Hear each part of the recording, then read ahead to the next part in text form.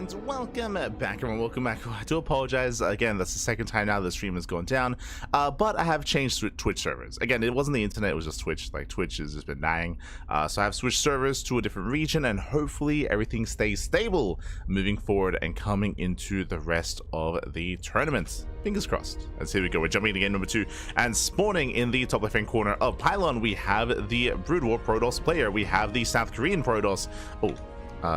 Representing among SC2 people, down in the series, we'll see if we can bounce back. It is Prome. And spawning in the bottom right-hand corner, we have the StarCraft 2 Zerg player. Representing Team Hyper 1, it is threepoint. Leading the series 1-0. Here we go. I did see someone in the chat, I'm a fairly new follower, long-time watcher of SC2. Can anyone explain the premise of StarCraft Evolution? I was under the impression that it's Brood War units in the SC2 engine. So StarCraft Evolution is kind of that.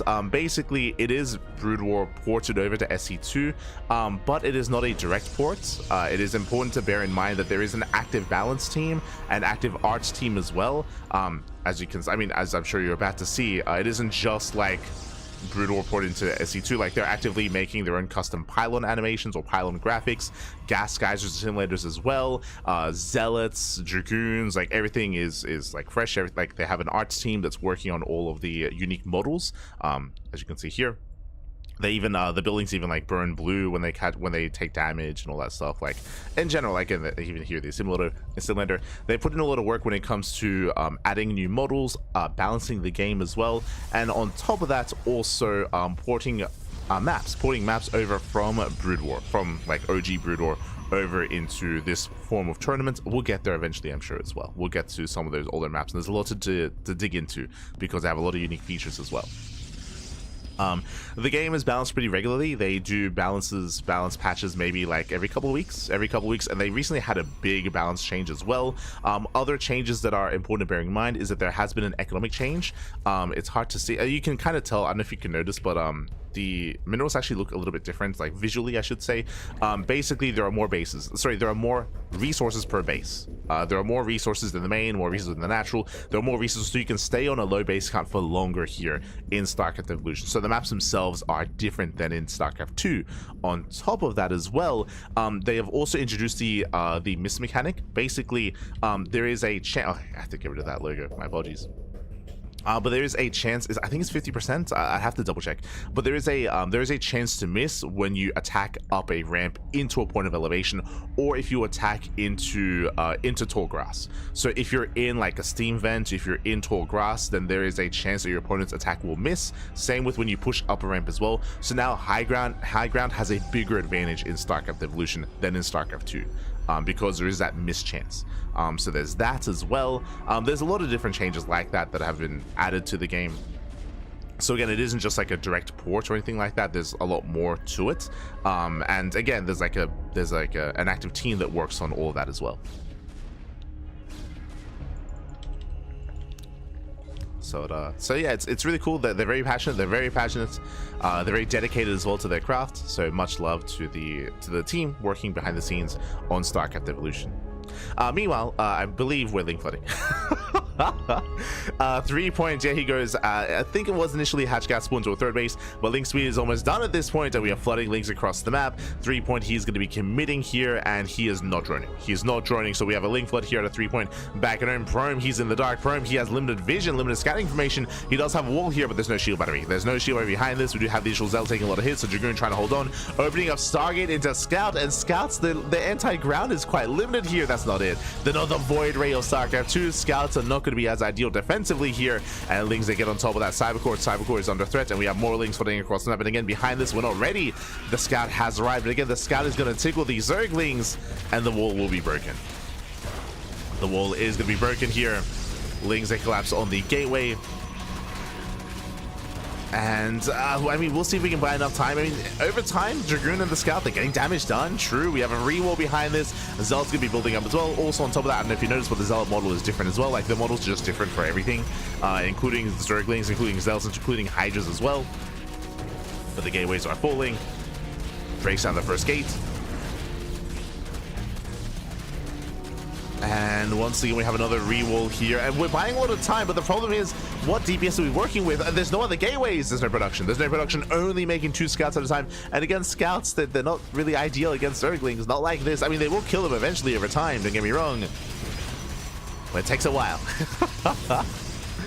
Does take a while. Can we break through? Once again, going for the gateways. We have a third wall. We have a third wall, but the Lings, they flood in. They flood into the bases. They do get into the main. They get into natural as well. And again, the Dragoon is going to be surrounded. Dragoon will fall.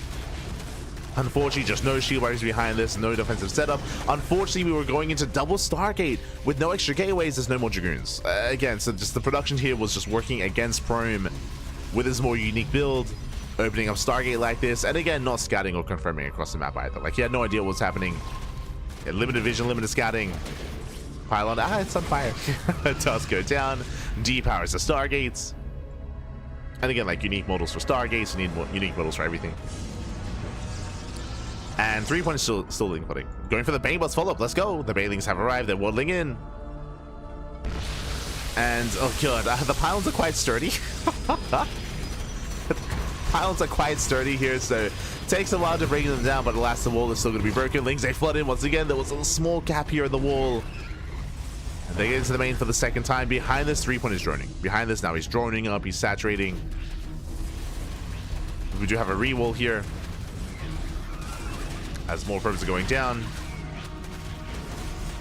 And it looks like Prome is going to hold. He is going to hold, he's going to defend. And he'll be able to hunt down overlords, I suppose.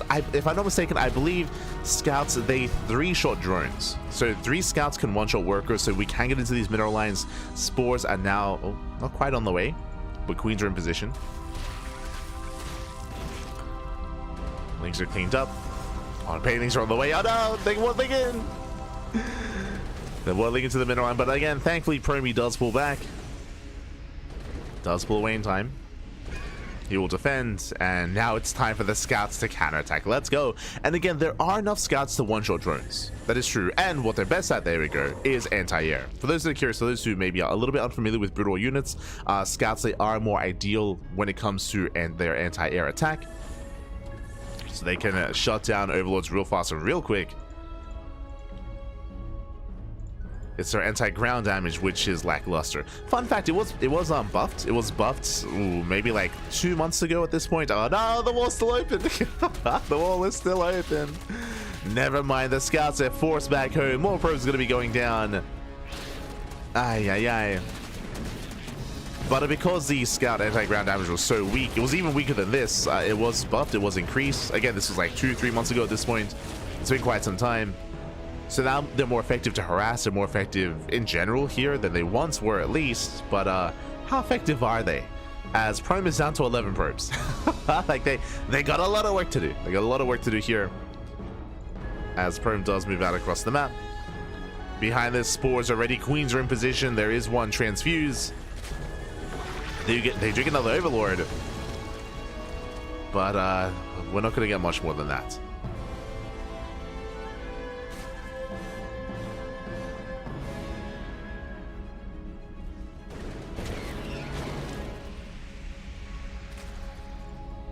So Draco back in. At the same time, we do see 3-point. Oh no! Once again, he does get past, or not quite. There we go.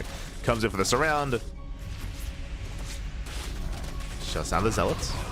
We'll clean them up. This time is denied access into the natural.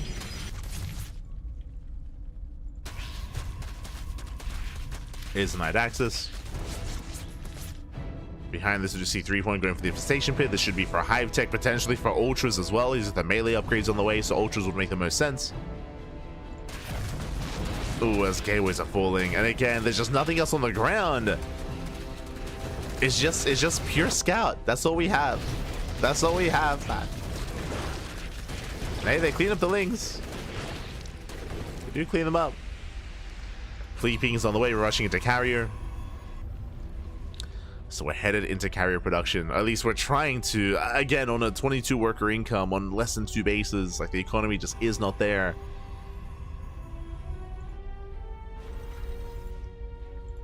And we'll see where 3-point takes us here, as we have Overlord speed on the way. This tells us that maybe we're planning to go for Dropper Lords and go for like a Queen all-in across the map. It should be interesting. I don't know if it's necessary. Like, we could just throw down a Spire or a Hydrogen. We don't have to complicate things here with Drop Lord play, but it's available. There we go. Carrier production has begun. Carriers are on the way.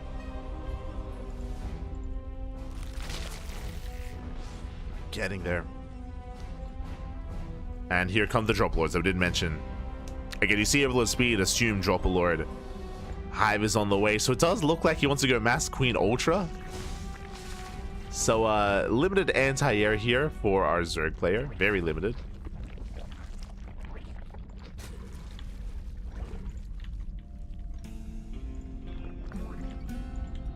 So you have a Ling drop into the main. To have the carrier upgrade on the way. For those that are curious, carriers, I mean, you're about to see when they pop out. I believe they pop out with 4 slots of interceptors. Is it 4 or 6? But the upgrade is to increase the capacity of the amount of interceptors that the carriers have. And I believe that was recently, the cost was recently decreased to make this more viable, because without that upgrade, like carriers like Quiluna, yeah, there you go. At most 4. Like at most, they only have 4 interceptors. So they need that upgrade, and I believe it increases to 6, if not 8.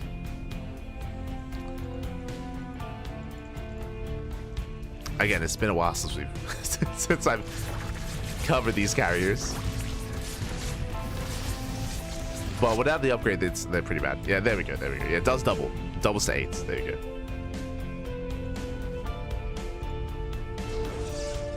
So it does increase their capacity. Ling drop into the main. Ultra production on the horizon here as there's that Ultra Cavern.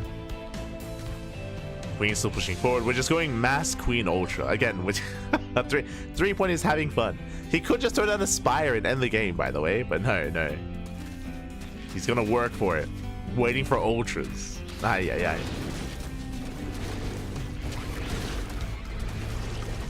Lings, they do confirm. They do scout the carriers that are building up, that are banking. The other thing that has been in discussion as well is, I don't know if you noticed, but the carriers, they spawn in with, I believe, 0 interceptors. Yeah, they spawn in with 0. So it means that defensively, like, it takes a while for them to really come online as well.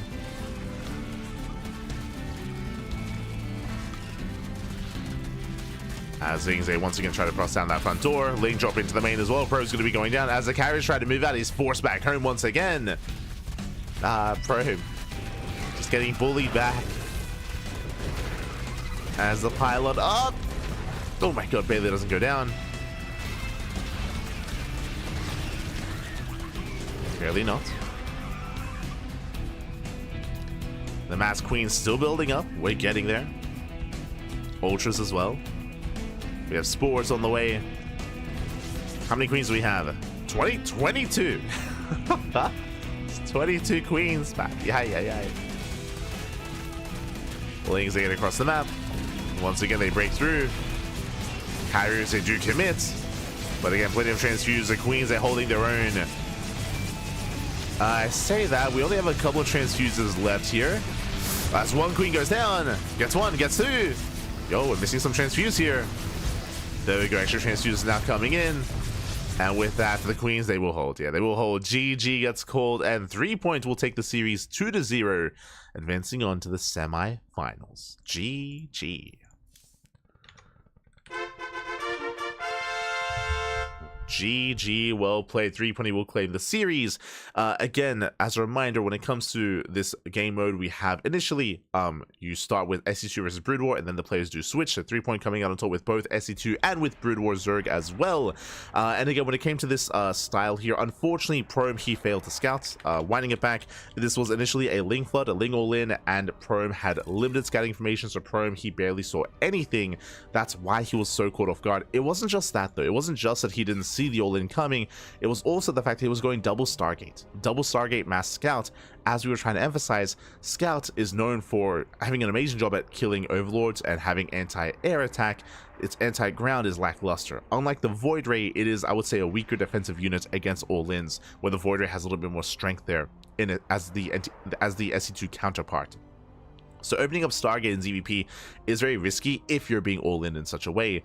And that happened to be occurring, right? Like, we happen to be seeing an all-in against Prome, and Prome happened to be going double Stargate scouts as well. And on top of that, because of that build that he was going for, he had no ground army. He only had one gateway. So when the first gateway went down, he only had one Dragoon. He had one Dragoon, 2 Zealots, that's all he had. Like, he was lacking any kind of ground support. Likewise, no shield batteries either to try to keep anything alive, and in the end, he was overrun. It was almost like a build order win. Almost a build order win there in favor of 3-point.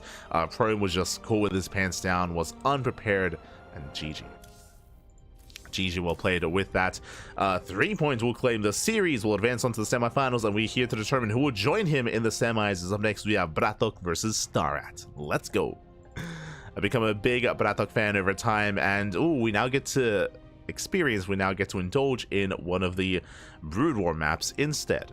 Again, the map pool here is a mixture, is a blending here of some SC2 maps, some current SC2 maps, and some ported Brood War maps as well. Also, I should get rid of the LATAM League logo.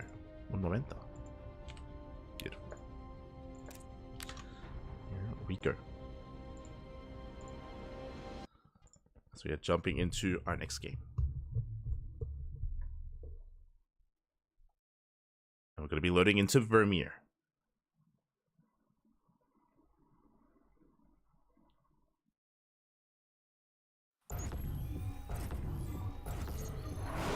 And spawning in the top right-hand corner of Vermeer, we have the Brood War Terran player. We have the Red Terran. Representing Team Snarcom, it is BratOK. And spawning in the bottom right-hand corner, we have his opponents. We have the Taiwanese Protoss player, the Blue Protoss. It is StarCraft. Here we go. As we do jump into our initial TVP, and welcome one and all to Vermeer. Vermeer has some unique aspects to it, as do all the ported Brood War maps, and welcome to one of the many 4-player spawn maps. Unlike SE2, Brood War, or here in StarCraft Evolution and in Brood War, we're not afraid. We're not afraid of 4-player maps, and honestly, they're a lot of fun as well. We do have the close vertical spawn locations, by the way, not diagonal spawns, and BratOK, he will scout on the right-hand side, and he will find StarCraft immediately. They will actually spot each other. There we go. So they do spot each other. They're aware of each other's spawn location, and again, because we have close spawns, that means the rush distance by ground is going to be shorter. That means aggression can be favored here between the two players. Ooh, CC first out of BratOK, CC first into Rex, a greedy opener here, which can be risky, especially because you don't necessarily know your opponent's location initially, but he should get away with it. He should get away with it. Start going for a gate expand, standard opener out of StarCraft, a bit of a greedier start out of BratOK.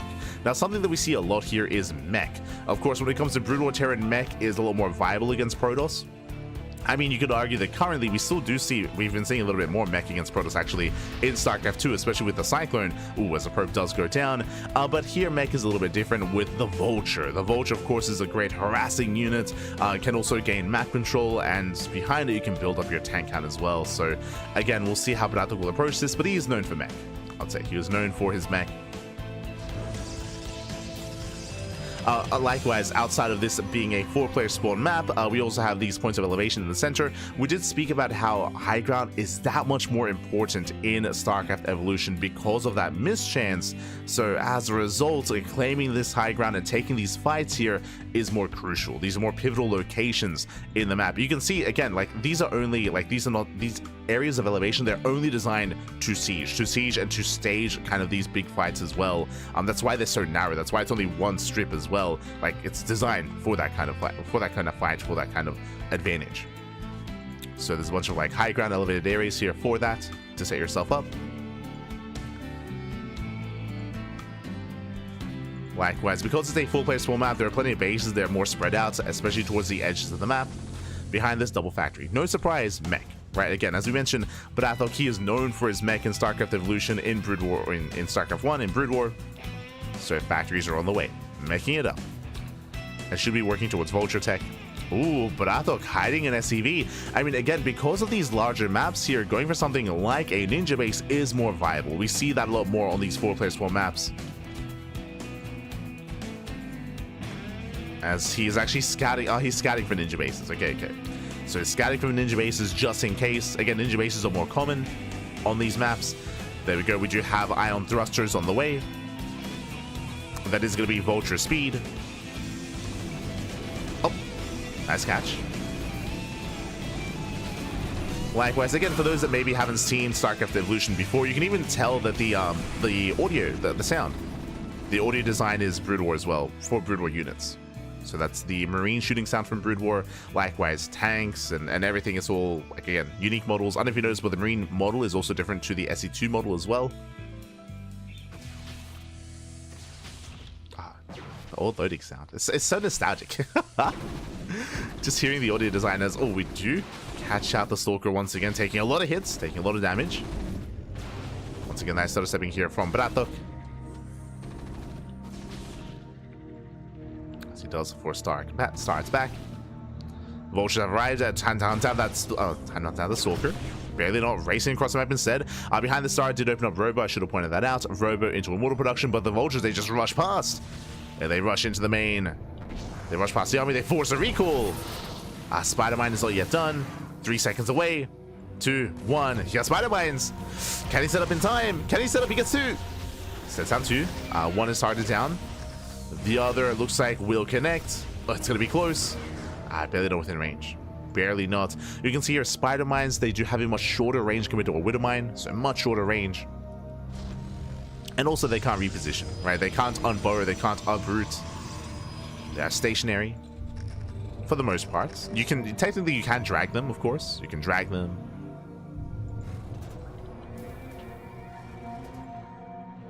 So they in a way can somewhat be repositioned.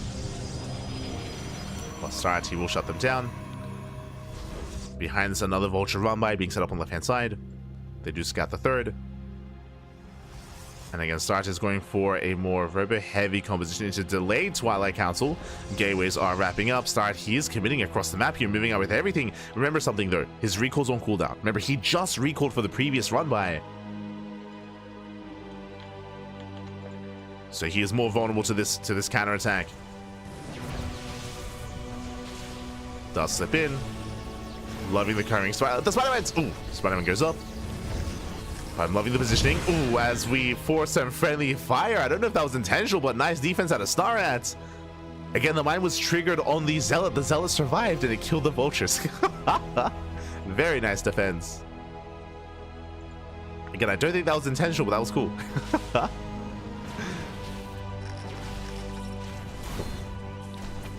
As more Spider Mines are set.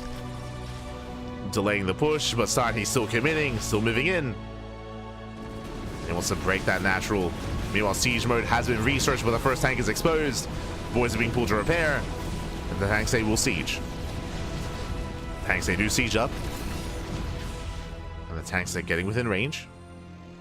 At the same time, oh! Nice moves here. Again, Start has to be that much more careful because of all these Spider Mines. Has to be so careful. He's clearing them up. Does catch them. More Spider Mines set up on the high ground. Vultures, ooh, they do run in. They try to rush past. Once again, they're being denied. They're being shut down. But Start, he pulls back. Does pull back, does pull away. And this is giving BratOK some time to build up his own forces. For the time being, he has been harassing with Vultures, but the entire time he's been building up that tank count. The tank count is slowly amassing here. So BratOK building up a greater army, and soon will expand. No all-in, third CC. So he will expand, claim that third. Start, he was hoping to contain, hoping to try to even break BratOK, but has failed to do so, as the tank count is getting very high. Alright, looking for a way in. Tanks that will punish. Oh, yeah, sorry, he cannot push into this, not into this siege line. Does pull away. Now, something that can break into siege lines, though, are Zealots. Like, Charge Ults are on the way here. As mines aren't quite connecting. Vultures, once again, they drag Start back home. They head into the mineral line. And 2, 3, 4 probes going to be going down, and Start, he brings everything back home to defend. And once again, that just gives BratOK more time to breathe, more time to set up all of these mines. Does catch out the Observer, and soon can expand. We're going to be here for a while, by the way. Like BratOK, he is not pushing with the tanks. He is slowly gaining ground, slowly just breaking free, breaking out. Claiming a base, a third, then eventually a fourth base, then eventually a fifth base. Taking it slow until he maxes. For StarCraft, it's on him to try to break BratOK ahead of time. It's one of two things. Either you break him ahead of time, or try to beat him in the late game. In the sense, just mass expand, right? Just get another base. Focus on probing, on saturation. The probe count is still very low here for StarCraft, but if you can build up his economy, you know what that means? Sky Toss, right? Then you can try to go one step ahead and just rush into Sky Toss, into Tempest, into Carrier, and that would force out mass Goliath, of course, from the Terran.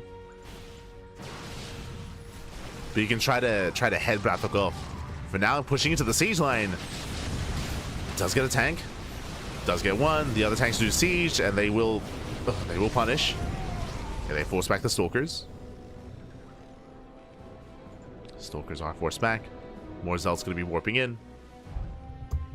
Now, with a massive amount of charge lots, you can break this siege line. Like, Spider-Mine is going to be crucial to defend against charge lots.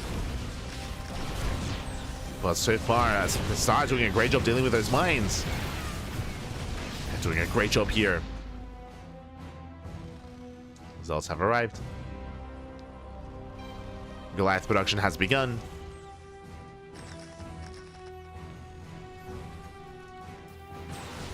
Oh. Zealots are going to be trickling in. They get on top of the tanks. It's going to be 1, 2, 3 tanks going down. Oh my god. But the punish is real. Again, the tank line in the back line here, it's just brutal. It punishes. That was how many? That was an Immortal, an Archon, 4 Stalkers, and 5 Zealots for 3 tanks, essentially. So a better trade for the Terran, better trade for BratOK. Once again, oh god. Again, trying to break this siege line with a ground army, it's not easy. And we shouldn't be. Like, I'll be honest, I mentioned it before, but it might just be too late here. That was such a poor fight. Now BratOK, he feels confident, he breaks out. He does go for the mass on siege. He's pushing. He has momentum. He does have momentum. He's in trouble. Yeah, he's in trouble here. An Immortal goes down to 1 Immortal. Tanks are sieging. Another Immortal goes down. A Goliaths are in the mix as well. So does push forward. Setting up on the high ground. Stalkers, they blink forward. They take down 1, they take down 2 tanks. The rest of the tanks are late to siege. Yeah, they're a little bit late to siege here. The tanks are exposed. On top of that start, he has the high ground. Yeah, he has the high ground. He cleans up every single tank. A better fight here for StarCraft. BratOK caught on siege. And suddenly, can he pull this off? He's going for it. Can he get on top of the tanks? He can. Yeah, he can. He will. 1, 2 tanks go down. And BratOK, he has been broken. Third base is going to be forfeits. Void's going to be pulled away. Again, we spoke about how important like these areas are. And he had the high ground. Forcing friendly fire. He was able to make a stand. Also, of course, he did catch BratOK on siege. And GG gets called with that StarCraft. He does brute force his way through. He will take game number 1. Whew. GG. GG, well played.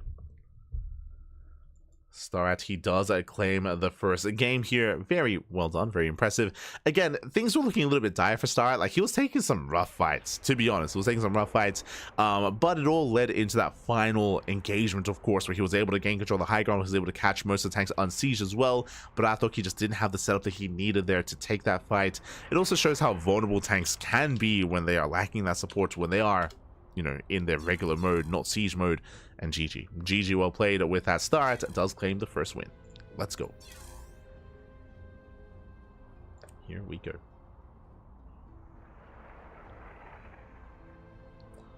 You can play SC2 or Brood War races. Yes, the way the StarCraft Evolution works is that one player plays SC2, the other player plays Brood War. StarCraft Evolution, this mod, is not balanced for Brood War versus Brood War. Bear that in mind. It's not balanced for Brood War versus Brood War, so they do not actually feature that. It's specifically balanced for Brood War versus SC2. So Brood War matches do not happen in this tournament. They do occur in other tournaments, which does make it a little bit fun. I'm referring to Kung Fu Cup, but it's not built for that. Here we go. As we are getting into game number 2. I'm going to be loading into Sylphid for our next game. Let's go. Sylphid, of course, is a 3-player small map, for those that remember.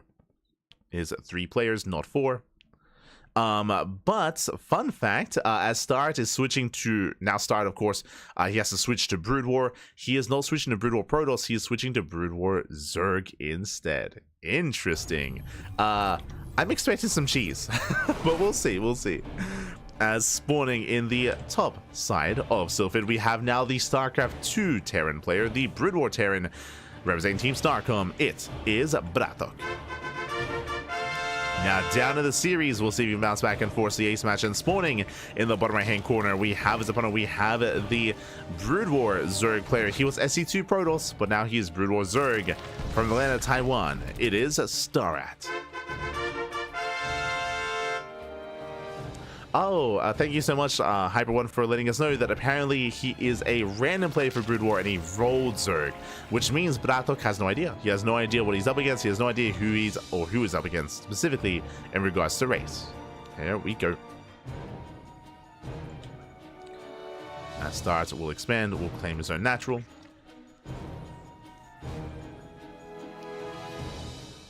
Likewise, BratOK setting up with his initial wall. Now, as a reminder, welcome to Sylphid. Sylphid is a 3-player spawn map. You can spawn in top side, bottom left, or bottom right as well. So there are 3 possible spawn locations, and Start happens to be checking with the Overlord at the exact moment, or at the exact location where BratOK is. So he will scout BratOK initially. There's also a chance that BratOK won't see the Overlord himself, as I believe the Overlord has more vision than the buildings. So there is a chance. Meanwhile, a hatch gas pool, standard opener out of Snarat.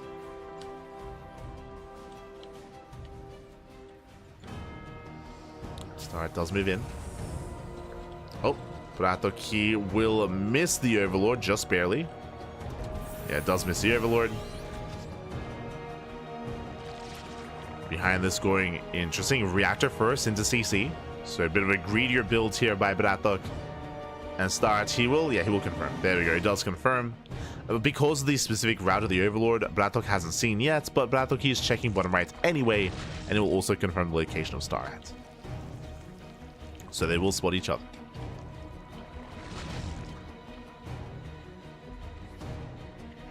Behind this, Start going for link speed. He does stay in gas, by the way. That is a sign that we do plan on teching. Whether it's going into a lair or going into Hydra production, we're going to be spending that somewhere. And of course, BratOK does confirm. Does confirm gas still on the way. Do you have the safety sunken colony here on the low ground or at the natural? I'm just so used to the natural being on the low ground compared to the main. Not the case here.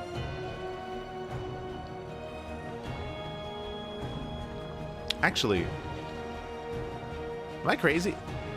When was the last time we had this? Have we had this in... I'm referring to in StarCraft 2. Maybe there's like an obvious map that's like slipping my mind, but when was the last time we had the main base and the natural in the same plane of elevation?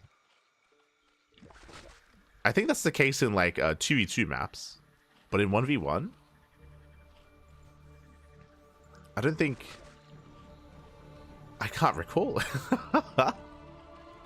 If anyone in the chat can remember something like that, then let us know. Meanwhile, fast lair. Okay, so with the gases being taken, I was curious if it was going to be Ling Hydra or not. We have the fast lair on the way. As a reminder, Hydra Tech is not lair based, it is hatch based, so I'm leaning towards Muta play here. Do we go for the Spire? Yep, there it is. Going for the Spire. And again, like fast lair screams, fast lair screams Spire play. So we are going into Mutas. Behind this, saturating on 2 bases. Meanwhile, BratOK going for his own 2-1-1. Starat does confirm. So there's a lot going on here. One, a 2-1-1 is designed to, I would say, almost hard counter 2-base Muta. Like Mass Marine with Stim as well is devastating for a Brood War Zerg player. Remember, there's no Lurkers, there's no Bailing, because Bailings don't exist in Brood War. Like, the anti-marine defense is going to be very limited. There's a scan! And it does confirm the Spire. He sees the Spire, he does see the Hydrogen as well. This tells us to start, he might just make like 5 mutas and then go into mass Hydra. Like he might just make a harassing amount of mutas. And BratOK, he knows how vulnerable Start is as well. He is aware.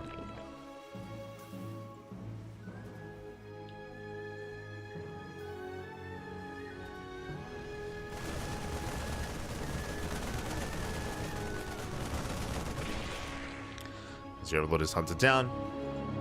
Ling Runway is attempted. Shout out to the bipedal Lings. Let's go. The hands are up. They're ready to go. I love the Zerglings model. It's so good. As we're rushing into Broodlord tech. Sorry, Broodlord? Lurker tech, what I meant to say. Which makes sense. Like, again, we're going to Hydra straight into Lurker tech. Again, how do you survive against a 2-on-1? I mean, Lunkers would be an answer. Scourge on the way as well. We only have a handful of mutas. It's going to be 2? Question mark. Okay, a handful of mutas. Scourge as well to deal with those medevacs. Start is setting up. We have a wall of spine crawlers. Oh my god, a wall of sunken colonies. Start taking this very seriously. Which means I can see him defending the natural 100%. What about the third, though? What about the third expansion? As here comes BratOK. Actually going to be pushing here a little bit later. This is a more unique variation of 2-1-1. Hitting with +1, hitting with Hellbats as well. This is more dedicated out of BratOK.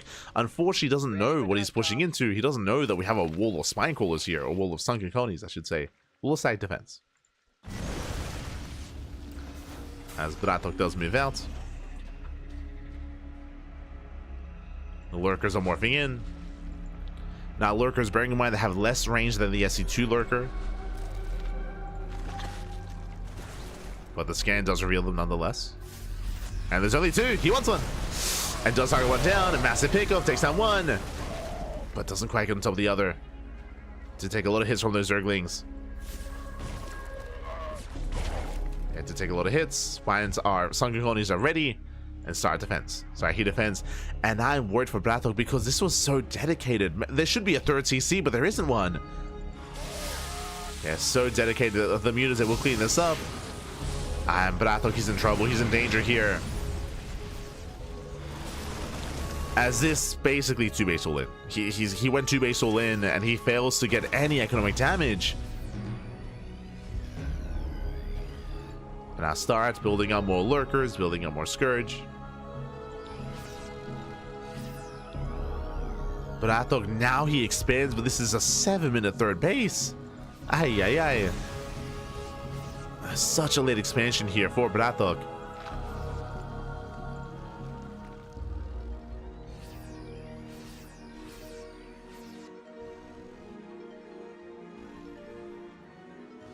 Meanwhile, liberating to the main. Ah, not bad. Hey, drones are going down. Mutas have to respond. Meanwhile, Start, he does rotate as well. Catching up the army, he's trying to. Good. Pulls away. Lurker's getting in position. So we have a larva going down. Mutas will clean this up. To clean that up.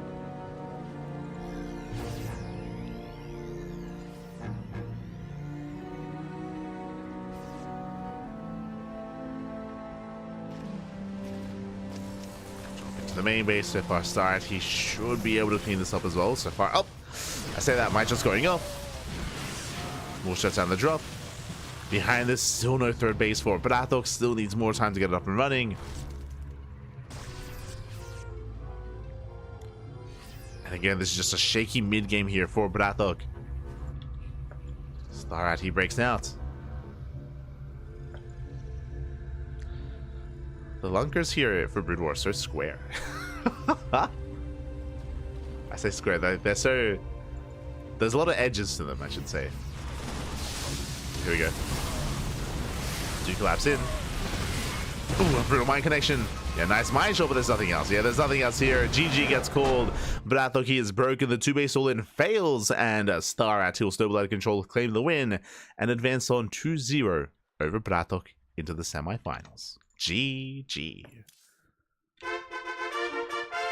GG, well played. Initially, I was concerned. I was concerned for Starats. I was concerned about the 2-on-1, but it wasn't a 2-on-1. It hit later than a standard 2-on-1 because BratOK, he doubled down. He went into Hellbats. He went into +1. He went into Combat Shields. It was a much later push. Because of that, Starat had plenty of time to do what? To wall up. It was crazy to see, but he threw down, was it like 4 or 5 sunken colonies at the natural, threw down more sunken colonies at the third base. He fully walled off, and thankfully, once he realized, remember, he scouted with the Overlord, he saw the 2-1-1.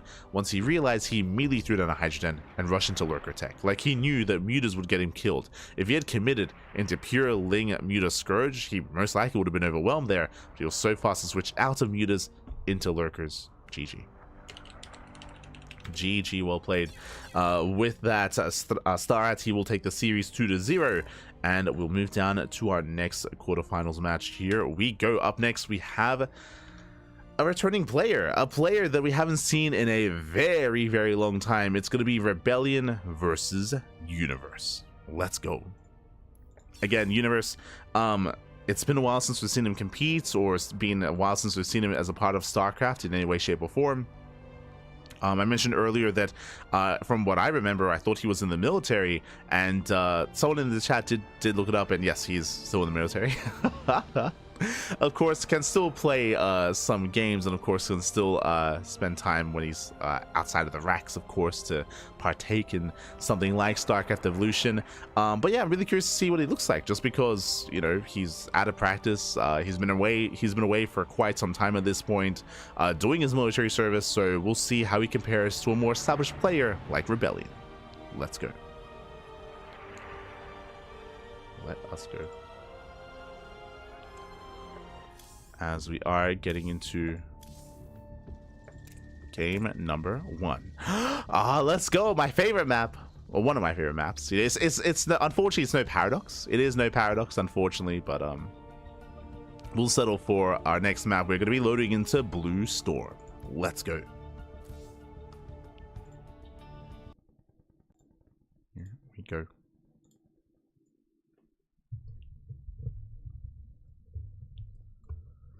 Not like his main will mine out for another 5 minutes. I mean, it's one of those things where he could not keep up with the economy of his opponent, with the tech of his opponent either. His income was quite limited, despite the fact that we did already address that bases do mine out a little bit, or that it takes longer to mine out some of these bases than in regular SC2.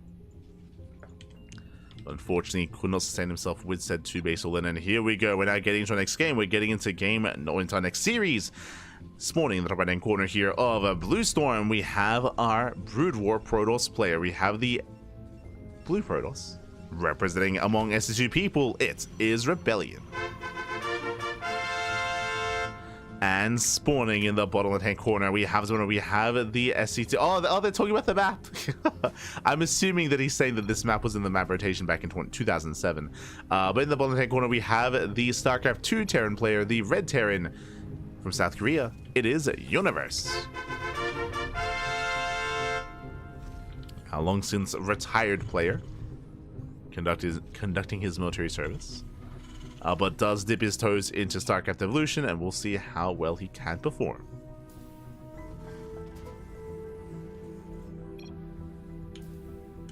Meanwhile, if we have any translations in the chat, I would appreciate it. What map is this? The Blue Storm from 2007. Buy me dinner. Still military. Yeah. As you mentioned. 240 days to go. There you go. But I mean, again, thankfully, we had someone gracious in our chat that did look that up earlier. That yes, he is still in his military service. Still in the military. But really cool to see him still dabbling in StarCraft 2 regardless. Or StarCraft in some way. But of course, welcome to Blue Storm. Blue Storm is one of the, again, older maps, one of the Brutal ported maps, I should say. Of course, I'll always remember it as being in the initial circuit of the SSL Challenger series. That was back when StarCraft 2 Remastered, so StarCraft Remastered first came out. That was back in, what, 2016? Always remember. That was back when Wolf and Valdez were casting, of course. They were casting, the Spot TV Star League. As from here, we do see Universe opening up with a bunker at the natural. Sorry, bunker at the main. Wait, what? Okay, so Universe, he does attempt to move out with the scouts. We did have a Zealot first out of Rebellion. Rebellion just going for his own opener. Gate Cyber Expand out of our Protoss player. But a really interesting setup here by Universe, staying on one base and walling up with the bunker. Again, I don't know how much experience Universe has here in this game mode. He does open up with a tech lab on the ranks, rushing into Marauders, rushing into Concussive Shell, I would imagine as well. Interesting. So yeah, double gas opener, double gas into... Like, double gas opener into a CC is fine, but double gas opener into Marauder is crazy. Especially considering he only makes the one Marauder. Okay. Doesn't get into Concussive Shell, into the add-on swap. From here we go into Cyclone, we go into tank production. There we go, Cyclones are on the way. Behind this, Rebellion is setting up, going for his extra gateways. Getting into a Dragoon heavy composition.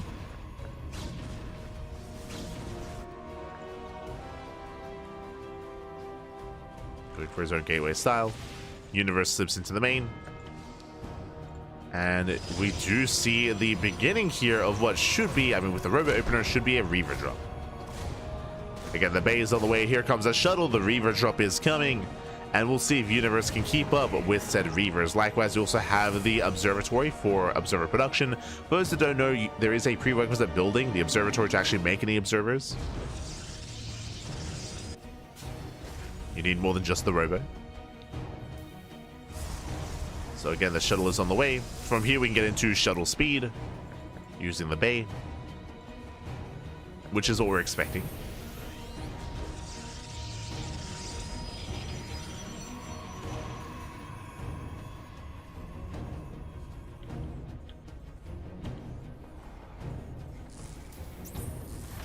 Oh, hello, Zerg Troll. Hello.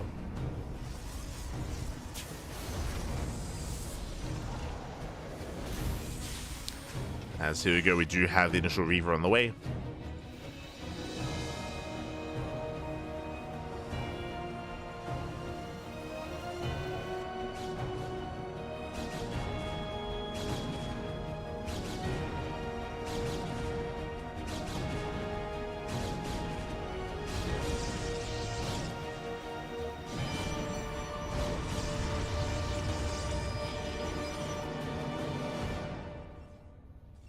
With that, can move out. Likewise, when it comes to speed, there it is. Shuttle speed is in production.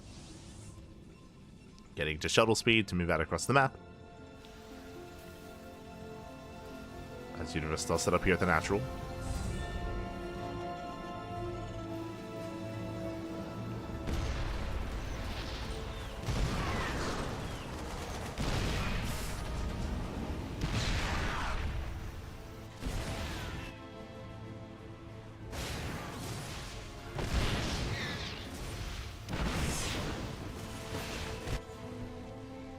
Like, cheeky moves here by Rebellion, actually going to be elevating his units into the main base of Universe. Ay, ay, ay.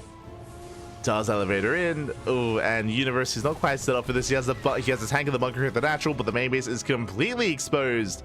And Rebellion, he's not all in. He's expanding behind this. Of course, he's getting his third base. We do have likewise a Cyclone drop into the main, but the army is revealed, going for Stim, and he will deny. Stim does go down. Ay, ay, ay. Nice Stim. Scarab shot into the mineral line. Ooh. Takes down the Marines. Takes down the Marines as well so far. A bit of a wasted shot here towards the end. But there we go. Scarab shot. Oh my god, takes down the Bio. And now there's one tank left. There's one tank, there's one Marauder. So Dragoons, they just get further back into the mineral line. Probes are going down to the Cyclone zone. Not bad. They do get some damage done. Probes are still falling, doing equivalent damage actually. The Cyclones, they cracked. They do equivalent damage. The Dragoons are going to be cleaned up. Back at home, Cyclones trying to be shut down. They're going for the pylon even. And they might get it. Oh! Yeah, Skyshot gets caught here. Rough Sim City working against the Protoss. Nice dodge as well. The control, the micro is nice, but that's still going to be 23 probes. There's still 23 workers going out. No, no! Oh, another connection. Brutal connections here. Getting up to 35 SCVs. Yeah, 37 workers do fall.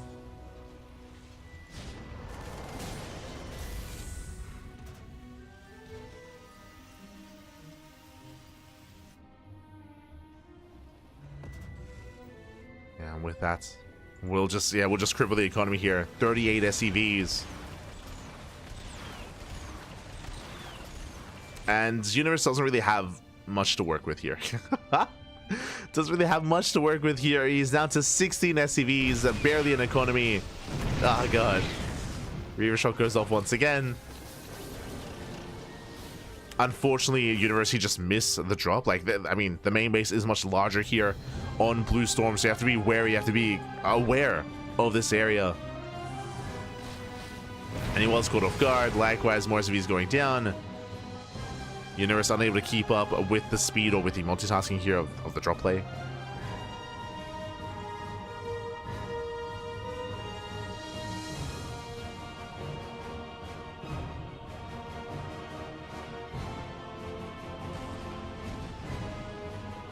So here we go. As from here, Rebellion just chilling, just getting his third, saturating, taking his gases, building up his gateway army, Mass Dragoon into Reaver.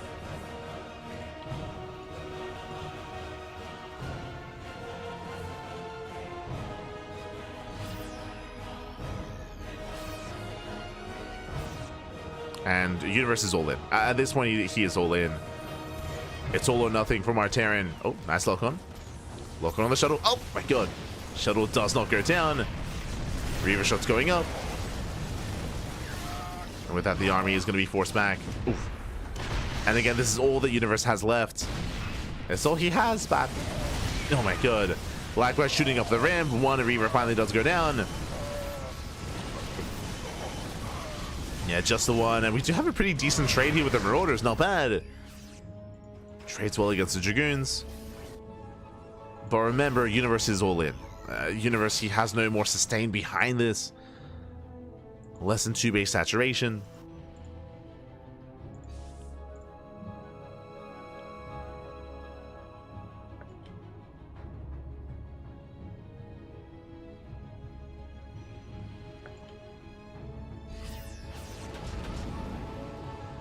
Oh. As it does collapse in. Another Reaver Shot goes up, limited anti-air. Oh, the Reavers, yeah, they just drop on top of the army, on top of the tank. And it will be cleaned up. University will be cleaned up here. Losing all of his tanks. Ooh. And GG. He's laughing, Pappy. Oh no. He's smirching. I mean, again, he was torn apart by the harass. Like, it's his economy that's failing him here. Smirch.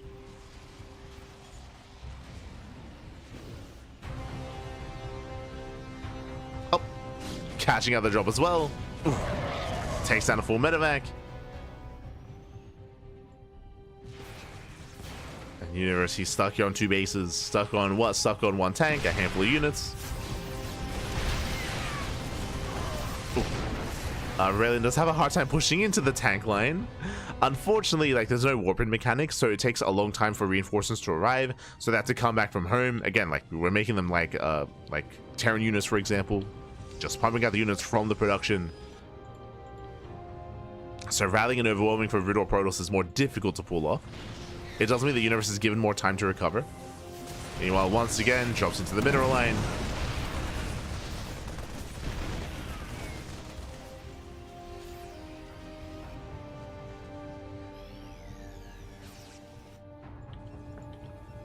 Universe moving out with his own Marauder drop.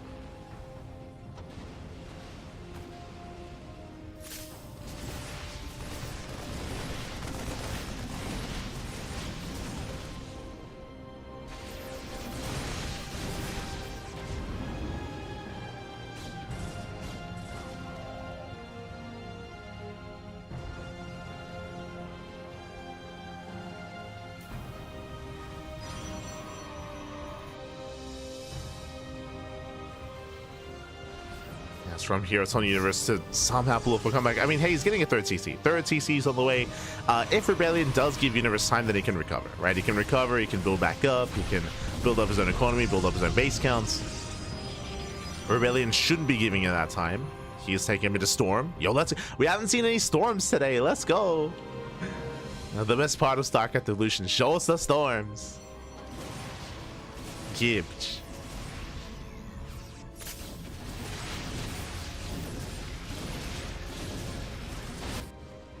Rebellion does move out. He does now move out. He has 2-eye Tumbler with the army, the 1 Disruptor as well. Sorry, the 1 Reaver, I should say. As Universe does run into the army. Behind this up to 4 tanks, right up to 5. He's got 5 tanks on the low ground. Emphasis that it's on the low ground as well. Now, technically, Rebellion can just contain Universe on 2 bases and max out himself. From here, we can start working towards a Fleet Beacon, towards Stargates, towards Sky Toss. Like, that is a viable option here for Rebellion. Bearing in mind as well that recalls are quite limited here for Brood War Protoss, so drops like this can catch a Protoss player very, very much so off guard. As his expansion may just go down, he just commits in. He does commit. Shock goes off, takes down the bio. And there's just not enough support here. There's just not enough army, not enough supply. Universe, sure, he will get the expansion. But here we get the storms. I was hoping for one more. Uno más, papi, uno más. We stored the mineral line, and with that, we're down to our final couple units here for Universe. And GG gets called. Rebellion takes game number 1. GG. Rebellion does take the first game here. Again, Universe, unfortunately, again, especially when it comes to his inexperience with some of these maps, you did hear it at the start of the game where he wasn't even familiar with the map when it was from, and we saw that because of that, that little alcove in the main base was abused, right? We were able to just sneak in some Dragoons into the bases. Unfortunately, Universe, he was just caught unawares. He was unprepared for that drop into the main, and with that Stim was sniped. That was a huge pick off. Stim was sniped, workers were going down. He was able to get some kind of damage done with the Cyclones, that is true, but nowhere near enough. Nowhere near enough. GG well played. With that, Rebellion does take a lead in the series. Just catching up. Brutal races don't have macro mechanics. Seems imbalanced. I would say no. Once again, the game is being actively balanced, the mod is being actively balanced and actively patched to try to accommodate for that. There are definitely some aspects that are weaker and stronger, but I mean, they're just different aspects. I think the biggest, most noticeable one that we have noticed, that we have taken note of, I should say, is just how different Brutal Protoss is to SC2 Protoss, specifically when it comes to its mobility. We just mentioned it, right?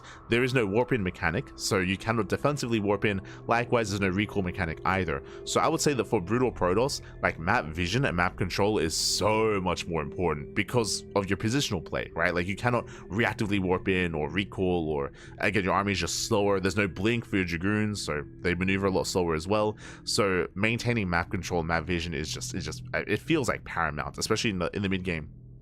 Coming into a longer game. Of course, recall becomes available later with Arbiters, but that's much later. And I'll be honest, Arbiters are quite rare. Like, I think the last time I saw Arbiters in StarCraft Evolution was like at the start of the year. It's been months. Like, it's like that kind of tech path and that kind of game state is a bit more of a rarity. Maybe not a couple months, maybe like 2 months, like 2 to 3 months, something like that. But yeah, they just work differently, right? Same with Brood War Zerg, for example. I think you saw it in the previous series where because there are no queens, it means that base defense is more difficult for Brood War Zerg players. They have no queen, they have no spore, right? Where I should say they have a sunken colony or they have a spore colony, but it does not brute, right? It does not brute, it cannot reposition. So your positioning with the spore and likewise your awareness of the opponent's army is that much more crucial to be able to keep up with that kind of defense, especially when it comes to like drop defense or liberated defense.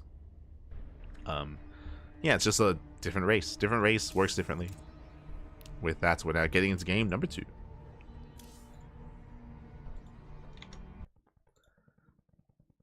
Getting into game 2. But in general, like, the brutal races are just less mobile, right? They're less mobile. But they have their own other strengths, of course.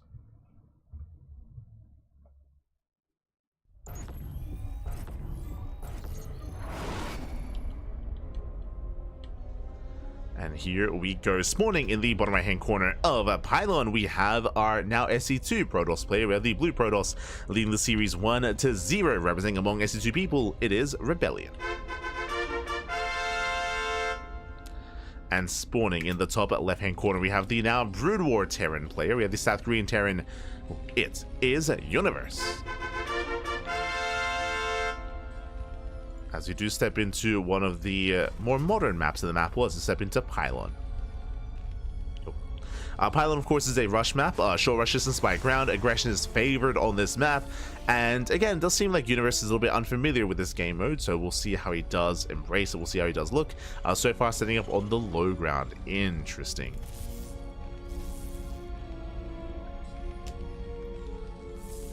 Does it up on low ground, going for the eventual, I would imagine, Rax Expand. And we'll see how aggressive Rebellion is going to be.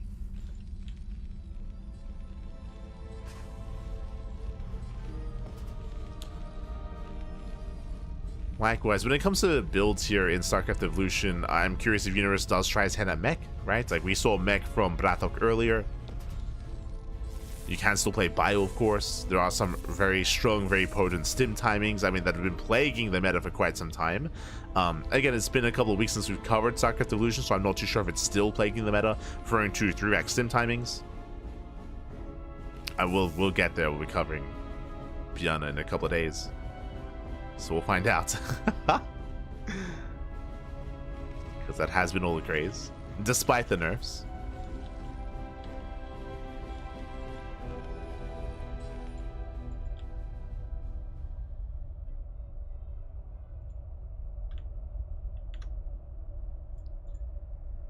Here we go. From here, we do have the factory in the main base. Setting up its factory. So far, no take of choice yet, just standard openers, gate tiber expand.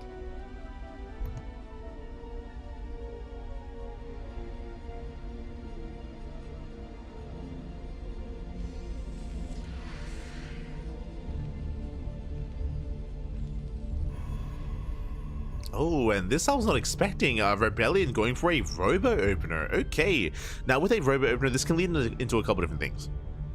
We could be spicy and we could go robo into a bait into like a Colossus or Disruptor drop opener, which is very rare nowadays, but it is a build of choice available here.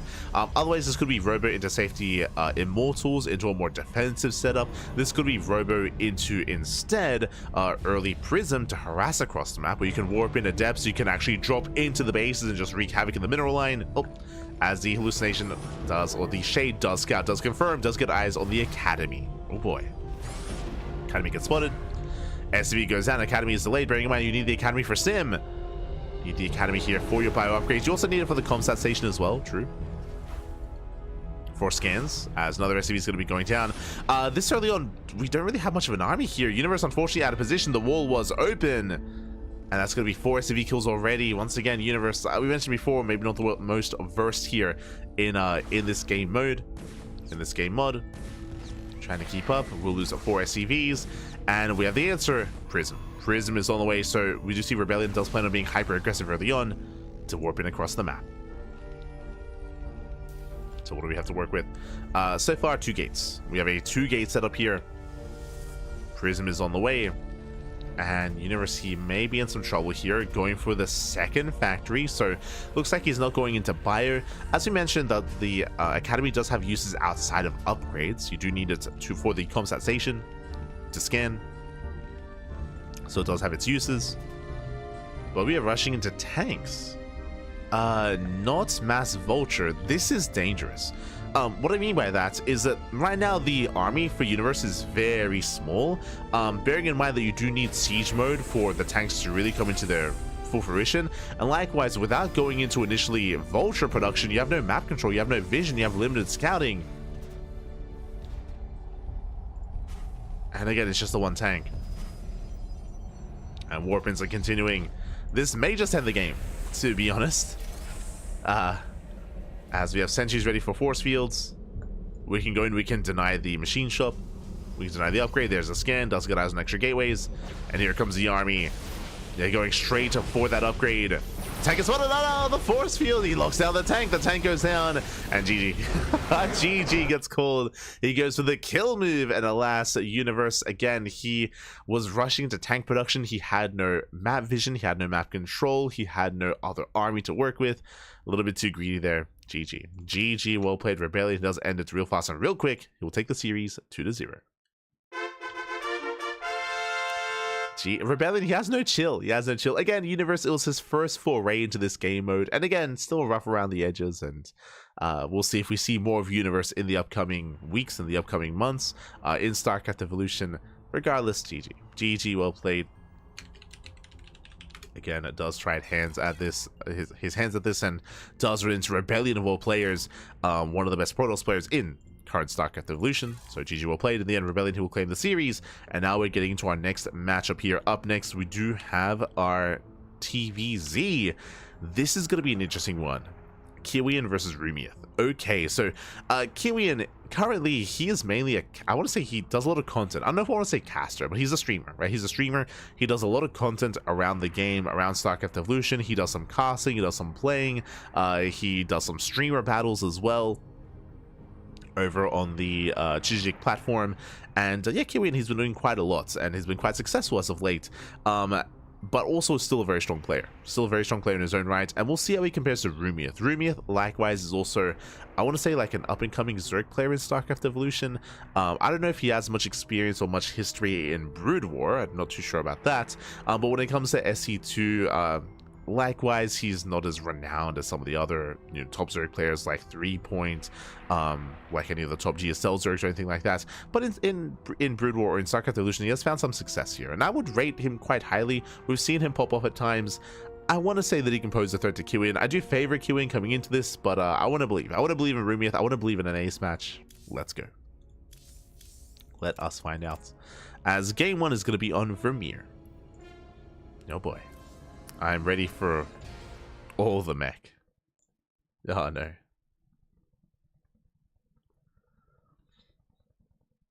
As we are going to be getting into our next game.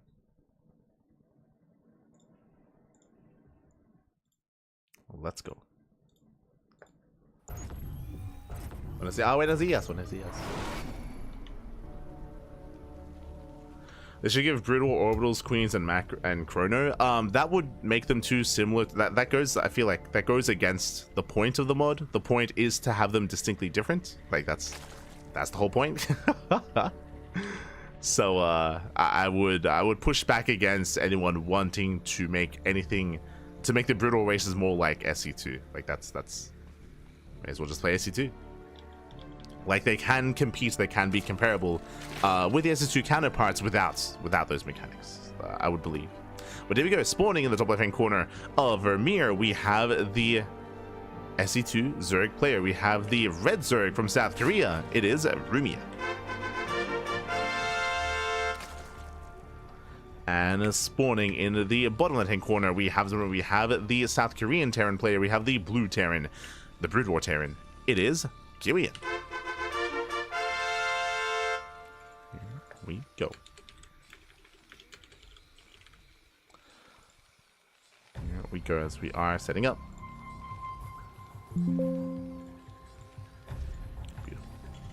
As we are settling in. For now, we do have our initial CC first opener out of Kiwian. Again, this is what we expect to see here on Vermeer. Welcome to a 4-player spawn map, by the way. You can spawn in at 4 different locations.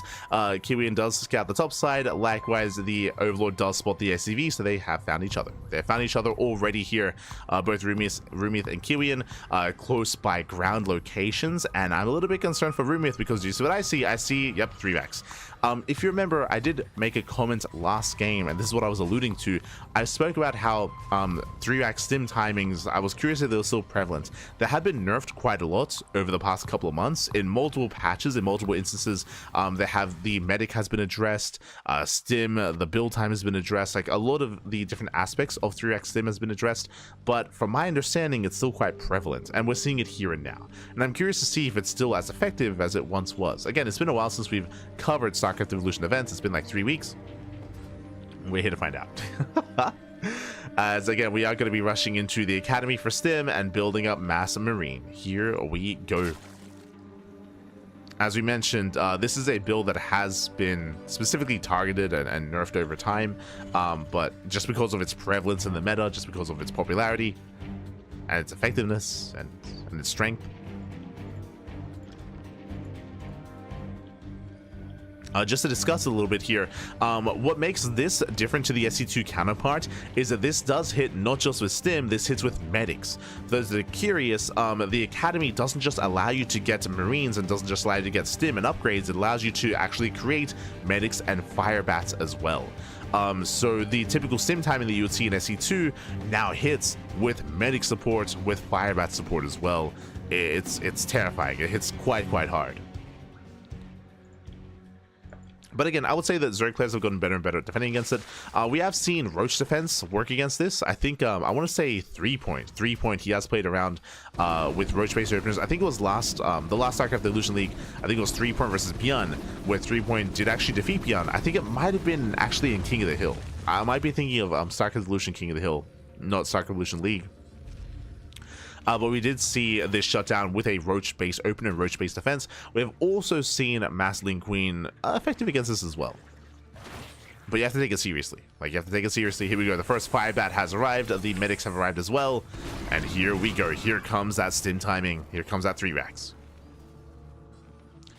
Behind this Roomith, he is not opting to go for the Roach defense, so he's going to be defending with Lin Queen. He does run up to 37. We have the Bailey nest on the way as well. This nest does feel late, so it's a late Bailey nest here from Roomith. He's going to have to rely on just purely Lings and Queens. That's a lot of Lings on the way, and I believe he should have enough. It will come down to the control, of course.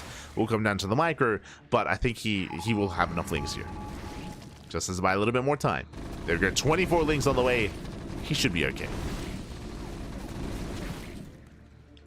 You can see Kiwian, he pokes in, he pulls out. Remember, there's not an all-in. He is transitioning out of this. We do have the factory on the way. He's, of course, saturating, building up his SCV count. Does rotate over towards the third. Queens are keeping up with the rotations, and Lings are coming in for a surround. Oh, they attempt one. As Kiwian pulls away. He pulls away. Roomith going for a counterattack. And Roomith holds. Roomith, he does hold on. Does move out, back at home. Kiwian, he's in position. Doesn't quite plug up. Oh my god, barely. It doesn't plug up that hole. Doesn't plug up the natural poison being pulled. Marines are going to be going down. And SCV's going to be falling as well.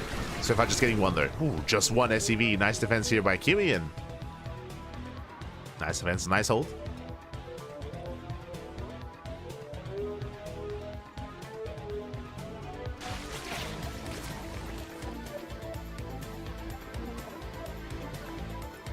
Meanwhile, Lair is on the way. Taking extra gases.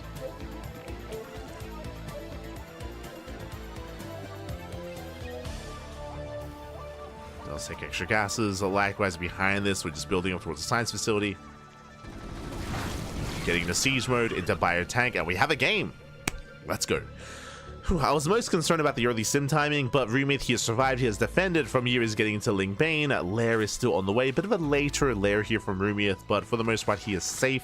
We do see that Kiwian is threatening a push, is threatening move outs, and going to be denying some creep here, but I don't really see him committing into the bases. Just doing his best for that map control. Takes on some tumors. Does catch an Overlord. Does deny the creep. Likewise, we do have range on the way. God, do I remember? It's, oh god. It's like 239 shells? God, it's been too long. It's been too long since we've casted that.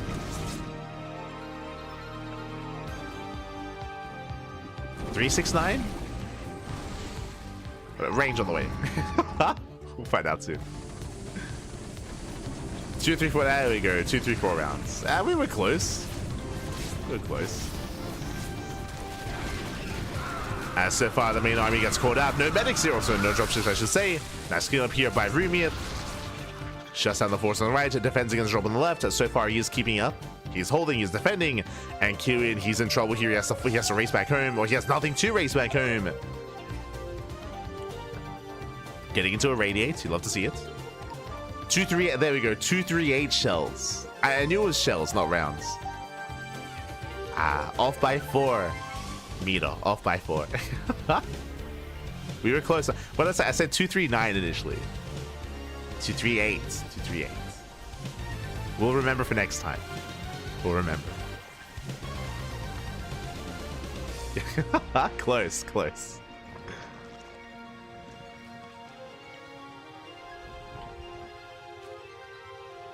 As from here, Kiwian, he does defend back at home. He's able to claim his third. And again, these science vessels are amassing.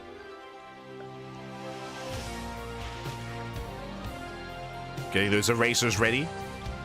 Do love to see it. From here, Rumi droning up, getting up to almost 80 workers, embracing Lingbane Hydra, at least initially. No further tech yet, there's no infestation for Hive, there's no lurker den, just committing into a lair-based composition. Likewise, Kiwian still has some room to breathe, because, or I should say, he has some room to grow. Because he just got cleaned up. Remember, he lost a drop on the left, he lost another double drop on the right, essentially double drop worth of units. He's lost so much. Oh, going for the Irradiate. This is risky what he's going for, but because of all those losses, he has lost map control for the most part. I'm not too fond of the idea of being proactive like that with Irradiate. Energy here is quite limited for Kiwian, and as you can see, the way that Irradiate works, it does a lot of AoE damage, but if the unit that gets irradiated dies, then it expires, then Irradiate runs out. And likewise, now we have one less Irradiate in the near future, which can be scary. We have casted Kiwian before, Irradiate prematurely, and then not have Irradiate for the main fight. Like that has happened to Kiwian in the past. So we'll keep an eye on the energy. We'll keep an eye on how many Irradiates are available.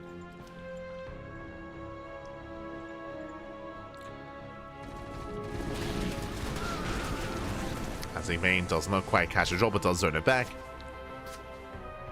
Again, Rumi is journeying quite nicely, getting up in towards Hive Tech. From here, you can work towards Ultras, or can work towards Lurkers, even just Viper production. And Rumi looking solid, looking very comfortable. It's Kiwian that's, again, falling back.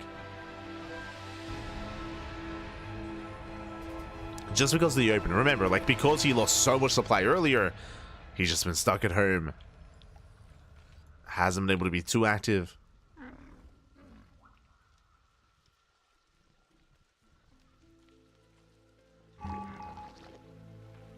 Scan into the main does reveal the Hive that's on the way. From here we can start working towards Ghost production. Or just turtling up even further, I suppose. Oh! Kiwian, late to react. Late to react. Does save 2 Marines. Meanwhile, we have the answer. I was curious, is it going to be Ultras? The answer is no. Not yet. Going into Lurker production. So Lingbane, Hydra Viper Lurker. From the side of Rumieth.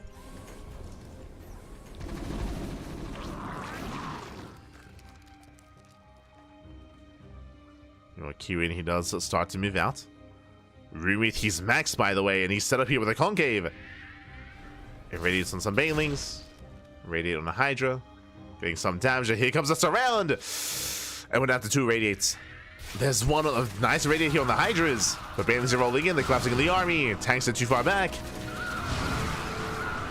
And the tanks are going to be going down. Catching out. Oh, just one though. Okay, just the one tank. Rumieth, he plays it safe. Does play it safe. Does pull away. But alas, Kiwian, he lost a lot there in that fight. He bled out so many Marines, so many medics as well. Once again, losing map control. He does preserve his science vessels though. True. Oh, did you see that? That's an interesting response here. Rumi, his Hydra got targeted and he killed his own Hydra to eliminate the Irradiates. I mean, that works. he just killed his own Hydra. True. That'll do it. Feels bad, man, but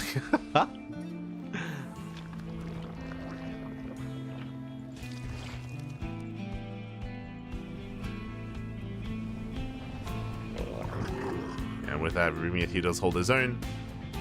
Again, Rumieth, he's maxed out. Working towards Infestors, no Vipers. Interesting. Again, Vipers, it would be a secure way to deal with these tank lines. Instead of going for the Infestors. Lings rolling in. The tanks are exposed. Yeah, the tanks are exposed. They're on their own. Hydras, they lunge in. Takes down the first tank line. As there's still a second line of tanks behind this. Jesus. The tanks are brutal. Nice to radiate here on the Lurkers. Okay, and radiates every single one. Oh my god. Unfortunately, note they don't stack damage. But one lurker goes down. Actually, every lurker does fall. So nice catch there with the irradiate. Does last a long time.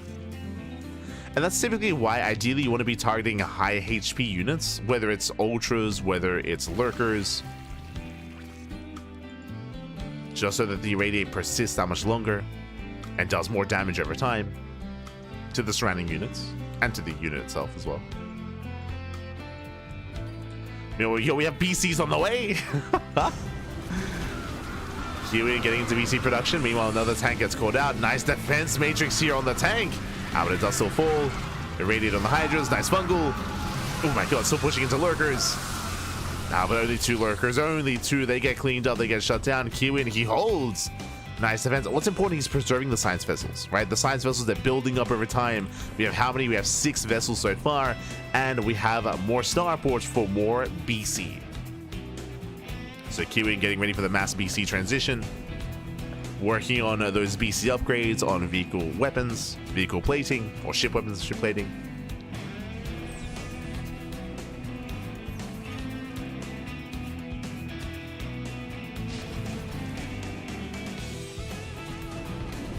And again, I'm still a little bit critical here of Rumiath not going into Vipers. Like, the tanks have been a problem. They have been a real problem here. He'll brute force his way through one tank line, but the other tank line will stand strong, and without blinding clouds, like, breaking these tank lines is difficult here for Rumiath. Meanwhile, the base gets cut off. Yeah, this base is isolated. Rumiath collapsing in. Does go for the Neural. Okay. Neural's a BC. Radiates on the Hydras. Tank line does go down. Lunges forward. Yeah, takes out the final tank. Oh, the Radiates are insane, though. Oh my god. Taking out all the Hydras. Hydras go down. Meanwhile, the Marines, they did take down the mineral line. 19 drones do fall. They do trade. They trade back and forth. The Hydra army did crumble. There's still a couple of professors left over. And the Kiwian, as he bleeds out more of his army, again, he's still trying to build up more BCs. Trying to. Oh, where's the fungal? We get a no case split here. Oh my god. Banelings are denied. Kiwian forcing him back. Rumiath did at least save the expansion. Behind this, more BCs. Let's go. More BCs on the way. Pew. God. It's the attack of the BC and the attack of the Wraith that always gets me every time. The little laser sound effects. SMH my head. I mean, hey, it's still terrifying though. Catching out overlords. Looking to eventually expand. Meanwhile, we do have a line of lurkers waiting. 5 lurkers this time for Rumiath. Oof. Yeah, pushing in, not going to be easy. Banelings, they take down some of the medics. Oh, we heard it. Let's go. He's operational. I think he just... Oh no! The Neural! And Neural caught him out. Nice catch here from Rumiath.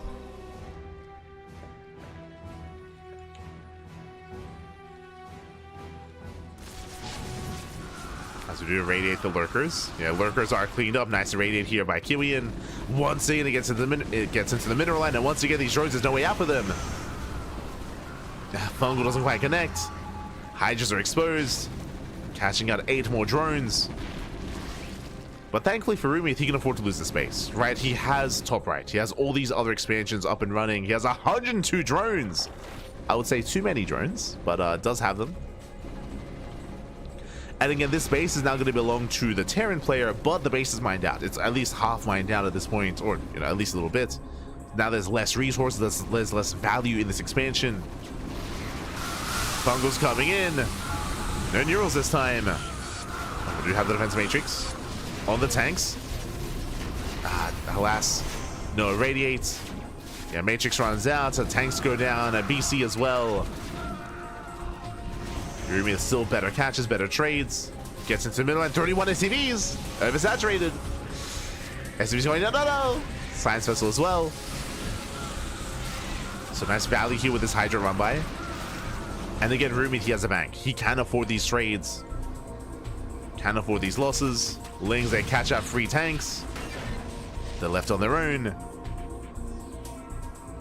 And we have Top switching into mech. He's switching into ion thrusters. That's going to be for vulture production, making 3 BCs at a time.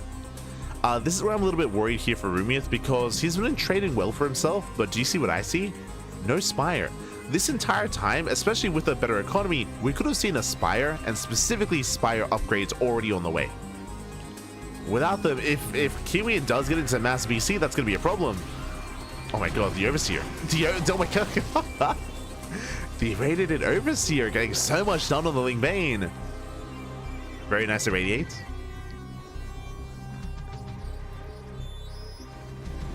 But the anti-air army here is a concern to me. The Rumiath is in a way lacking. The Hydras are holding their own for now. The radiates on the Banelings.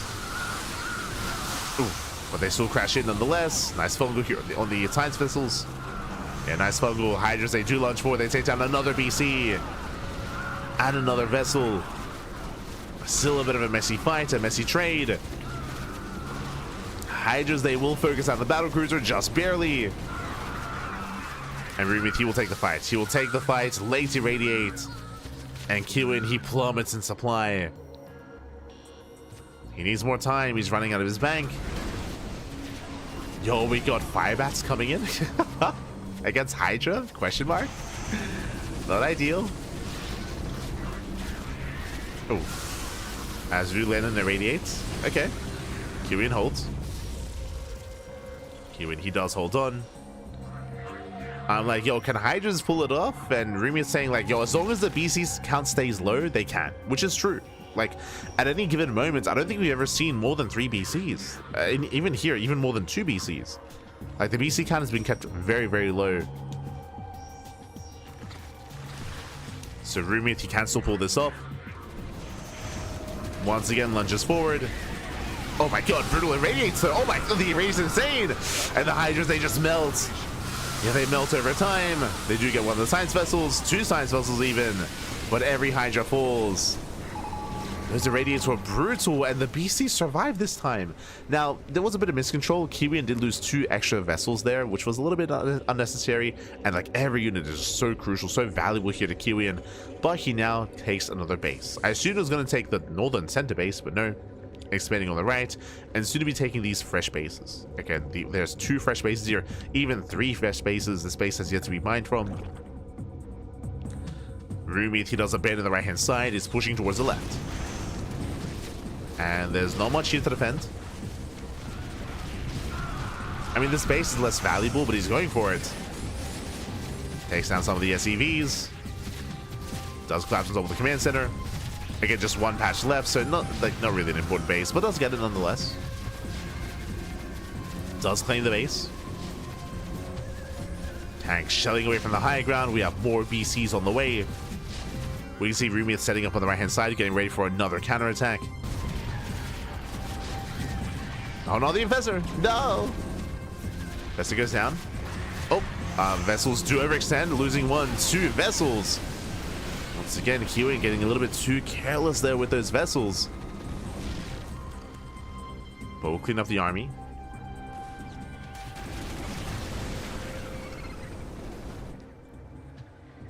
Does clean up. Bearing in mind, no planetaries, if you recall. No planetaries, so these Ling Rumbys are that much more effective. They do slip in. SCVs are going... Jesus. SCVs are going down. Oh, losing up to 10.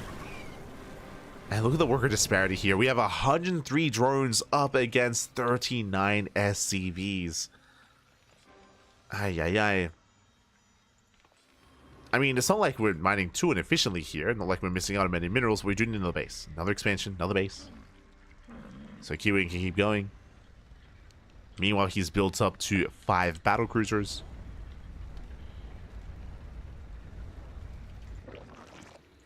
Going for mass scans, he sees the economy. Sees the army as well. It's very imposing, very intimidating. Rumiath is maxed out. There's so many investors. And we spoke about, like, how do you deal with, like, this mass BC army? with Lingbane, Hydra, Infestor, with Neurals. I mean, technically, he might be able to just Neural every single BC. True. If he can get close enough.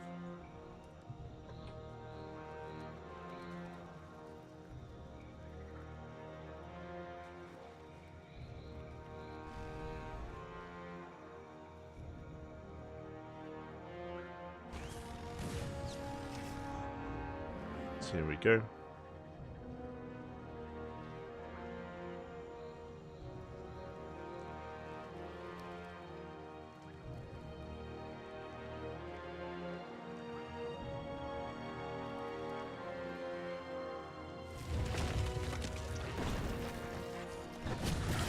As the vultures, they do get into the mineral line. Drone's going to be going down. Getting a couple of workers, not bad. Likewise, Rumiath rotating over. Not quite, doesn't quite commit.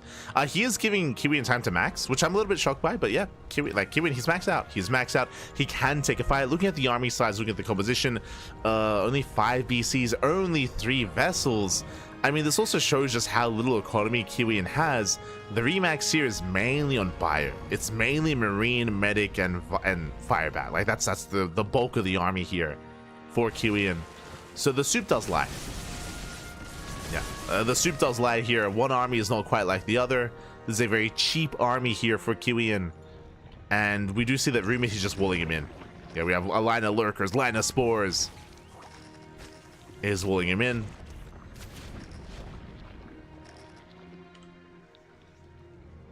There are only 5 tanks as well. Only a handful of vultures. Like, it's mainly it's all here. Like the supply is it's mass marine, papi. Aye, which can be efficient, I suppose. But pushing into mass fungal and mass lurker, that I'm less certain of. Mass Lingbane even as well.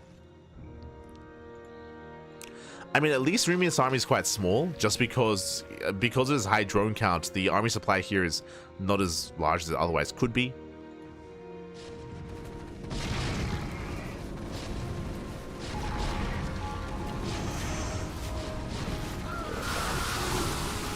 Does collapse in, takes out 1 tank. 1 tank does go down.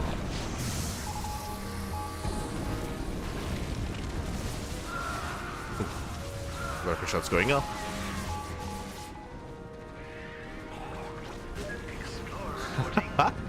Nice neural. Does catch 1 vessel.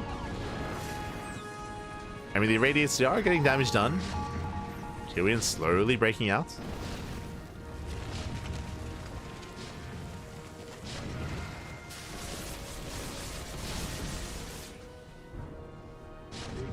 Does break out. Comes in with a mass neural. Oh my god. It does neural, catching out 2 of those BCs. Oh, the neural's running out though. Try to go for the irradiate. Irradiate's popping off. Does neural every single BC. Fungal as well, and the bio army crumbles. Yeah, the Marines, they just get completely shut down, and with that Rumiath, he will overwhelm. He will break on through. There's only medics remaining. They can't do anything. There's no optic flare. Yeah, again, they just have no supports.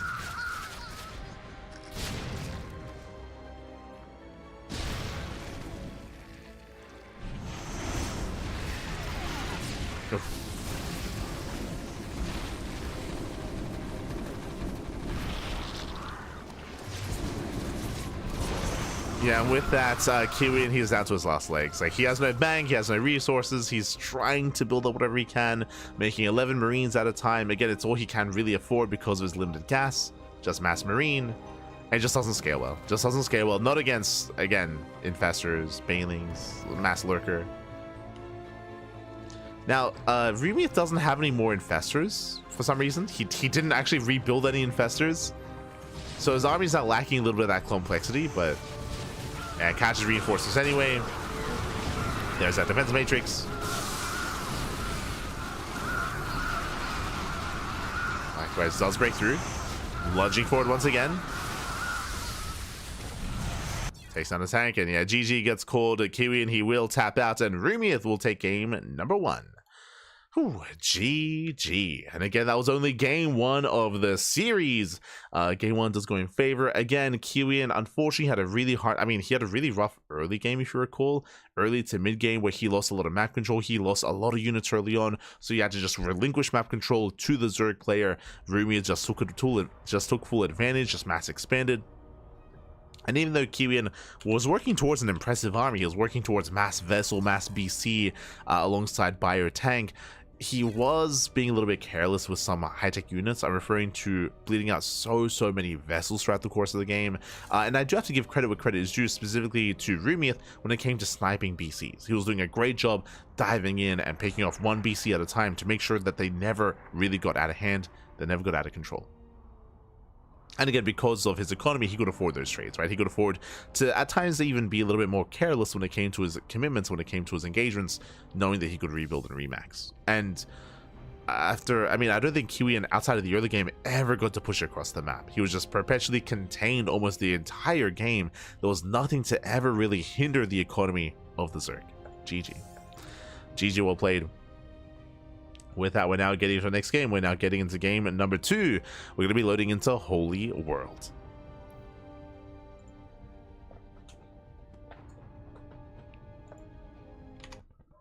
Which is a 4-player spawn map. Here we go.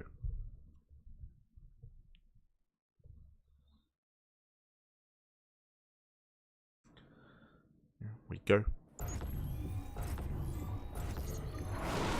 As we are stepping in and spawning in the top left-hand corner here of Holy World, we have the red Zerg player. We have the South Korean Zerg leading the series 1-0. It is Rumia.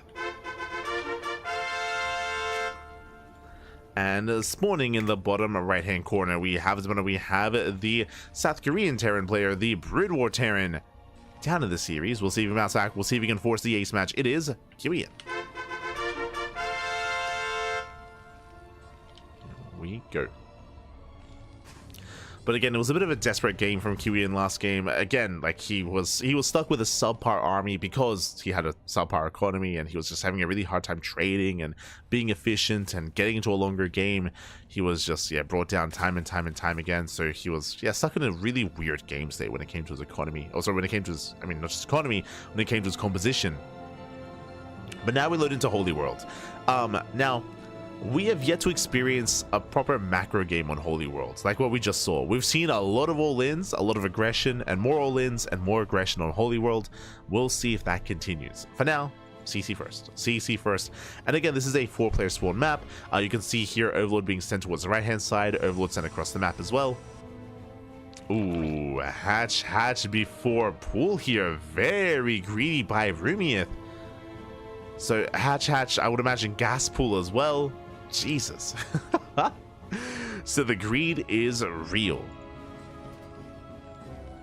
So CC first out of Kiwian, hatch, pool late gas from Rumia.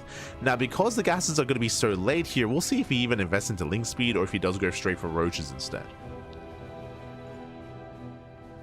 Keep an eye on our Zerg.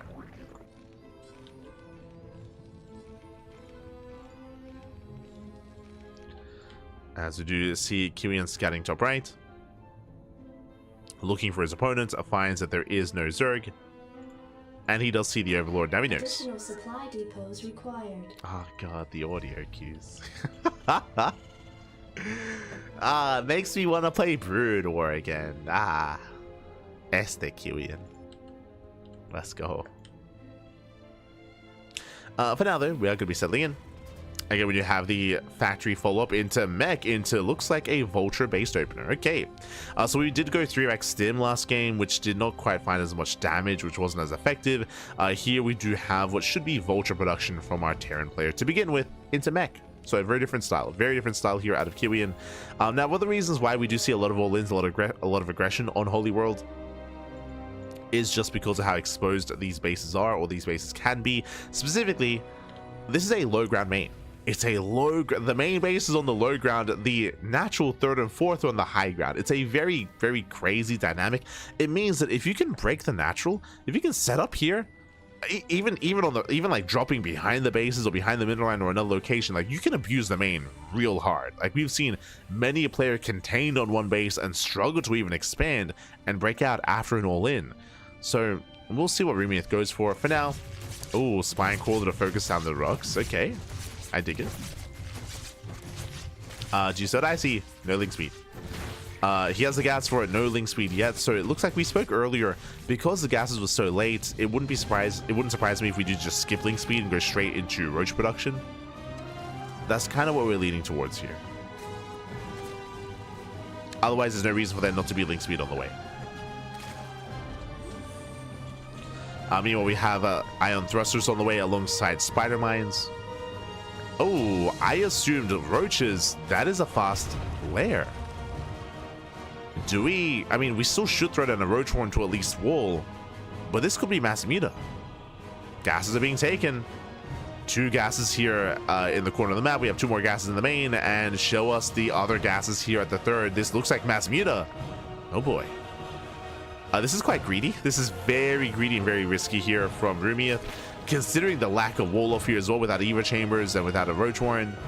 Here come the vultures. They can just run past. They get spotted, Solings get confirmed. They're gonna just rush in, and again, no SimCity, no wall. This is on Rumiath. The boys are being pulled. Drones are gonna be going down, and we'll see if he can lock down those vultures. He's trying to, and he does. Whew. Kind of. He kind of locks them down. 6 drones do fall. There's 1 vulture left.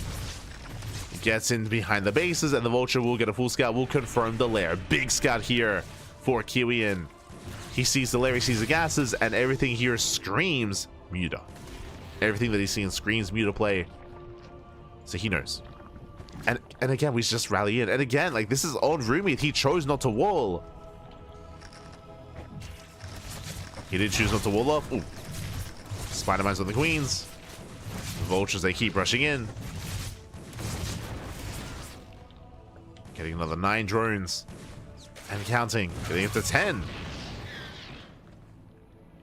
10 workers going down. And we just keep running in. Yeah, we just... He's like, hey, you're not going to wall off? Okay. I'll abuse that. If you want to just let me in, then sure. I'll make myself at home. As he just keeps rallying. This is a bit of a PSA if you're out there, if you're a Zerg player. Remember to wall up. Aye. 13 drone, 14 workers again. This is all because of the vulture run-bys as well. Just purely vulture run-bys. 14 drones. Now, seeing this concerns me. Remember what we just mentioned. He saw the lair, he saw the gases, he saw the lack of tech. Everything he's seen, it all points towards mutas. It all points towards Spire. He hasn't seen the Spire itself, but he doesn't have to. But he's still making vultures. Where are the Goliaths is what I want to know. We should be working towards a Goliath tech here. We have 0 anti-air. Now he does get proper confirmation, but he should have known this by now already. Yeah, his drones are going to be falling. Still gets 5 more drone kills. There we go. Now we have the Goliath upgrade on the way. And mutas have arrived. Oh, it takes so long to deal with this though. Vultures, they just keep rushing in. Once again into another mineral line. I'm afraid to look. How many drones have gone down so far? 22! 22 drone kills. We have the minefield right outside. Mutas are on the way, and here come the Goliaths. Now, is this too late? Have we waited too long for Goliath production? What do we have? We have plenty of turrets. We're good. We're more. Look at this. We're more than fine. Plenty of turrets in position. Turrets, they protect the production. They protect the mineral lines. Only 1 turret here at the pocket base, which is a little bit concerning. But overall, Kiwian, he's perfectly safe and sound. Yo, Rumi, it's like if Hero played Zerg. It's like, ah, no. No wall, Bappy, no wall. As Rumiath pulls away. Yo, Rumiath hero confirmed? Maybe. Aye. As we have invested into how many? Into 12 mutas. Behind this, I believe we saw a Hydrogen. Yeah, Hydrogen's on the way, so we're switching into Hydra Lurker tech. At least trying to. They trade against the turrets. They can deny 3. 3 turrets do go down. Likewise, they get on top of the armory as well. Glass on the way. They will zone. They'll zone back those mutas. Likewise, Vultures wants to get into the bases.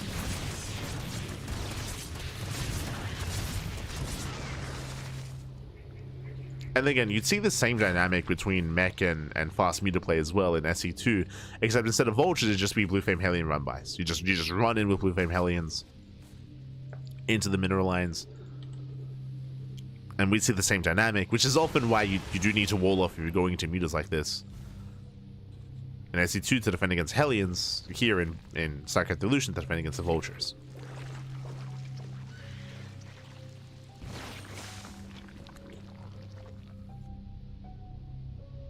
And home from here, Kiwian, he's moving out. He's here to end it, let's go. Moving through those disruption webs.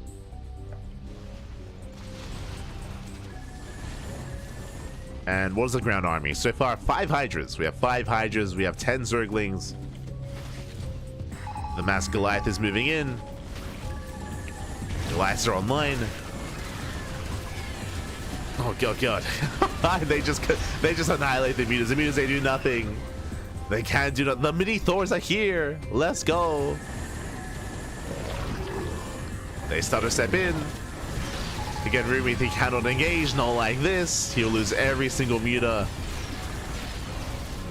And now it's just Hydras remaining. And hey, Goliaths, they can hold their own against ground units as well. Yeah, they do work their way. Oh, they try to work their way through. Never mind. The Lings have arrived.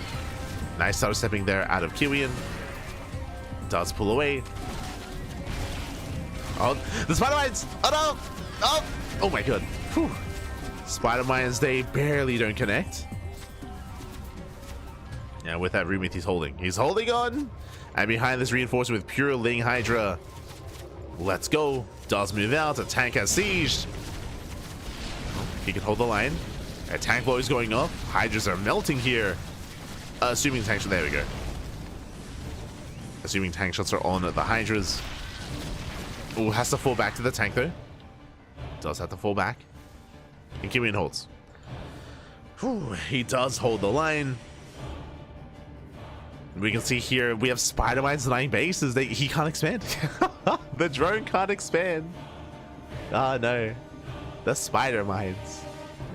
I didn't get to explain this yet for the newer viewers, but Spider Mines, they only trigger on units that are actually on the ground. And workers, I should say, probes alongside drones, alongside SCVs, alongside some other key units, they count as hovering units. They're not technically touching the ground.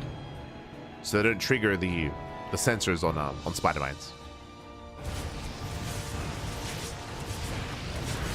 Ooh, it's Vulture's thrown away. Vulture's another one of those units where a Vulture is technically a hovering unit. Technically hovering. They can still take damage from a Spider Mine, as they do AoE damage, but they don't get triggered.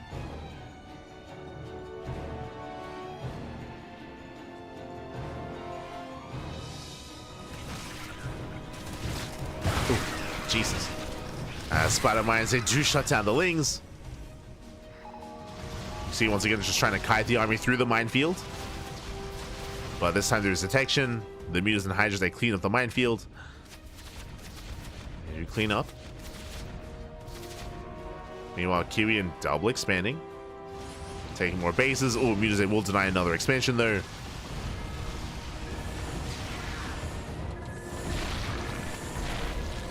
He's got his Goliaths. He can hold his own. Oh, as it's going to be a one-way trip for these Vultures. And I don't think they can force a cancel, unfortunately. Yeah, the Vultures are being hunted down. There's no way out of this. No. Oh, they're going to try to run past. Yeah, they won't be able to. Won't quite be able to. And Rumith finally expands. Rumith does get an expansion. Does claim a base. Clearing up the center. Meanwhile, this entire time, while the Vultures are buying time and distracting the army, Kiwian has built up a tank count. He's built up a hefty tank count here. He's got 9 tanks. He's got a couple of science vessels as well. Irradiate has been researched. Again, he doesn't want to waste it. Holding onto those irradiates. Oh, it does get one off here on the Hydras. The Hydra gets targeted. As you mentioned, you can kill your own units to get rid of the irradiate. So nice moves there by Rumia. Does target it down. That's a heavy Goliath composition. I mean, I'll be honest. It's a lot of Goliaths. Yeah, we got some Valkyries as well. I mean, there aren't that many mutas, unfortunately. Hydras, they do focus on one vessel. Yeah, one vessel falls, one vessel left. We have no more vessels in production. That is a little bit of a concern. So he just has the one. Mutas, they do find the fresh mining base.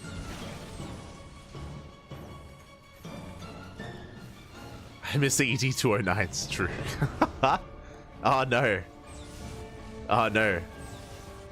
We need to build some stairs. We need that's how you stop them.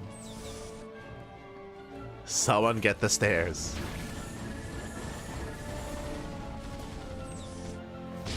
Thankfully, we have accessible ramps here on these maps. As we do coming from behind, the disruption web actually coming into play. And there we go. It does cause the Goliaths to be more exposed. Decent concave there from Rumia. Shuts down the Goliaths. Again, these are like static disruption webs that can impact these fights. Alright, just lunging in once again. Oh, they're on their own. There's no link support. Yeah, these are going to be some expensive losses here for Rumia, but he does start to step in. Once again, just Goliath versus Hydra.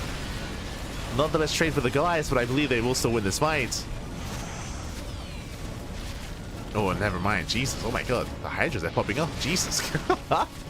Hydras, they trade well. Here come the reinforcements. And again, the tank line is not helping. These tanks are off on their own.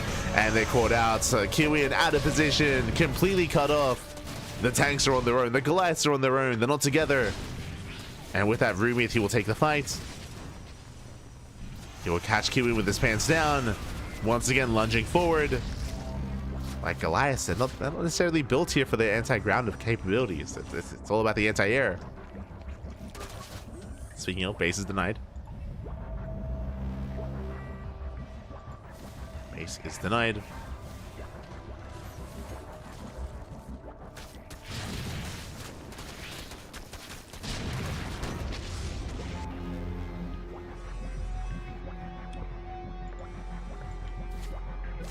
Kiwian, he is hurting. He does have a base up and running regardless, though. He's got some. He has a decent mineral bank at least. Has a lot of minerals to work with. Does kind of back against the Zerglings. Catching up the expansion.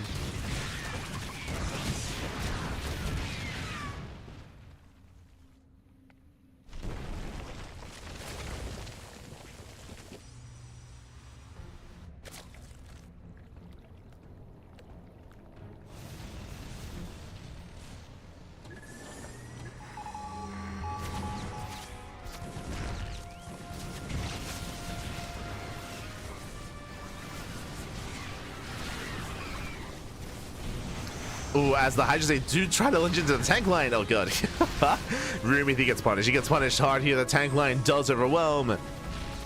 And we were taking a moment here to kind of like indulge in our economies here. Rumith does have 81 workers, but Rumith is leading out a lot of Hydras. A lot of Hydras. These have been expensive losses, expensive trades for Rumith.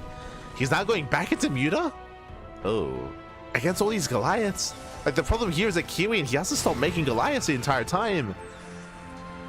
His Goliath kind of so solid. This is an expensive tech switch here by Rumith going back into Muta. Okay, I mean, I was gonna say he can harass, but even then, like, we have turrets. Like, turrets are ready. Turrets are set up. This is risky. And, yeah, he's getting caught out. Army moves in. Mutas, they will catch reinforcements. True. Let's go. They do get a tank. They get one. They get two. Soon to be three. Three tanks going down. Did I say three tanks? We're getting four, getting five, getting two. The tanks are exposed. Where are the Goliaths? Late response here by Kiwian. Yeah, late reaction. bleeding out a lot of tanks. Now suddenly this is worth it. now suddenly the mutas are sure that they're pulling it off. They're forcing the army back home. Jeez, that's a brutal minefield. Oh, but they run into Goliaths. Once again, we're making 8 Goliaths at a time. Yeah, and with that remit, he should lose everything here. I've radiated on the Hydras. Goliaths, they stutter step in. At the same time, 18 drones going down. Rumiath being pulled apart. And it looks like we are going to the ace match. Looks like we're going the distance here. Top Kiwian, he's maxed. He's maxed out, Pappy. He's topped up. There you go. Yeah, Kiwian pushing through.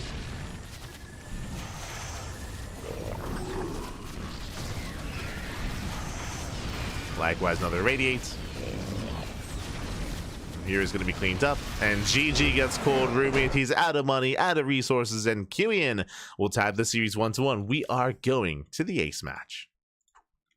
GG.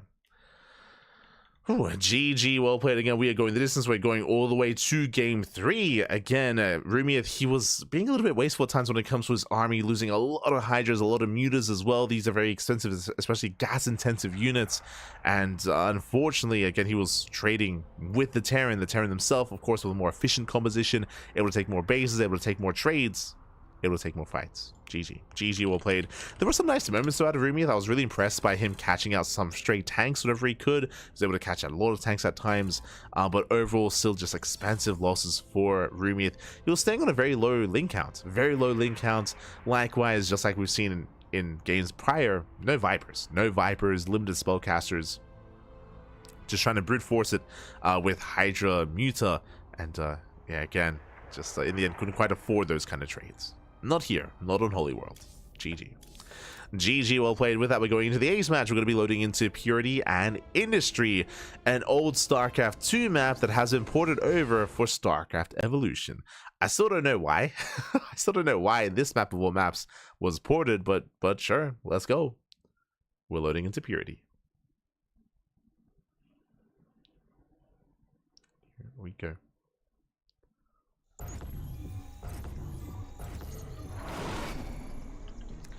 As spawning in the top side here of Purity and Industry, we have the Brood War Zerg player. We have the Red Zerg from South Korea being forced into the ace match. Can he bring it back? Can he bring it home? It is Rumiath.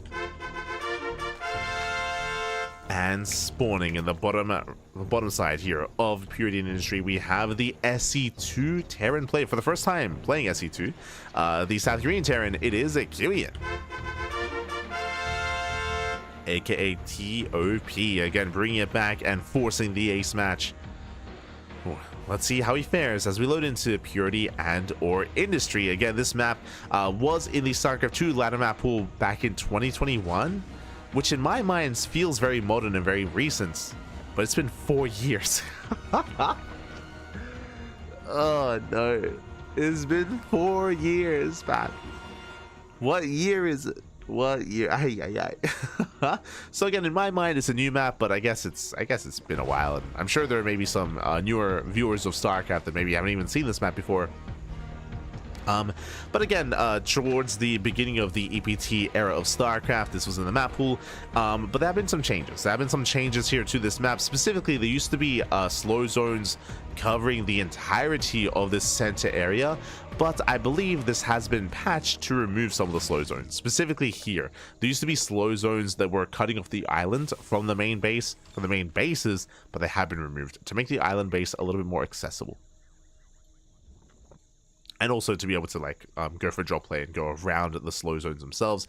Again, we have little slow zones in the center, and I believe there were also changes when it comes to rocks, when it comes to base locations, when it comes to ramp. Like there was a lot of changes here in the center of the map as well.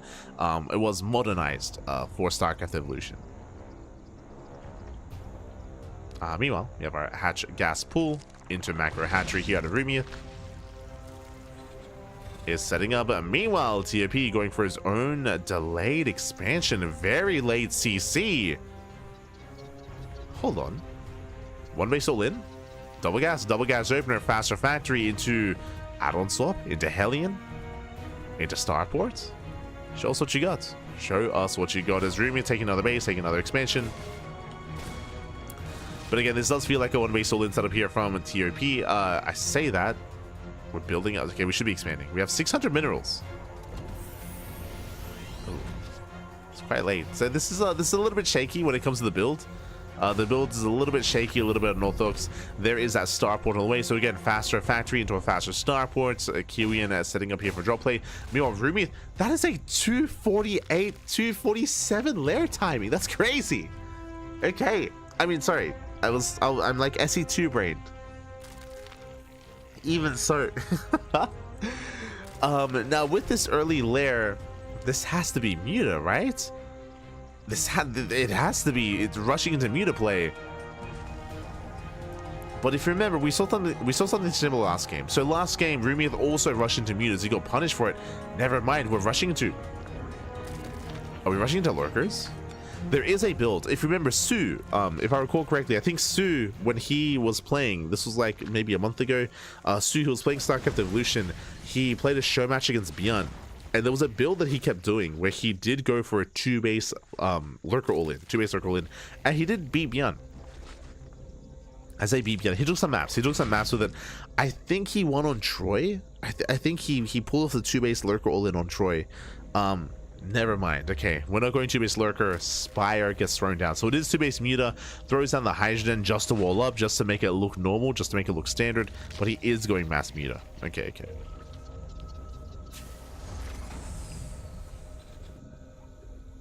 Here we go. So that's what we originally thought. So the hydrogen was just there to throw off his opponent. To throw off Kiwian. When it comes to Su's lurker all-in builds, I haven't seen anyone do it except for Su. I'll be honest. But here we go. We do have the Liberator into the main base. Hellions towards the left-hand side as well. Again, barely anything to defend back at home. Drones are going down.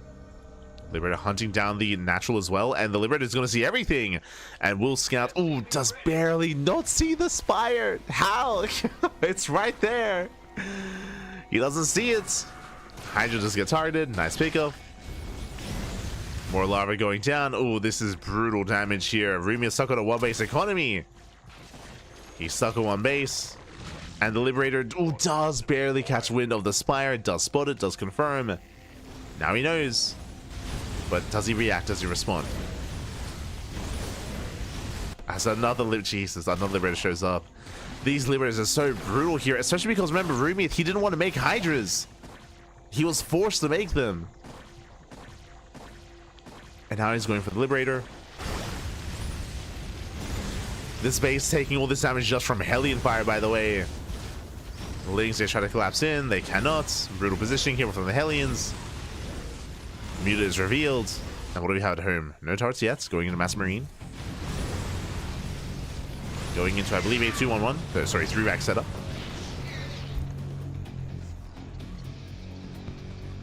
It does go for that 3-rack setup. He's done it before. Oh, there you go. If you're referring to the Su lurker all-in, that's cool to hear. It's cool to hear because I haven't seen anyone else do it. I credit it to Su just because he's the only one that I've seen do it. I don't know if he made the build. I assume he did, but maybe originated from someone else.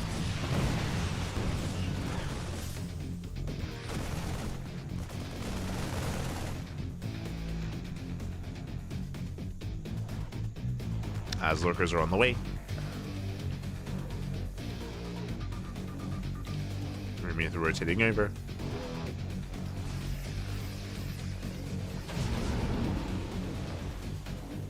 The slow zones, they will slow this down, at least somewhat. And the armies that do pass by each other, so double drop into the main base. There are some Lings in position. At the same time, Muta's here towards the natural. Limited Marines are here though, going for combat shields. Can we deny? Drop is coming in. Ooh, with the master repair, it looks like combat shield's gonna be saved. It's gonna be saved in the end. Marines, they can hold their own. They shut down the Mutas at the same time. Marines, they get into the middle line, and it looks like he has done it. He has broken Rumi at 13 more drone kills. Ay, ay, ay. Lurkers are on the way, but it's too late. It's too little too late. He gotta get into the main. No, he's walled off. He's walled himself off, going for the spawning pool. The pool goes down as well. Ay, ay, ay. Does knock down one of the lurkers, and with that, Kiwian, he is popping up. He wants the mutas. They're so low. He wants the mutas. Oh my god, reinforcing as well. Does knock down one of the mutas. Gets one. He wants another. Ooh, brutal mind connections. And connection goes off. Kiwian maybe getting a little bit too excited as well, but nah, yeah, it's worth it. It's worth it. Takes down every single mutalisk. Brutal losses for Rumiath. Down to 34 drones, barely an economy. Sure, he's building up towards Hydra Lurker, but again, the economy isn't there. Kiwian behind this, getting his own third on location. Building up his own economy.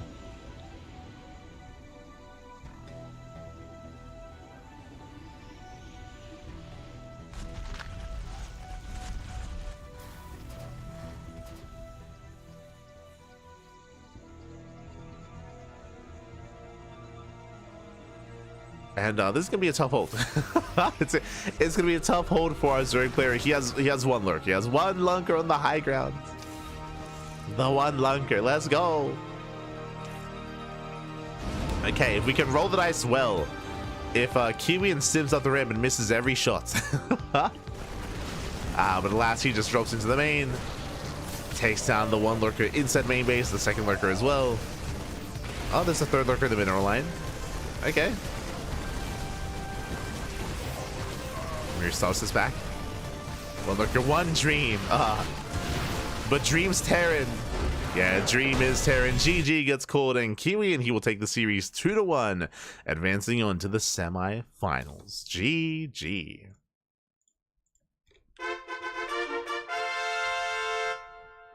GG, well played. Kiwian, he will claim the series. He will advance on into the semis. A very intense back and forth here between Kiwian and Rumiath. Again, Rumiath, 2 games, he was so greedy, and he was punished for that greed. I didn't even get to talk about it. Remember last game? Something that I should emphasize. Remember, didn't he lose like 22 drones? 22 workers went down to the Vulture harass just because of the greed of Rumiath, and we saw something similar here where Rumiath was also once again cutting corners, being greedy, rushing into muta play, and he was vulnerable to drops, early game aggression, Hellions, Vultures, drop play, and again, both in game 2 and in game 3 he was punished. He was punished so hard for that greed. GG, well played. Shout out to Kiwian for, of course, for taking advantage of the of how vulnerable his opponent was, for abusing that, and for pulling Rumiath apart and just crippling the economy. GG, well played. Again, just a really rough early to mid game for Rumiath in both game 2 and game 3 was punished, and with that we have our top 4. Let's go. Let us switch our scenes over and catch up on the brackets, as it's been an intense quarterfinals so far, and we're just catching up at 3-point. If you recall, 3-point took down Prom 2-0, StarCraft took down BratOK 2-0 as well. We had Rebellion over Universe, and we had Kiwian over Rumiath as we had that final best of 3. And with that, that leads us into our next series. That leads us into the semi-finals. We have our top 4 players. We have 3-point, StarCraft, Rebellion, and Kiwian. We're going to face off in, I believe, best of 5s. That was a recent change, of course, that was made to make the semi-finals instead of best of 3s, best of 5s, to give us some more games to make the series a little bit longer as well, and to make them that much more exciting, I'm sure. So with that, we're going to be going on a short break. We're going to be going on a break here, and when we return, we will have the upper semis, lower semis, and then a grand finals thereafter. Oh boy, we do need some time to set up. So take the time to get some snacks, get some food, get some water, drain your disruptors, massage your marines, and we will be back soon with our semis. See you soon. See you soon after the break. See you soon. Papi. See you soon.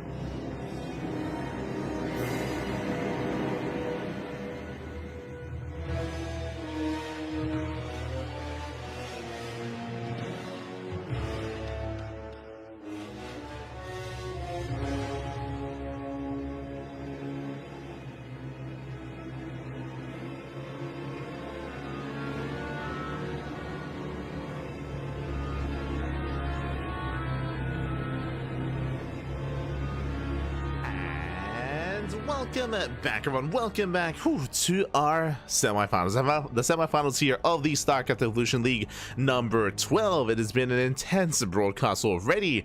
Very long one as well for the quarterfinals. 3 hours. 3 hours. But now we're here. Now we are back to jump into our next series, to jump into our ZVP between threepoint and StarCraft. Here we go. As a reminder, this is going to be a best of 5, not a best of 3, to determine the first player to make it through into the grand finals. Let's go to jump into game 1. Game 1 is going to be on Vermeer. Once again, for those just now tuning in for the first time, welcome one and all to StarCraft Evolution. Again, this is a unique mod, a mod that does bring together Brood War and StarCraft 2 and pits them against each other in the 1v1 format. Of course, every game is specifically Brood War versus SC2. We don't see SC2 versus SC2, we don't see Brood War versus Brood War.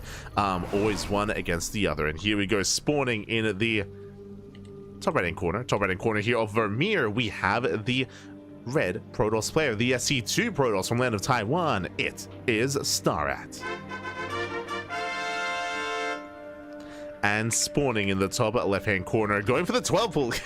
I would say the cheesiest Zerg player in all of South Korea, the Brood War Zerg. It is threepoint. It's going to be a short series. Regardless of how this goes, it is going to be a short series 100%. As again, threepoint, even before StarCraft Evolution, I would always paint him as the cheesiest Zerg player in South Korea. I would also say that Homeowner is the cheesiest Terran player in South Korea as well. They go hand in hand, and it makes sense that they both join Hyper 1. Animals, absolute animals. Shaking my head.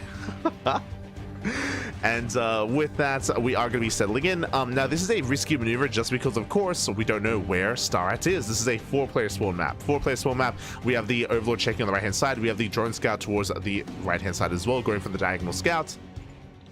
And threepoint, he won't just find StarCraft, he gambles well. Not just with the 12 pool, with the fact that we have close spawns. Close spawns plus a 12 pool as well. Threepoint, he's going to double down, he's going to commit, and he will soon encounter and confirm the base of StarCraft. Yeah, drone confirms no expansion here. He's now fully aware where StarCraft is, as the Overlord gets eyes on the Nexus and the gateway. Here come the Zerglings flooding across the map. We have more Lings behind this. With threepoint, he does expand, no gases, but he does get a hatchery. Does take his natural StarCraft. He tries to react here on the low ground. Does wall over the pylon. Zelda's being chroned as we speak. Going for the chrono on the Zealots. But Lings, they can always try to knock down that pylon, knock down that wall. Yeah, probe is exposed. Zealot has around. No, that's around! No, the Lings, they flood in. They do flood in. They get a surround. Rough positioning there for StarCraft. Very rough positioning. Nice kiting there from that Zealot, but more Lings have arrived, and we will get that full surround. The boys have to be pulled. We have to pull the boys here. The Zealot goes down. The boys are not being pulled. And the pylon is going to fall. Now, thankfully, there's a second pylon. They're late. The boys are late. They're late to save the Zealots. Pylon falls. No, it's not within range. I assumed it was. But the second pylon, not within range here of the gateway. And that is brutal. No other production buildings. There's no other production buildings here. Lings, they're going for the cyber core. They have good surface area. Probes, they try to engage. They try to... Oh, good.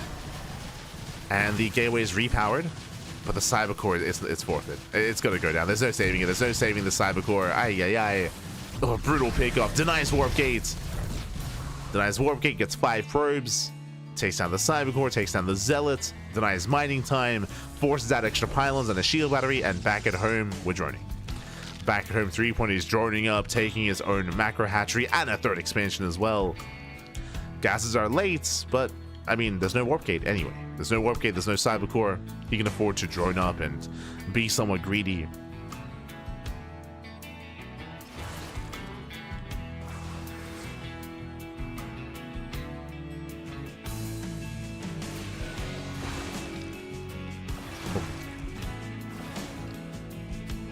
StarCraft, he is going to be stuck at home.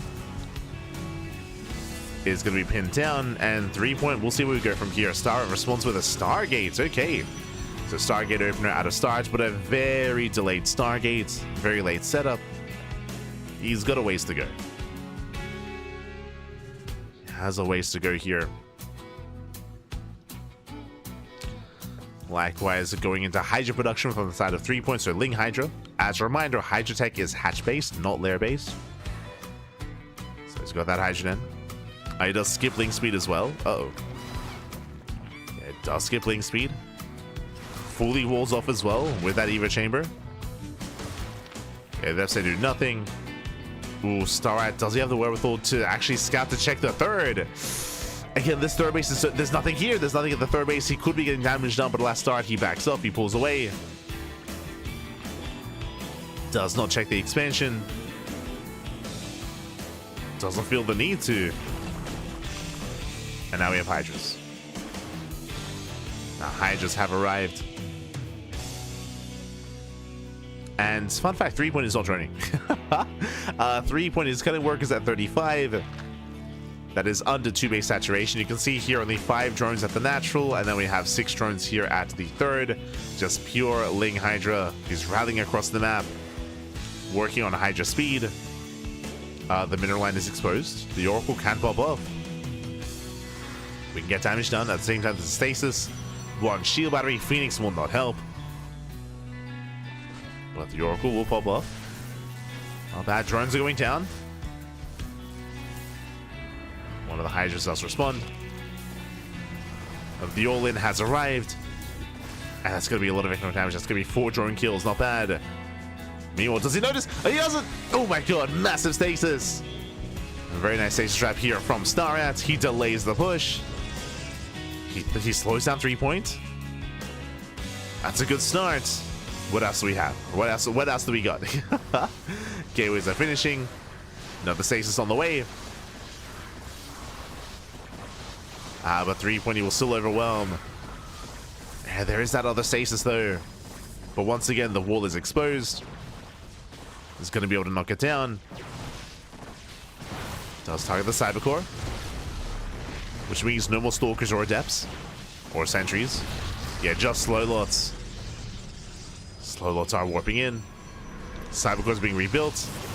He wants a Sentry. Does get it. No Force Fields. And no Force Fields. Stasis Trap likewise targeted down as well. Ooh, does target down the Oracle, the Phoenix, the everything. And behind this 3-point, now he drones. Now he's droning up. After all this damage. And he's trading well for himself. Again, got the Oracle, got the Phoenix, got the Cybercore. Starrat, he does hold, but he holds because 3-point is not all in. I mean, I should say he's droning. He's just droning up behind this, saturating, focusing on his economy. We do have a charge on the way here from Starrat, getting to +1, working towards a Dark Shrine. DT is going to be an interesting one here just because Overlords are detectors. Likewise, you have Spores in position as well.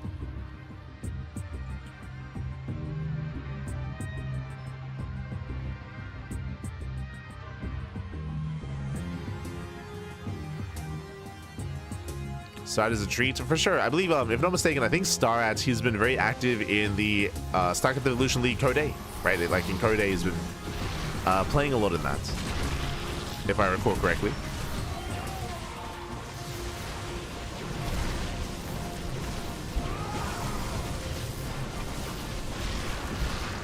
Oh.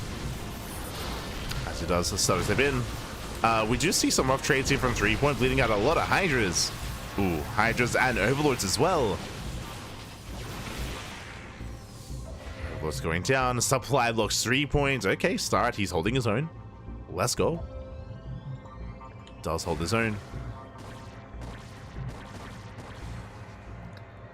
Do you see the 3-point? I mean, he's supply blocks, so he can't even saturate properly.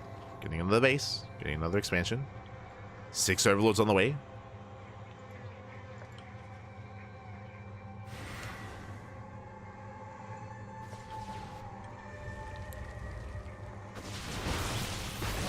Once again, moving in. Oh, no detection. The 1 DT. Let's go. The 1 Dark Templar. Start. He's holding the line. Now we finally get the... This is an 8:30 lair timing. Insanely late lair here for 3-point. Likewise, that does get across the map. 3-point. He's in a bit of trouble here. Again, because of the low economy, because of the non-stop all-ins that haven't been killing Starrat. He's holding his own. Thought he has a comparable army, a comparable force to work with. It does have charge. But that's a lot of Hydras. Once again, free damage without Dark Templar. Getting some free shots off. Pulls away. How many gateways do we have? 7. 7 gates on 2 bases. Getting up to 9, my apologies. So it's going to be a 9 gate at 2 base all in out of Starat. As he is not expanding, not yet. Oh. Committing further. Nice kiting here from 3-point, but I'm still bleeding out a lot of Hydras. And remember, there's no lurkers. It's just pure, it's literally just pure Hydra. Pure Hydra, baby. Yeah. Starat, he can expand. Opts not to. Just committing to extra war pins, going for Storm. Storm is on the way.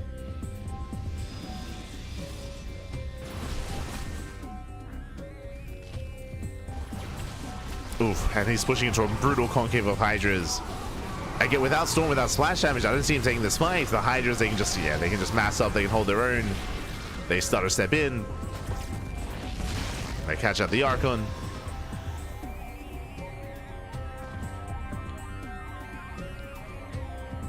Where are the storms? ¿A dónde están?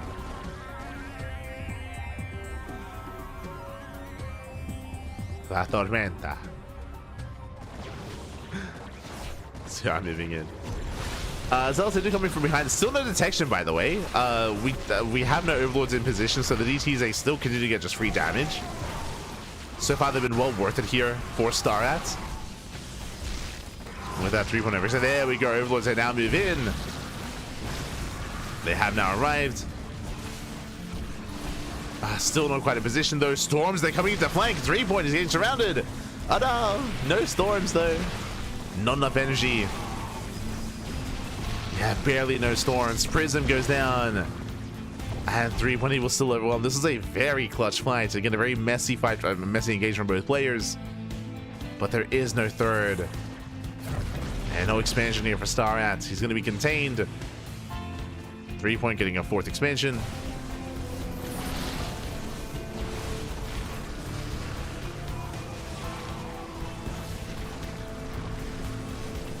And with that, he will still just completely surpass this army. Takes down the Archons. We got 3 Stalkers left. Yo, we got 3 Stalkers. High Temple moving in. Unfortunately, we won't quite see a storm. Unfortunately, we do have the NG overcharge, though. Eventually. We can soon use it. But GG gets called. Yeah, it's just too much to handle. In 3-point, he will take game number 1. Whew, GG. GG, well played. 3-point, he will claim the first game here. A very intense all-in, a very intense game, as 3-point, he just refused to drone. Like, initially with the 12 pool, followed by the 2-base Hydra all-in, followed by droning up somewhat, but still committing on pure Hydra. Again, a very messy game, a very messy couple of fights there, but in the end, 3-point did still overwhelm. Starat just could not keep up. Unfortunately, even though he teched into Storm, we never saw Storm. We never saw Storm. We never had the energy for Storm either. That could have been a game changer there in some of those fights, but never came into play. Never came into play. GG well played. With that 3-point takes game number 1. He does take the first game, and now we're getting ready for game numero 2. As game 2 is going to be on Sylphid. Again, Sylphid, as a reminder, is the 3-player spawn map. 3-player spawn map. We'll see if we go for another 12 pool. I feel like it's a little bit less likely here on Sylphid, but we'll see. We'll see. How lovely, we switch colors. God damn it.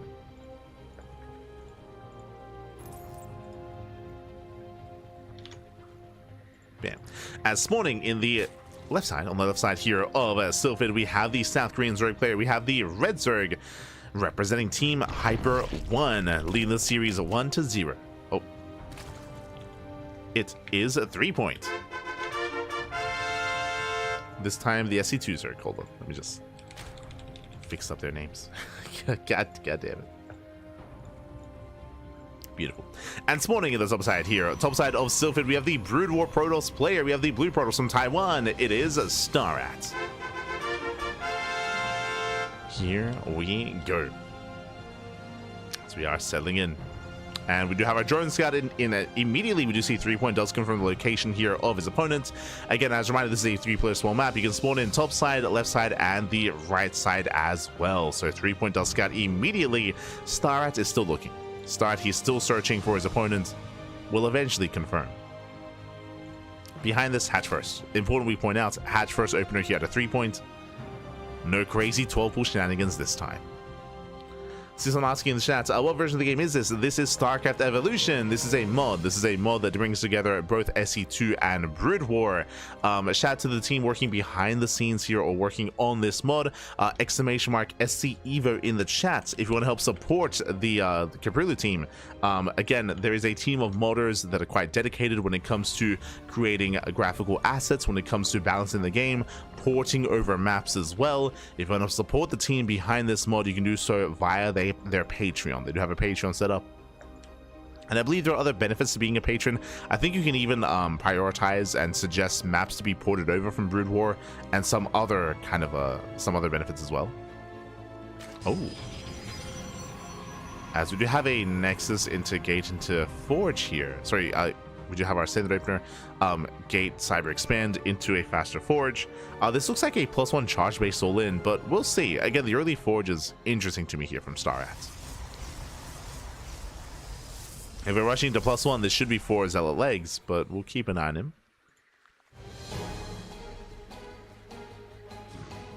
Meanwhile, the gas steal. Let's go. Gas steal in the main. We'll foresee second gas here at the natural. Stargate opener. Okay. Oh, I see. Now the Forge makes sense. We're not rushing into +1. We're rushing into cannons. Are we going to turtle up on 2 bases and go into Sky Toss? No shot. Uh-oh. Is that the plan?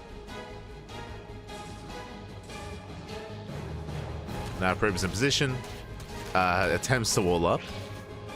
Zella otherwise busy here in the main. Legs, they slip in. We have an insanely fast lair here from our Zerg player. Yeah, what, 3-minute lair at a 3-point. Very fast lair. With this could be a Nidus all-in, right? This could be a Nidus all-in. This could be 2-base Muta if we take gases.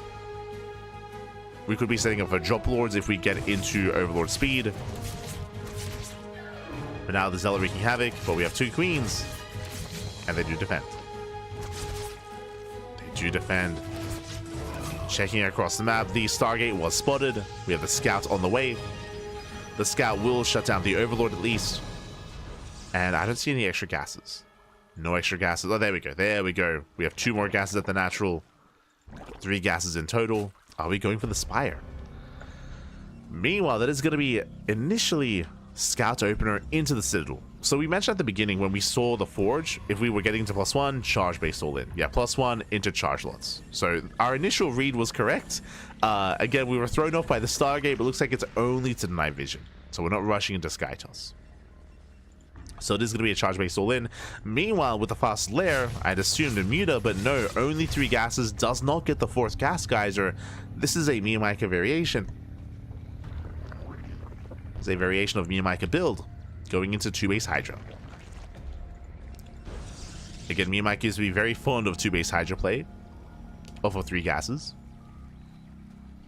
There was a time when this was prevalent, at least from some players, in StarCraft 2. Now getting a 4th gas geyser. We should be getting a 3rd hatchery here, at least just for larva. But Hydras are amassing.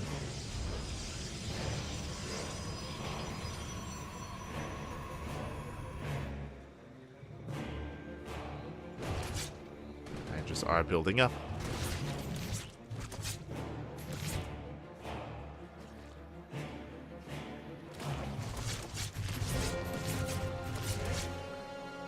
And if this was a rush into carrier, then I'll be honest, 3-point would completely shut it down. But 3-point, he has only limited scouting information. I don't think he's even seen the researching Forge. Oh, no, he has. I believe he has. But he's going for it. Once again, going mass Hydra. No expansion, no 3rd. Just straight up 2 base Hydra. Here we go. Not even for Larva, which surprises me. There we go. Now the 3rd base is on the way.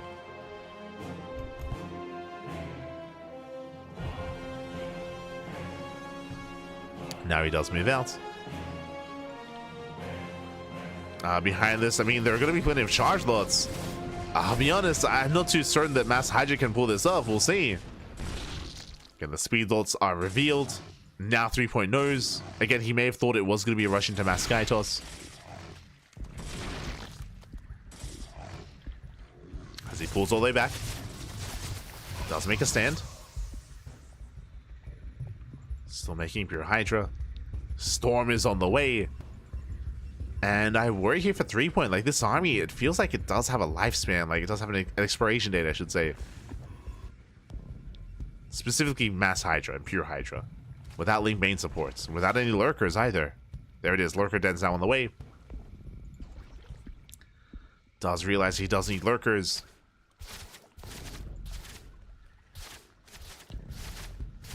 Trying to slow down StarCraft.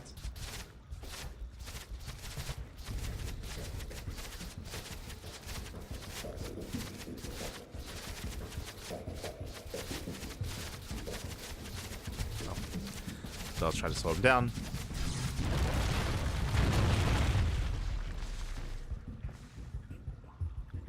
TT is revealed. Storm is now done, and Storm is ready.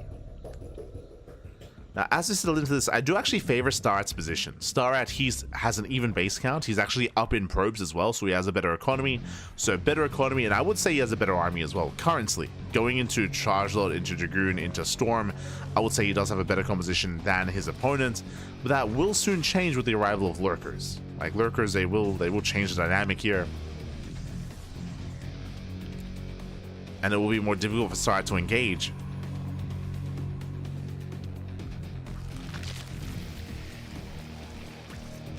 Setting up Dropper Lords, Overlord Speed is on the way as well. Scout is zone back. And I do feel like StarAt, there was maybe a window that he could have abused. Remember, he's up in supply right now, but he missed that window. The Lurkers, they've morphed in, and they're going for a drop play. The Lunkers, they have arrived. So drop towards the main, and a drop towards the 3rd.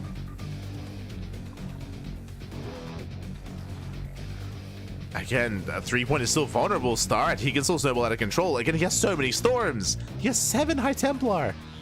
7 Templar.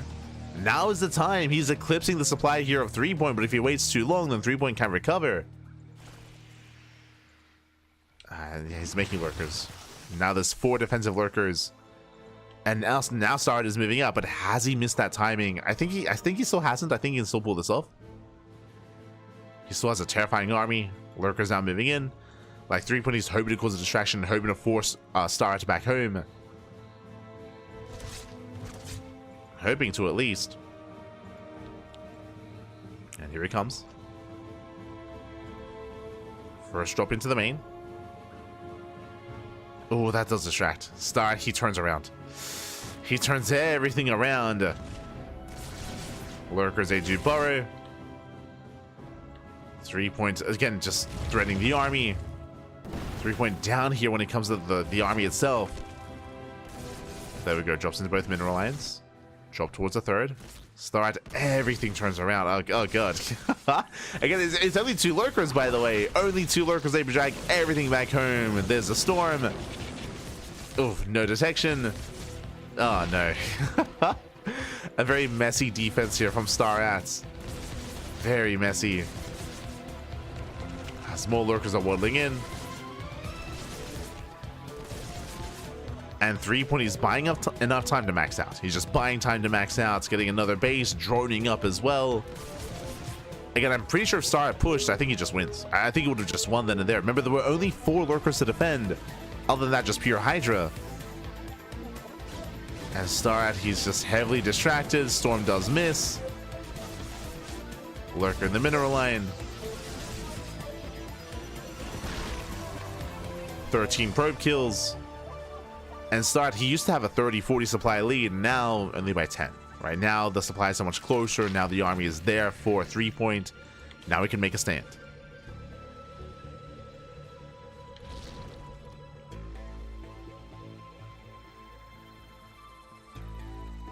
Unfortunately, Star, he just overreacted to those lurkers. Did overcommit. Lurker drops are continuing.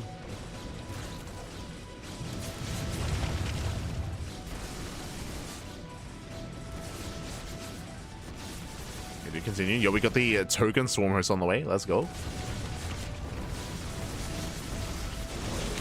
Nice storm and 2 lurkers. Up in the lurker spread here is brutal. There we have plenty of lurkers to work with. Despite that start, he can still try to break through this. Yeah, it's pushing forward. Storm does zone. Observers, they survive. We're running out of lurkers. Only 3 lurkers left. Down to 2. Down to 1. 1 lurker remaining. And Star, he still has enough. Yeah, he will just break through those lurkers. And threepoint, he kind of hold his own. Not against this many storms. And I was worried that Star had missed his window. Nice. It's still wide open. It's still wide open. Okay, keep going. Keep going. Stopping is now is not the time. There's only 2 lurkers. Keep going, Pack.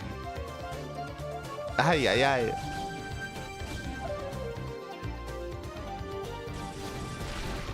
As he rotates over.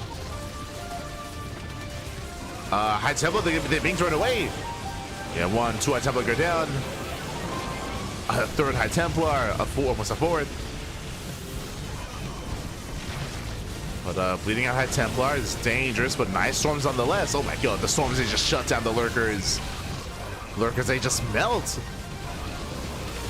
Yeah, and he's done it. He has done it. The Stalker, there's just no answer to the storms. He storms everything. The umbrella does nothing. The lurkers do nothing.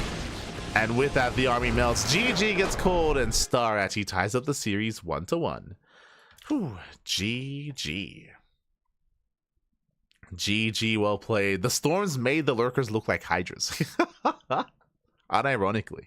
Like the storms, they just did not give a damn about the lurkers. GG, well played. Again, I was very concerned that Star was taking too long, but nah, I should have had more faith in the Brood War storm. As Jesus, like not even the lurkers were safe. Oh my god. Lurkers, they were just melting so fast in those storms. GG, well played. With that, we do see Star at a fight back. We have a back and forth. We have a series. And is threepoint ever going to macro? Because he has gone for all-ins both in game 1 and in game 2 with mixed success. Does it continue coming into game 3? As game 3 is going to be on Pylon. Oh boy.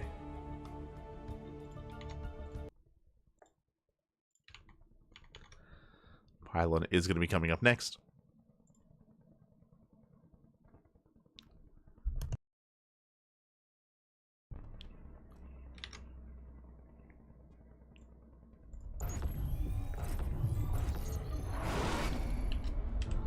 Here we go. Spawning in the top left-hand corner here of Pylon, we have the South Korean Zerg player. I would say the favorite player to win the entire tournament, but he's now forced into a tied series in the semifinals. We'll see if we can bring it back.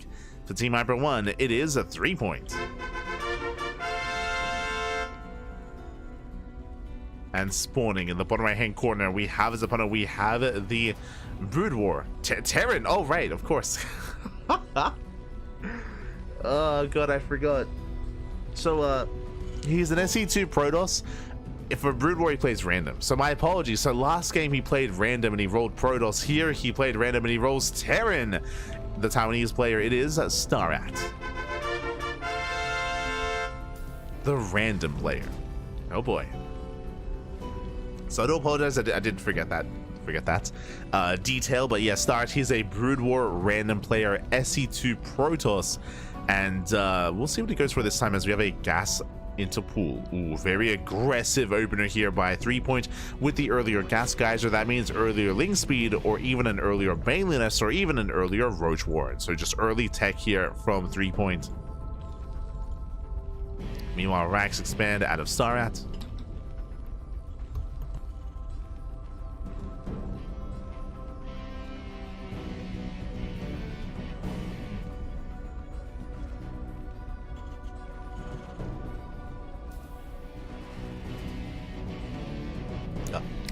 So standard opener out of our Terran player. Meanwhile, what are we going to be doing when we're going to get done with this gas? Link speed, and he pulls out. So now we have confirmation, no Roach Warren, no Baneliness, no fast lair, just link speed. So fast link speed here out of 3-point. I mean, he can still link flood, true. Like he can still just go for an all-in.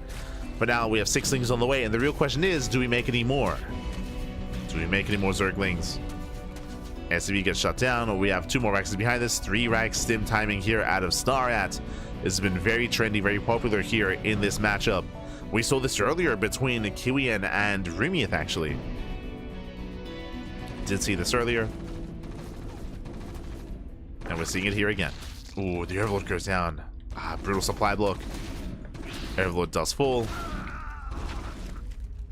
Marines, they kite back. As he gets the hell out of here. Does pull away. Second Marine has arrived. Ooh, but alas. Marine does fall. Boys are being pulled. Does get 1 more SCV, potentially. Oh. Not quite. Slipping by, going into the main. And by going into the main base, he will confirm the 3 racks. Yeah, he confirms. 3 racks stim timing here from the Terran. And we'll see how 3-point reacts. There's the Academy working towards stim.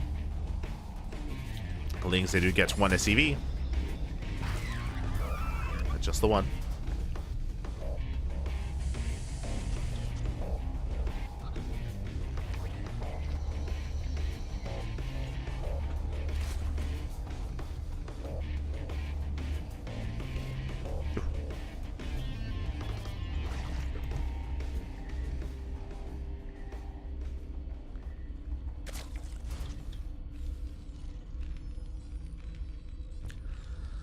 His 3-point is still building up behind this, going into a Baneling nest, so he's going for a Link Bane defense, not roaches.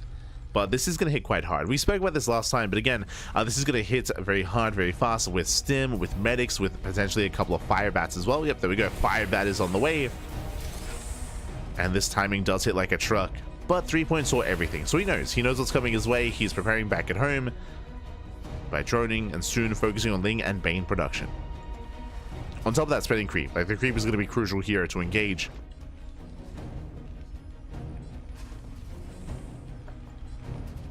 He's here to fire it up. Let's go.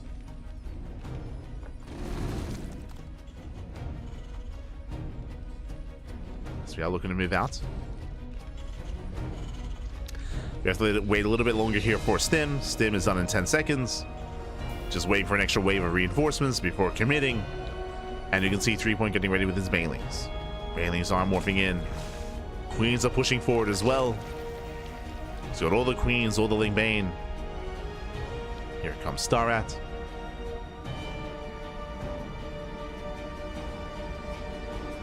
Here comes the push. Meanwhile, 235 shells. Let's go on the way. We remember. I believe it's 235. I remember it's not 6. It's not 6. And here we go. The fireback gets started down. Nice set up this around. It does try to lock down the army, and he will. Very nice around here from a 3-point. He shuts down the bio push, shuts down the medevac time or medic timing, the stim timing, and with that started to get the hell out of here. Does pull away. Again, 3-point taking it seriously. Behind this, now he can start droning. His drone count is a little bit lackluster, but now he's free to drone, just saturate. Double Evo chamber, double upgrade. Lair is on the way, embracing Ling Bane.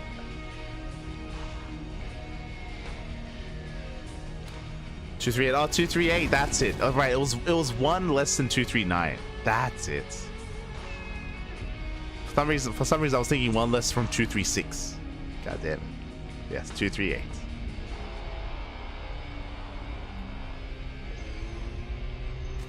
No, we'll get it next time. We'll get it next time. So they move in.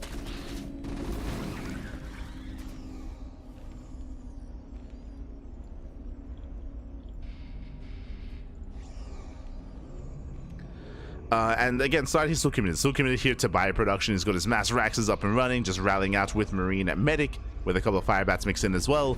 And thankfully for 3-point, he's not droning up too heavily. He does get up to just under 3 base saturation, still fixed at on Ling Bane, but we cannot defend that expansion, not quite yet. Baneling speed only just began. Does counterattack, does force back his opponent. Yeah, it does force him back home. Will delay the push, which means this cancel was an overreaction. Yeah, this was an overreaction. He just assumed that Star was going to commit, but he did come back home. So now the fourth base is late for 3-point. Now double expanding. Yo, we got double starport on the way? Okay, interesting. Going into double starport production. No science facility yet. But we might be working towards those science vessels. Meanwhile, nice around. Collapsing on the army.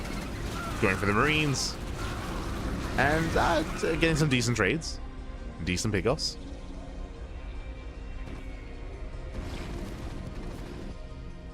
As we double scan. Confirming the hive that's on the way. With this does look like Ling Bane into Ultra. There's no hydrogen, so I have no reason to assume that we're working towards lurkers yet. So we're assuming Ultra Tech.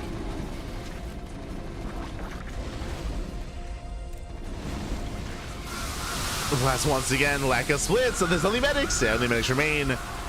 And with that, is going to get once again completely surrounded, completely shut down. Ay, ay, ay. Yeah, StarCraft does overextend. Now working towards vultures, working towards spider mines, but it is late. As the hive is almost done. 3-point moving in. It dusts around, it takes down the vulture. Oh, good. Catching at the fire bats as well. Does catch him out. And we're waiting for that Ultra Cavern. Hive is almost done. Gases are being taken. They're going to be spent on something. Now, Adrenal. Like Rumbai does slip in, and there it is. There is that Ultra Cavern. Now, Star does scout. He does scan. Is aware. The vessel's now on the way. But unfortunately, Star, he's just lost so much momentum already here in this game. Meanwhile, 3-point is drawn up to 82. He has successfully drawn up, and now it's time for pure Ling Bane Ultra. Oh, the vultures, they're so slow. Like, without ion thrusters. Oh, yo. You see the guy driving it as well. Let's go.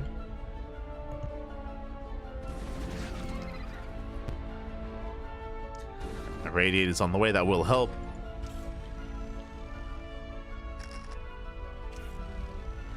Start trying to find a way to be active on the map. The creep is lackluster for 3 points, so that is in favor of StarPoint. What? Of StarAt.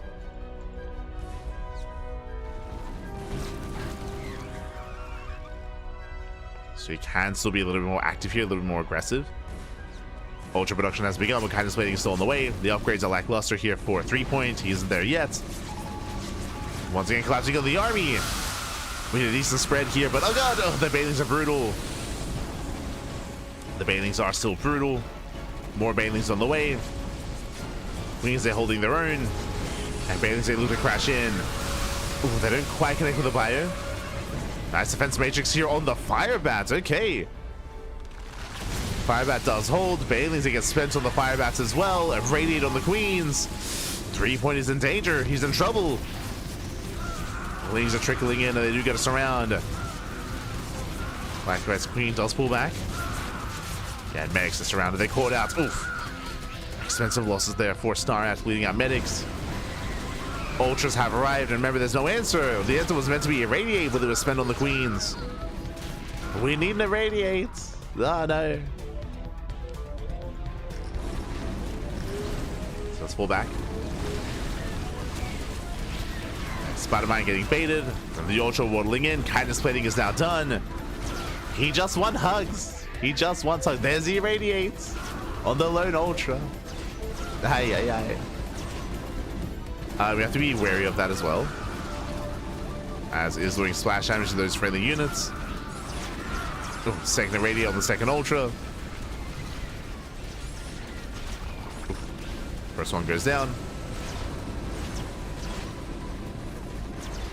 And with that side, he's holding. He's holding on. Does hold for the time being. But another Ultra has arrived.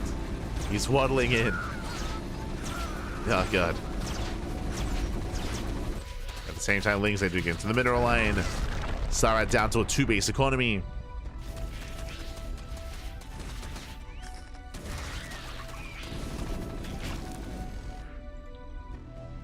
And from here, threepoint just chilling. Threepoint has had a hard time spending his money. It looks like we've been missing, no injects. Yeah, no injects here. Limited injects, I should say, just in the main and the natural. No injects at the 3rd, 4th, or 5th base. So without that larva, threepoint, he can't remax as quickly as he otherwise should. That is giving Sard a little bit more time to breathe. But what can he do with that time? That's a lot of science vessels. That's a lot of science. He's throwing it down. There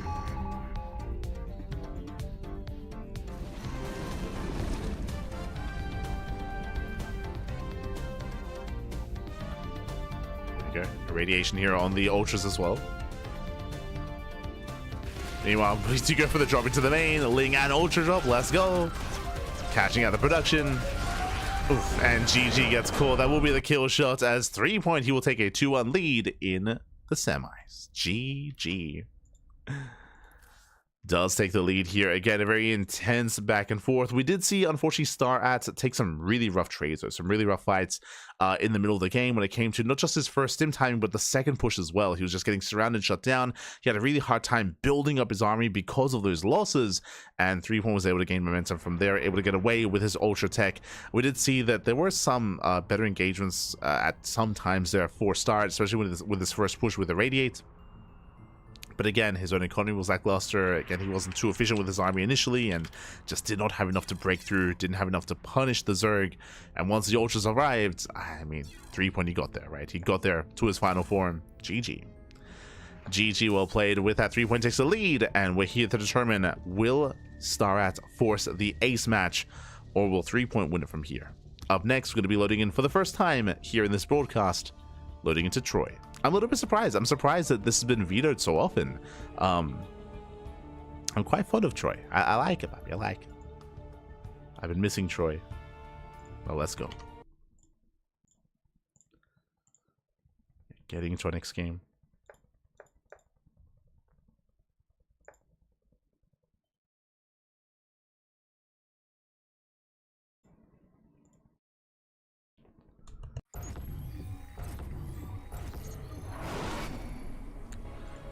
As God, they just keep switching colors. God damn it. Man, there we go. As spawning in the bottom right hand corner of Troy, we have the Taiwanese Protoss player. We have the red Protoss. Whew. The SC2 Protoss. More importantly, down in the series, we'll see if he can bounce back. We'll see if he can force the ace match. It is StarAt. And spawning in the top left hand corner, we have the Brood War Zerg player. We have the purple Zerg from land of South Korea representing Team Hyper 1. It is a threepoint. Here we go, and welcome one and all to Troy. Troy has a lot going on. First things first, welcome to a map that makes use of these assimilators. Now, something that was unique to Brood War that wasn't really replicated in SE2 in any major way is the fact that, fun fact, an assimilator actually has a smaller model than what lies underneath, than a gas geyser. Typically. So the way this works here is that when the assimilator here, it is fully depleted, when it is destroyed, it is going to be replaced with permanent rocks. Now, in Brood War, it would be replaced by gas geysers, and then you can actually rebuild the assimilator on top of the gas geyser, and once again, open things up a little bit here. In StarCraft 2, it's not quite as possible. It's not as fluid when it comes to the transition, when it comes to the counterpoint. So here instead, a permanent wall. So if you can destroy these assimilators, we do get a wall off here instead. And you can completely, we have seen players go for drop play. We've seen Terrans, for example, go for doom drops, bust into the main, focus down the assimilators, and completely cut off their opponents. And depending on their race, they have no way to get back into the main base as well. So these can be a big factor. Likewise, they're also available here at some of these other fringe bases to fully wall these areas off to protect you from Ling run-bys and counterattacks and any form of aggression. So these are almost like pseudo island bases, just because you can fully wall this area off. Like with permanent terrain, not with destructible terrain. Likewise, we have actual islands. We have here next to the main bases, we have this low ground setup here that you gain access to via Nidus or via drop play. Of course, a 4-player spawn map as well, so you can spawn in bottom left, bottom right, and top left. So large map, a lot of bases, pseudo islands as well. The center of the map is very open. True, the center of the map is very open. There are some points of elevation that you can make use of. There's some hidden terrain here with this tall grass, at least a little bit, but for the most part, a very open center. And we have seen a lot of late game on Troy because of that. Like, because of how open the center is, like a lot of move outs and aggression has been like deterred and is not as incentivized. Meanwhile, we're going into Glaive. Oh my god, Twilight Council opening into Glaives. StarCraft being hyper aggressive. Going into Glaive Adepts. Additional gateway is going to be on the way. There should be at least 4 gates. We could even double down commits and go up to 6 gate Glaives on 2 bases. First Adept has arrived. We do see Star did open up. Sorry, we did see 3-point open up Hatchgas Pool. He's going into Hydra production. Remember, he is the Brood War player, so going into Ling Hydra.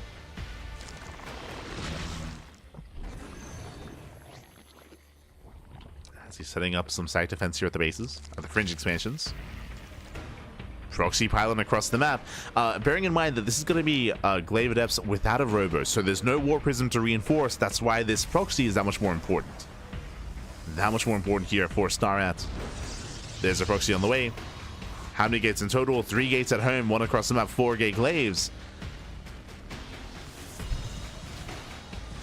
And Lings, they do scout. They do confirm. They get eyes on the setup. 3-point. I mean, he sees all the adepts on the way, so he knows. He is aware. He's massing up Hydras as we speak. No sunken colonies yet, which is a concern. Adepts still poking forward.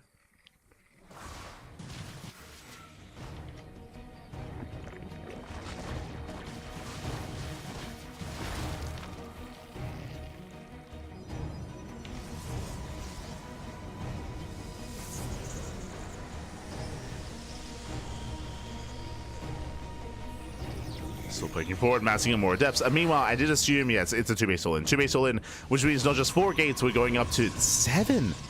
7 gate Glaive Adepts. I just assumed up to 6, but okay. 7 gateways. The Spine Callers, the Sun Colonies are done. Adepts, they bust in. They do try to focus on one of the colonies, and it will go down. The Lings are coming from behind, though. And they come in to support. They collapse on the Adepts. Not quite able to save the colony, but Hydras, they come in to reinforce. Lings do go down. Yeah, the Zerglings are cleaned up. You can see here, 3-point replacing that sunken colony. Does replace. The Adepts, they're too low. Yeah, they're too low. They're being cleaned up. Upgrades are on the way. Lings, Adepts, they do get past. They do sit by. Delaying 3-point, forcing him back home. They force him back for a moment, but 3-point has gained map control. He's running up behind this. Now gases are on the way here for StarCraft. He's trying to transition out as well, but he's stuck on pure Adept. He has nothing else. He has no Robo, no Forge, no nothing. Now he starts the Robo and Forge, but this is so late, and this has not been worth it. Not worth it for StarCraft. Again, he went 7 gate Glaive Adepts, and what did he get for it? He got 2 drones. He got 2 drones. He got some Zerglings. He got 3 Hydras. He got 1 colony. That is not good enough. Hydras start stepping in. Anyway, we do have the sentry on the high ground. Does force field. Forcing back 3-point. 3-point behind this droning. He's droning up. He's containing his opponent on 2 bases. He does not have to break his opponents. Not at all. Pushing up a ramp here is not going to be easy. Just take it slow.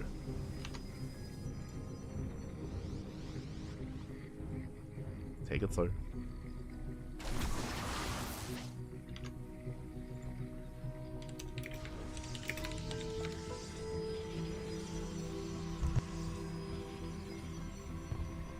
Three-point open, hatch, gas wall. Thank you for letting us know. I was, of course, focusing on just the map itself. I was having story time on Troy and the gas guys, the simulators. But yeah, thank you for letting me know. To go for a more economic opener, I should say. Blair is down the way.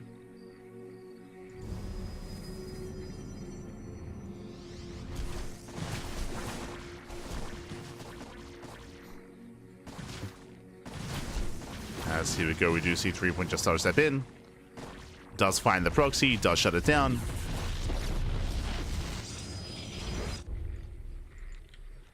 And Start, he's slowly working towards the mid game. He's got Storm now on the way, +1 on the way, third base as well. Start is behind, like Start, he's still in a rough position.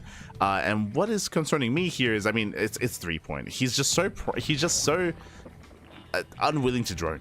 Like, he could just drone, get a fourth base, and get up to 80 workers. Like, right now, he'd be somewhat free to focus on his economy, but he's staying on a lower drone count on Mass Hydra. He's not taking up into lurkers, but Storm is not done. Oh, Storm is not yet done. He's now moving in. He can take the fight. High Templar exposed. Speaking of, and I've said you shade past. Storm is still on the way. He's going for it. He is going for the kill, going for the throat. He smells blood in the water. High Templar go down. GG gets called. 0 Storm. 5 seconds away, and threepoint. He will overwhelm. He will claim the series 3-1, advancing on to the grand finals. GG.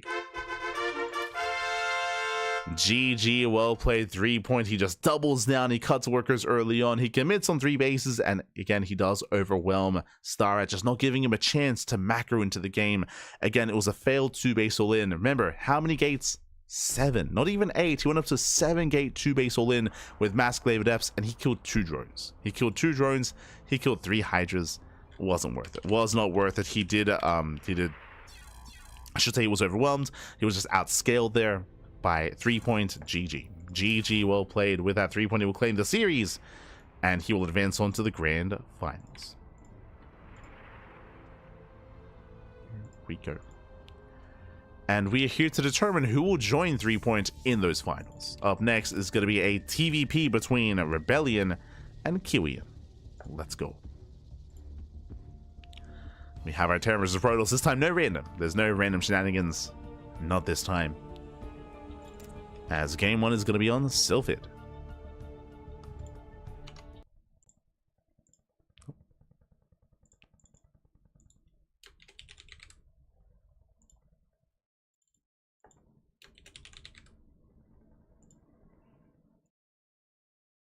Here we go.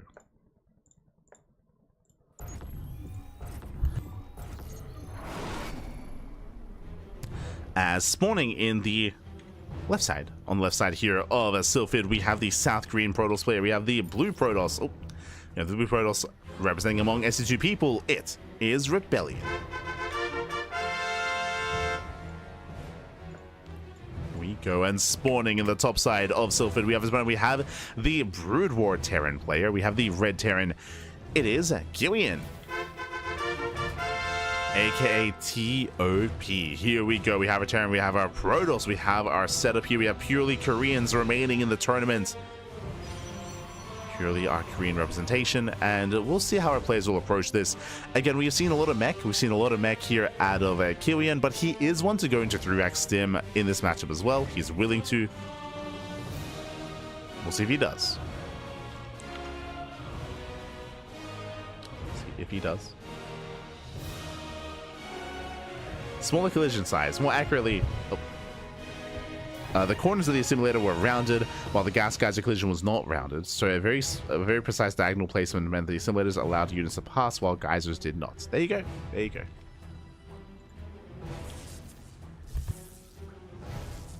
But that was the case in Brood War. Unfortunately, the way the models work here in SE2 aren't quite the same. So that's why in SE2, at least on Troy, at least again due to SE2's limitations, it just turns into just permanent rocks. At least from my understanding, which I'm totally okay with. I'm totally fine with it. But it is a slight difference. I mean, there have been other changes as well. Like if I recall correctly. Oh god, what's the name of the recent ASL map that was ported over? But I believe Xel'Naga towers were added, right? I believe Xel'Naga towers were added in the StarCraft Evolution version, as opposed to the Brood War version. Like, there's always like little changes like that. Bloody Ridge? Am I thinking of Bloody Ridge? No, not Bloody Ridge. The other one. Right, how to ladder on Evo. I believe there is a beta version of the ladder currently on the arcade. I believe it's still in beta. I don't think it's in full release version yet, but they have their own like matchmaking and their own MMR system. I haven't tried it myself yet. I know that others have been playing around with it.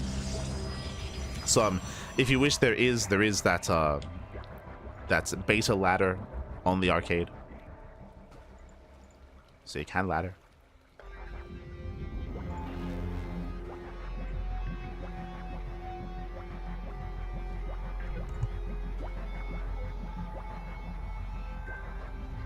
So now we do have a Stargate opener out of Rebellion. Does open Stargate. Meanwhile, we just see from Kiwian going for his own second factory into Vulture production. Again, no surprises here, but he's going into mech. So double factory, massive Vulture here, working towards spider mines, working towards eventual ion thrusters as well to gain map control. Building up. Likewise, Rebellion behind this, going for his own Oracle. Again, mech is a little bit more viable here with the Brood War race. I say a little bit more just because mech has been making a resurgence in SC2 as well, with also battle mech, with mass cyclone, of course. We have seen a lot more from of that from the Korean Terrans in recent weeks. But here it's a very different kind of dynamic here with the Vulture instead of the cyclone. As your Oracle does dip into the mineral line, there's limited anti-air, by the way. By that I mean there's no anti-air. SCV's going to be going down. Marines have to race on over from the bunker, but a late reaction from Kiwian, and SCVs are falling. They try to mass repair to buy some time, but SCVs are still going down nonetheless. 5 SCV kills and lost mine time, and we just kill every Marine. Yeah, every Marine is going to go down. 3 Marines fall. Is that just game? This is critical damage. Goliath production has begun, but that is 8 SCVs at the same time queuing across the map. We have a full wall. Yeah, we have a wall set up. Spider-Mine does burrow. Stalker does start to step back. And Kiwian, he just can't do anything here. I mean, the Sentry is floating unit as well. You know, the Sentry is crazy. 14 SCVs. 15. Oh my god. 15 SCVs go down. The Oracle does escape. And that is a very rough start here for Kiwian. 17 SCVs. Again, unfortunately, he just had limited anti-air. Unfortunately, just later Goliaths. No scout earlier, so he was unaware of the tech of choice. He was unaware of the opener of his opponent. He wasn't ready for something like an Oracle. He was not ready. And this one Oracle has 20 kills, by the way. 17 SCVs and 3 Marines. This is the MVP Oracle, and may have just won Rebellion in the game.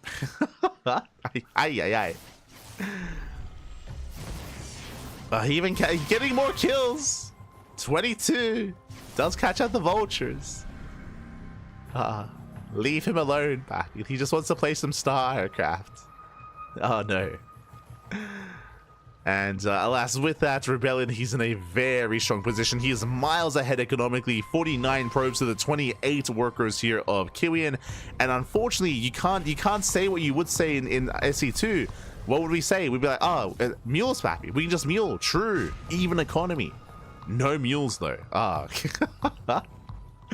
So, again, one Terran is not quite like the other. Here, the damage is even more critical, even more brutal.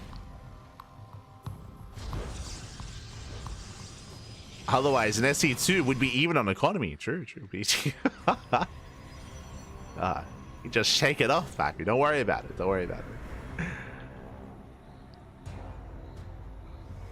And with that, now getting to ion thrusters.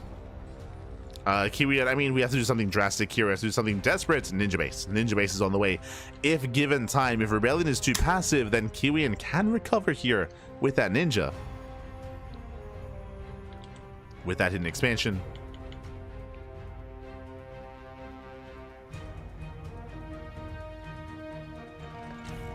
Likewise, Vulture setting up in the center. We're slowly working towards a greater mech army. From the side of Rebellion, how are we taking from Stargate opener into what? Into 1-1 upgrades into charge, I would imagine. Oh, no, sorry, into Blink. Blink first. Getting into Blink Stalkers.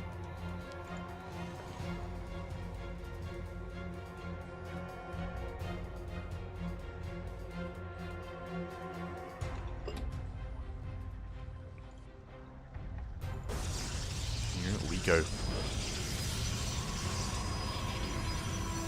SC2 Pro set up a 4-minute third and turn won't be able to do much about it. Yeah, they wouldn't need to. They have mules. They'll be fine.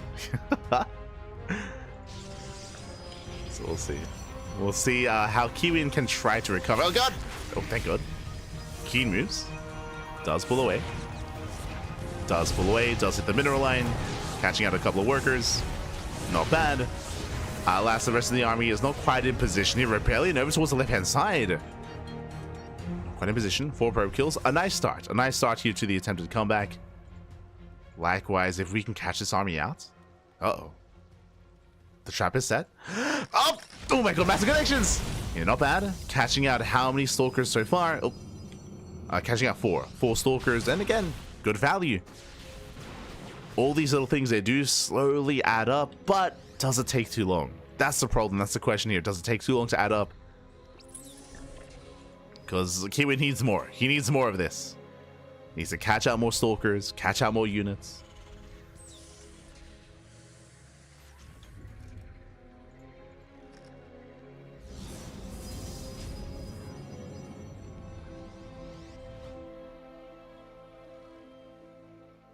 Once again, at least he's getting away with that ninja base. It's slowly paying for itself. Rebellion ready for the blink. Spider-Mines ideally do deter that. We have Spider-Mines here on the right, and some here on the left. So Kiwian, he is contained. I mean, he should be contained on 2 bases, but because of the ninja, like he has a bit of a better economy than Rebellion would otherwise be aware of. Second Stargate. Hello. Second Stargate. He blinks in. He does go for the dive. He gets 1. He gets 2 tanks. Takes down 2 tanks. Takes down the bunker as well. He will bleed out some stalkers in the process, but not the worst trade here for Rebellion. Bearing in mind he does have the greater economy. Does blink away. Does blink away. That was another 7 stalkers or 2 tanks. A better trade for Kiwian, actually. Not bad. Does punish 7 stalkers. Ninja base is getting up and running. And again, he's hoping for more of this. He's hoping for more overextensions from Rebellion. And then he can recover. But Fleet Beacon's on the way. Scan does reveal the Fleet Beacon. He's now aware of the attempted Sky Toss. This should be for Tempest production. Rebellion taking up. In towards Tempest.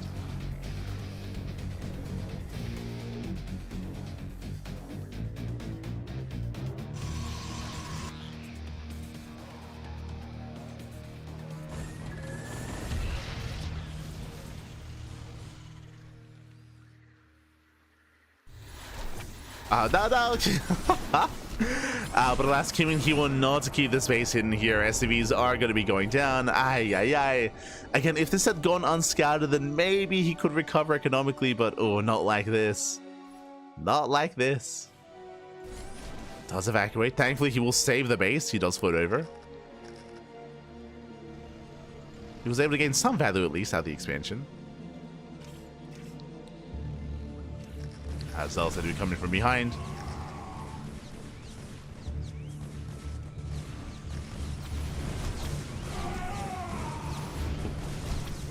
Likewise, kiting back. Does kite back, does kite away.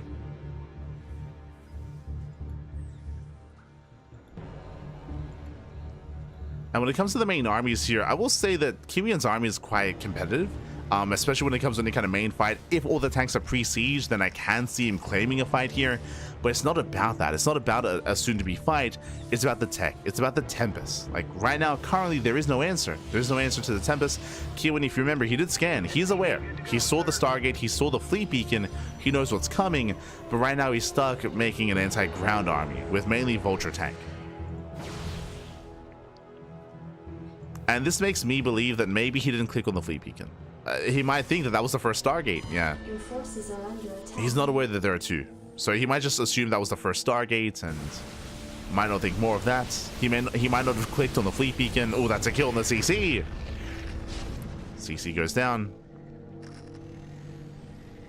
And what shoots up here? I mean, now the Tempests are revealed. We have 3 Goliaths. 3 Goliaths so far. Goliath production has begun. Zealots get on top of the tanks. Ooh, brutal blink. Yeah, tank boys, they do pop up, they do punish. Yeah, once again, rough positioning there from Rebellion. Again, he has to respect that tank line. Has to respect it. And despite the disastrous start here out of Kiwian, he has since recovered. Again, the ninja base did help, it did play its part, it did play its role, but the fact that he's playing mech as well also is helping out, as he has a very efficient army, and we have seen Rebellion take some rough fights. Does move out with a massive counterattack. Unscouted. Rebellion moving in. Once again, tanks it will punish the Archons. Oh, one Archon goes down. He gets one. He gets two. Takes down two Archons. Vultures are revealed. Rebellion, that lead that he once had. I mean, he still does have it tech-wise, but again, has been taking some really rough fights. There go Vultures. They bust into the mineral line. We have two Tempest to defend. There's the recall. Forced recall back home. Zealot drop into the main. At this point, Kiwian is back in this. At this point, he has recovered. He's back in this game. Very impressive. Oh, let's go defensive matrix here on the Goliath. Stutter steps in. The tanks are exposed. Zealots, here we go. We're diving on the... Oh my god, once again, he blinks in. Once again, the blinks get punished. Well, he does take down the first line of defense. Yeah, 3, 4, 5 tanks going down. Mass repair on that final tank. Takes down the CC. But Rebellion, he throws away so much of his gateway army doing that. Again, I've not been fond of his blinks. He's been going full patience on us. He's been blinking in time and time again into tank lines.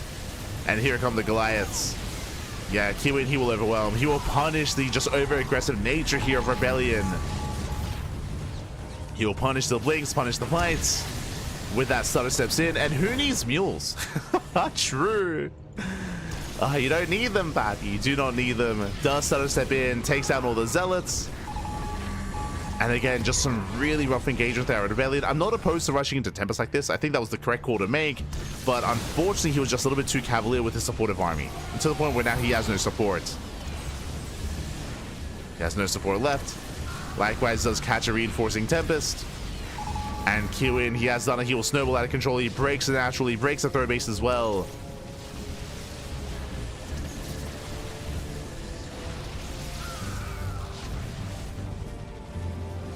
I miss patience. I miss him dearly, Matthew. I miss my patience. Every now and then, though, every now and then, like patience, he takes over, you know. The inner patience just takes over the Protoss. Whether it's Hero, whether it's Rebellion, whether it's Classic, every now and then, there's just a little bit of patience in them. We appreciate it. Kicks him out of the chair. Takes control of the wheel. It's beautiful. And with that, another expansion is going to go down. Again, at this point, Rebellion, he cannot quite keep up with this kind of army. He does go for the base trade. Let's go. Does go for the base trade. What does he have for this? He has 3 Tempests, has a couple of Stalkers. It does take down the tanks. Not bad. And again, we are trading bases. Kiwian, he doesn't push into the natural. Oh, he's rotating over to do so. Meanwhile, Rebellion has been banking up at those Zealots. Ooh. Oh my god, the Spider-Mines are brutal. Spider-Mines are going off. Ideally, Kiwian does want to drag the army into the minefield. Ideally. Does find another expansion. Oh, speaking of minefield. Oof. Oh my god. Speaking of minefield, does run through, does run past, and every Stalker goes down. Ay. The minefields are brutal. Speaking of, oof. Yeah, once again connecting with the Zealots. Once again does punish. Speaking of punish, Kiwian is getting surrounded. Yeah, he should not be here. Does get completely surrounded, completely swallowed up. Yeah, Kiwian does overextend. He got a little bit too excited. Remember, he saw the movement of the army with his spider mines, but he's still committed anyway. So we still have a game here. So, as we said, Kiwian is on 3 bases. He's on a 3 base economy. He's floating over his main to take as a 4th. So getting into a 4-base setup. Meanwhile, Rebellion on 3 bases himself. He has 2 Tempest remaining, 2 Tempest. He's built up his Zealot count.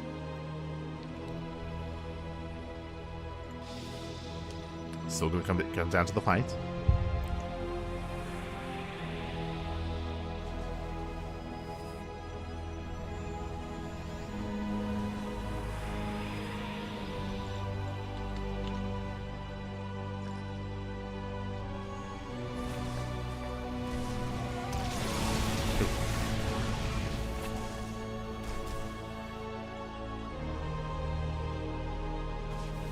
Kiwian's still building back up.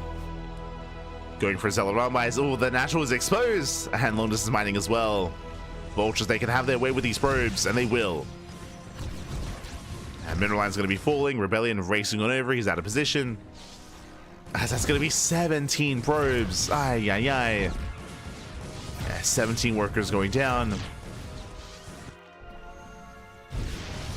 Recall is on cooldown. He cannot recall. More mines. And Kiwian, he's running away with this game. He's running away with it. Running away.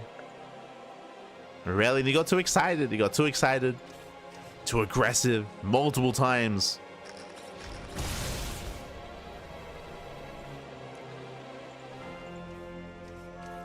With that now moving out. Another mineral line is exposed. It's all or nothing for Rebellion. He's looking for bases, doesn't find any. Pushing into another minefield. Oh my god. He's also trying to bait out the mines. They try to bait them out. Oof. Meanwhile, we have Mass Goliath to defend. Let's go. The Mass Goliath. Ah, it's Spirit all over again. As Star steps in, GG gets called, and Kiwian, he will pull off an insane comeback and take game number 1. GG. Whew. GG, well played. Again, Kiwian, he did persevere, was able to get away with the ninja base for a time, and it did end up paying for itself in the end, just barely. Likewise, we saw Rebellion take some really rough fights multiple times, blinking forward into siege lines, bleeding out 7 stalkers at a time and time again. Those were expensive losses, and yes, he was taking up towards Skytoss, towards Tempest, which I think was the correct thing to do, but the ground army was lacking as he just kept trading out and bleeding off stalker after stalker. Archons as well. Just really rough fights, really rough engagements. Again, it did feel like Rebellion was a little bit too impatient and a little bit too patient. It does make sense. GG. GG, well played. With that, we are getting into game number 2. Game 2 is going to be taking place on Vermeer. Let's go. As we're jumping into game 2, and we'll see if Kiwian can extend his lead. We'll see if Rebellion can bounce back. Again, I do believe the Rebellion is quite comparable in skill to Kiwian, so personally I'm hoping for a back and forth, but we'll see. The pressure is on. The pressure is on.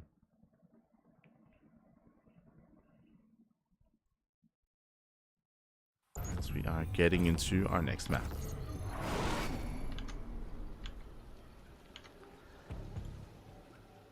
And spawning in the bottom right hand corner of Vermeer, we do have the South Korean Protoss player. We have the Blue Protoss representing among SC2 people down in the series, but it's the best of 5. Plenty more games ahead of us, plenty more games to come. We'll see if we can bring it back.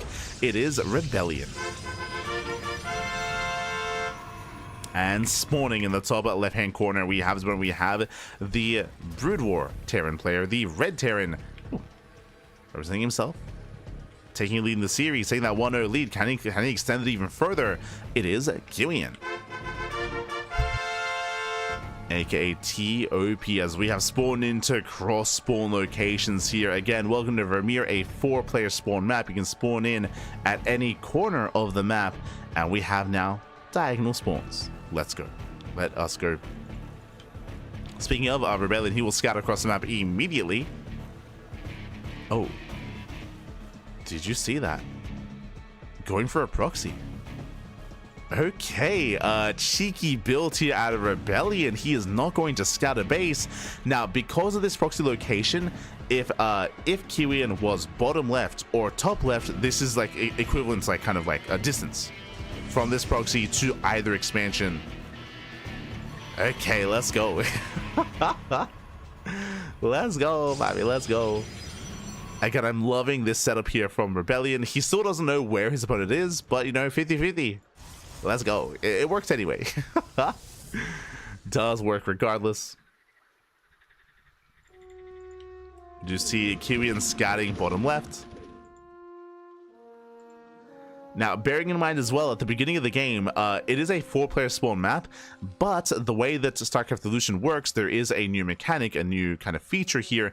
It does cross out one possible spawn location. So I believe for our 2 players here, at least for Rebellion, it was revealed his opponent was either spawning in top left or bottom left, not top right. So again, this proxy is calculated. He scouts, he does scout, he does confirm the location of Kiwian. Let's go. Does confirm. And it's proxy Stargate? Are we going proxy Void Ray? Or is this just Oracle? Because this could just be proxy Oracle to get economic damage, then you just expand. Yeah, okay. No Void Ray. So proxy Oracle to deal economic damage. I mean, based on what happened in game 1, this makes sense. Remember, how many kills did that one Oracle get? Was it like 22? He got 17 SCV kills and then 3 Marines, so 20 in total, then he came back for more. So he got 20 kills with the first Oracle in game 1. How many do we get in game 2? Oh, as we're rushing into the armory. That does mean that we will have access to faster Goliaths than previously. Meanwhile, Kiwian, he does scout, does confirm the setup. Vulture is spotted. Oracle's on the way. Let's go. As he does zoom into the natural. SCVs are going to be going down. Immediately Goliaths are on the way. So faster Goliaths production this time from Kiwian. Again, really smart to go for the earlier armory this time. Again, the armory is a prerequisite for Goliaths. But despite that, SCVs are still going to be going down. But they're almost done. They're almost out. Yeah, this time they're almost out. And the Oracle's already out of energy. Only 4 kills. And the proxy gets found. The proxy is scouted, and Kiwian will hold. So, as opposed to the previous game, and this is where I have to be concerned. Look, if Rebellion can kill, if he kills 17 SCVs and still falls behind, then we're in trouble. Because that's what happened in game 1. Here we only get 4 SCVs, and that much more concern for Rebellion. Now, you could argue that because Rebellion had a massive lead, maybe that's why he was so cavalier. Maybe that's why he was so careless with his army, and he was taking some really rough fights and really rough trades. Maybe he wasn't respecting Kiwian enough because he was ahead. Now that we're in a more even state, or even behind game state, now we might just be seeing him tighten up his play, of course, be more careful, be more reserved with his play, with his army movement, and lock in. We'll see. For now, though, I'm concerned for Rebellion, 100%. I mean, I'm very concerned for Rebellion. Aye.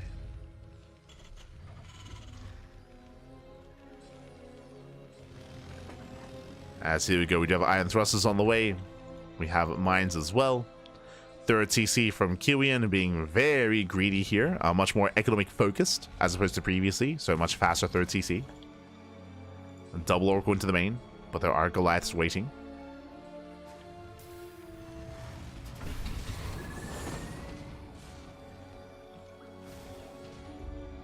And Goliaths will zone.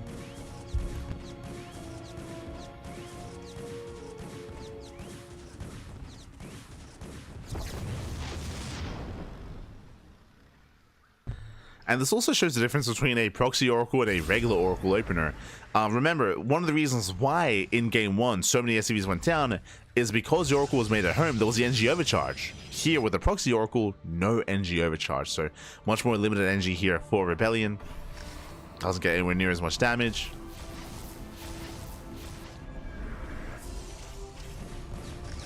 With that, players do move out.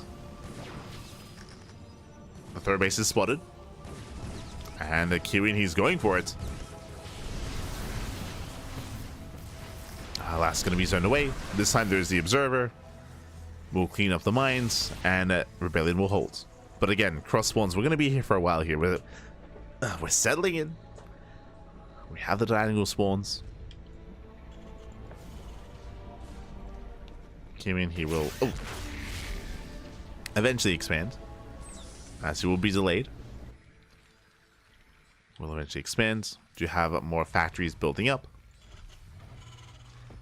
Embracing that mech style once again. And this is where there's going to be a lot of pressure on Rebellion, because the reality is that Kiwian is building up a very efficient mech army, as we saw previously. Like, the supplies will lie here, with Kiwian's army being that much more efficient, that much more effective as he builds it up.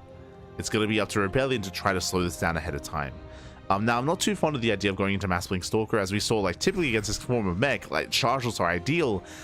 Typically, they're ideal, but I mean, that's where the Spider Mines do complicate things. But there we go, charges on the way. We have 2 siege tanks ready for this. Bradley pokes forward, he does see the army. Oracle's towards a natural.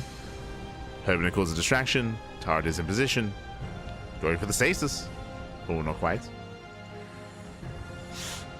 Yeah, there we go. Does go for the stasis. Kiwi does notice, he pulls away.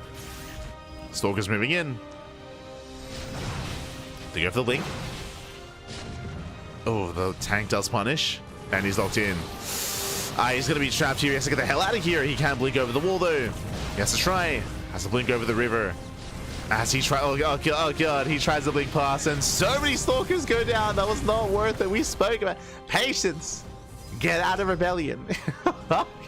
Get out of him. That was not worth it. And just like that, how many Stalkers just went down? 9. 9 Stalkers. That is brutal. And here comes the counterattack. Kiwian, he knows the Rebellion. He's exposed. He's vulnerable. Now is the time. Stasis does go up, and the Rebellion doesn't turn around. He commits. He warps in. We could end up in a weird base trade. We could base trade here and now. As at home, there's 1 sentry. There's 1 sentry and 1 immortal to defend. Now the Stalkers, they catch reinforcements. They can also recall at a moment's notice. They can recall back home. They're the defensive warp-ins. Tanks, they're sieging up, getting in position. Spider Mines are set. Oh. Stalkers catching more tanks, catching more reinforcements, at least trying to. And this third base is forfeit. It's completely cut off. There's that recall. The tanks, they're within range. The tanks, they are within range. There's that recall. Couple of points are here to repair, and the tank boys are brutal. Yeah, the Stalkers, they're completely shut down. Yeah, the Stalkers, they do nothing. They completely go down. There's 1 Stalker left. And Kiwian, he's done it. He's broken through. Again, respect the tanks. They're crazy. And with that, to the base will fall the mineral line as well. Unfortunately, no charge ults were ready here to try to break this position. The Oracle doing the count. That's going to be 19 pro kills. GG gets called. And Kiwian takes game number 2, takes a 2-0 lead in the semifinals. GG. GG well played. You can see just how brutal those tanks are. If there's multiple times now, we saw Stalkers try to engage into tank lines, and it was never worth it. It's in game 1, here in game 2 as well. Never is worth it to try to push in within range of those tanks. They just punish the Stalkers so hard, and Rebellion is finding out the hard way. It's finding out the hard way. This is not the answer. This is not the way. Aye. Not like this, papi. Not like this.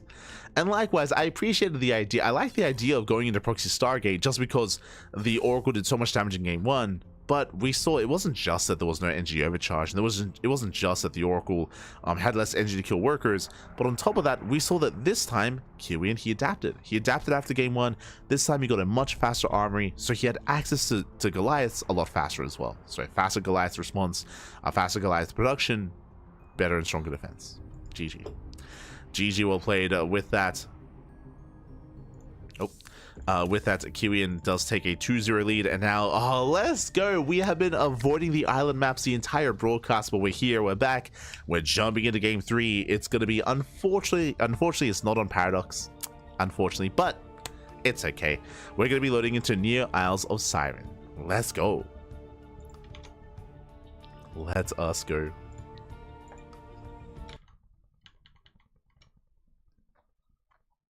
As we are getting into our next game.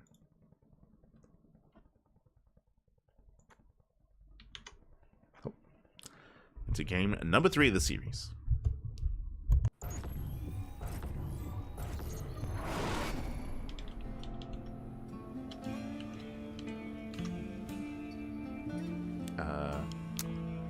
Soon, TM. We'll get the Hold on. There we go. There we go. As we are getting into our next game, into potentially the final game of the series, and spawning in the bottom right-hand corner of Neo Isles of Siren, we have the South Green Terran player, we have the Red Terran, the Red Terran player himself leading the series 2-0. It is a Kiwian,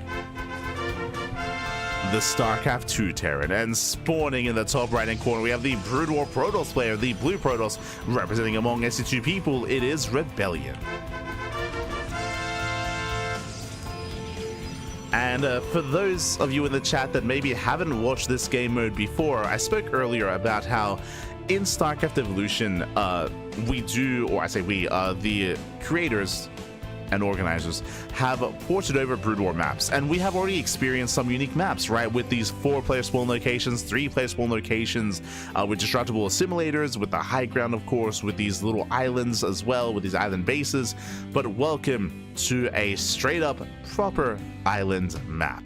There are many island maps now in the StarCraft Evolution map pool, like Paradox, like Neo Isles of Siren, like, oh, there's another one, Arkanoid, that's it, Arkanoid as well, which is like a pseudo island map.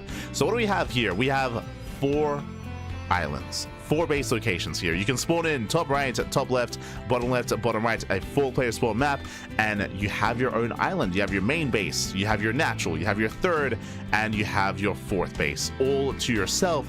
And you can see here that we are cut off by these small rivers. These rivers, they actually cut the map into quadrants to make sure that players cannot actually traverse without something like drop play, warp prisms, nidus worms, recalls as well to go from island to island. There's a 5th island here in the center, so we have a 5th island with gases, with minerals, of course, but everyone has their own island initially. Now, this map was more extreme. Fun fact, in the past, by the past I mean a couple of months ago, these used to be high yield gas geysers, which was crazy, by the way. So you could take high yield gases and you could rush into mass muta or mass skytoss a little bit more efficiently, a little bit more effectively, but that has been taken away. Now they're regular gases, so it was getting a little bit crazy, a little bit out of hand. It's getting a little bit out of control, so now we have regular gas geysers instead, as we have a Stargate opener out of Rebellion. Now, there are some unique builds here. We could go into Skytoss, true, and I expect Skytoss out of Rebellion. If we had SE2 Protoss, then there are ground-based all-ins where you can go for mass gateways, and you can go for a warp prism and just warp in across the map, right? You just warp in and you just go for an all-in. Go for like a 3-base all-in or a 2-base all-in. That was viable, but because of how Brood War works, there's no warp-in mechanic. So I feel like Skytoss is the only real way to play an island map as Brood War Protoss. And there it is, Fleet Beacon is on the way. So I would say that Brood War Protoss is a little bit more limited in how they can approach island maps. Meanwhile, SC2 Terran, we have seen Terran players go mass Sky Terran and go into like quadruple starport production into mass Viking, which is crazy. Or you can just go for drop play. You can go for like a 2-on-1 early stim into just drop play across the map. So like likewise, SC2 Terran, they have some options. You know, you can go into bio and drop play. You can go into Sky Terran. You can go into mech with Sky Terran as well. Meanwhile, do you see what I see? Reactored Viking? That's got to be Reactored Viking. Let's go. Second Stargate, mass carrier on the way. And yep, there we go. Reactored Viking, actually medevac Viking out of Kiwian. Does claim his expansion, so we do see that the scout is scouting, looking for Kiwian. And the scout will find the CC. Now he knows. Ooh, will delay as well.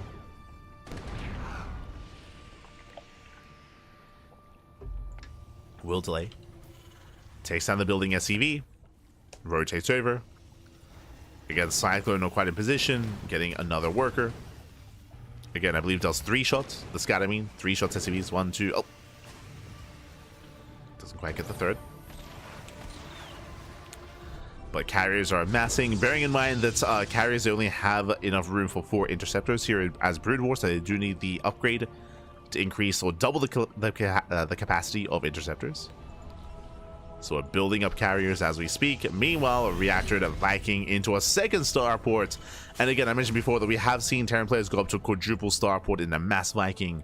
Because hey, Vikings, they can land. They can land as well. They can also wreak havoc on the ground, not just the air.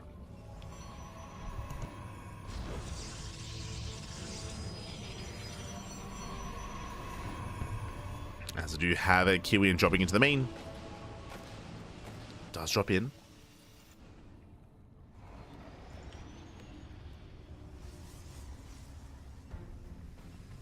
Does drop into the main base, does hit the mineral line. Alas, the Rebellion out of position, but does have those carriers. And it will force a lift. We'll lose 2 probes. But we'll kill the army. At least Kiwian is now aware. I mean, as we mentioned before, like, Brutal Protoss are quite limited, so Skytoss is usually the only way that they can play this out. Meanwhile, we have Mass Viking. We have the Mass Viking. And from here, we can go into Viking Liberator, or just pure Viking even, with Raven support. Ravens, of course, have their place as well, with the Sky Terran army. Carriers then moving out.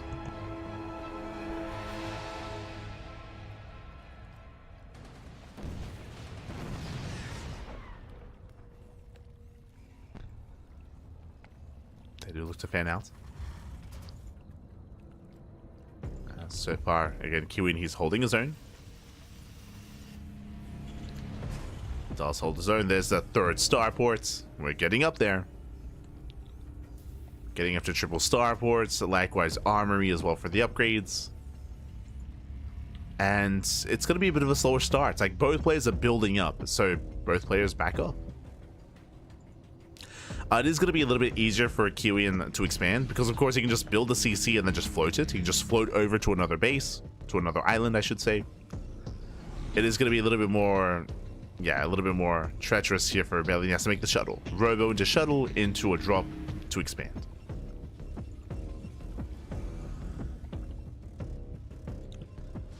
But we are getting there. Meanwhile, the sensor tower has been thrown down. We could see Kiwian throw down a wall of turrets, like a ring of turrets if need be.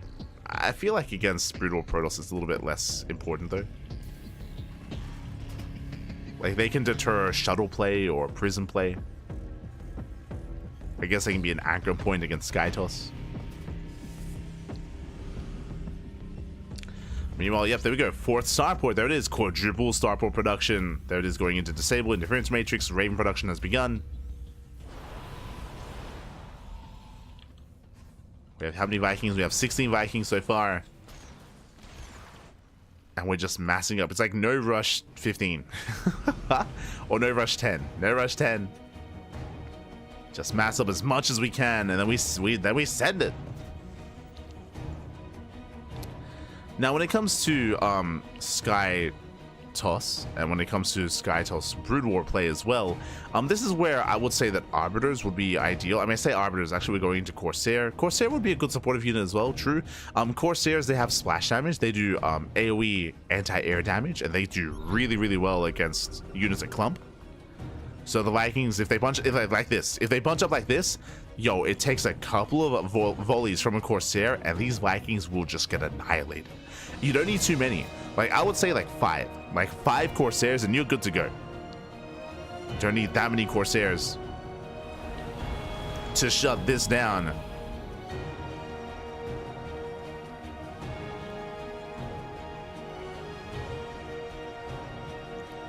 This is where Ghost support can be impactful as well with EMPs. But avert your eyes, I will say. If we do get up to that critical mass of Corsair, like Corsairs, they will have their way with this. Like we've seen many a Terran player. I think we casted. I think it was even I think Bjorn versus Hero, where Bjorn, he was maxed out on Viking, and again it was like 5 Corsairs completely shut Bjorn down. He was like question mark. It's like what? Yeah. The power of the Corsair. How many do we have? 4, soon to be 7. At a certain point, I would say that maybe too many. Like you don't want too many Corsairs just because they're limited what they can do, right? They can shut down the air army, true, but you need something to do with the ground as well. For now, though, like I wouldn't be opposed to like carrier, Corsair, Arbiter, right? Like Arbiters, they can lock down, they can recall, they can cloak, like they have their own utility as well.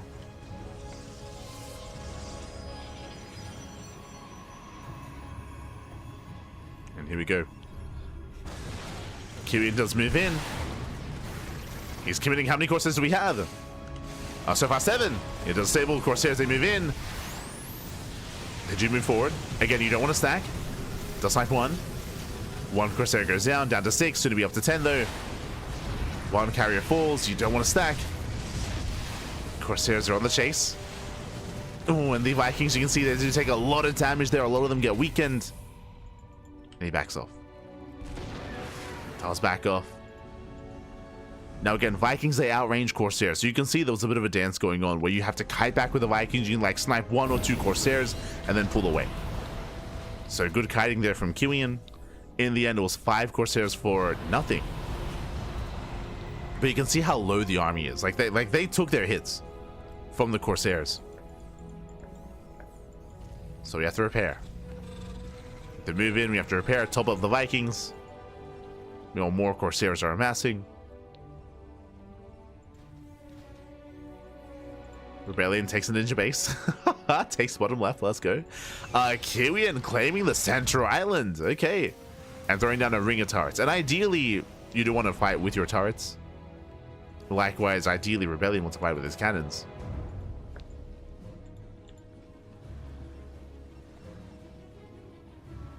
For now, he's up to 13 Corsairs. Now switching into Temple Archives. Yo, we're going towards Storm. I mean, whether it's Storm or Archons, they both have their place. Like, they're both a good supportive units for the Skytos army. The only problem with Archons and with High Templar, of course, is just how difficult it is to traverse between islands, right? So we need the shuttle. The shuttle's going to be very crucial here to the Storms, to the High Templar. Shuttle speed has not been researched. There is no bay. Yeah, so no bay, no shuttle speed. Temple Archives now done. Waiting for Storm. Meanwhile, Kiwian is maxed. He's getting to +3 ship weapons, massing out more starports to make sure he can remax after a fight.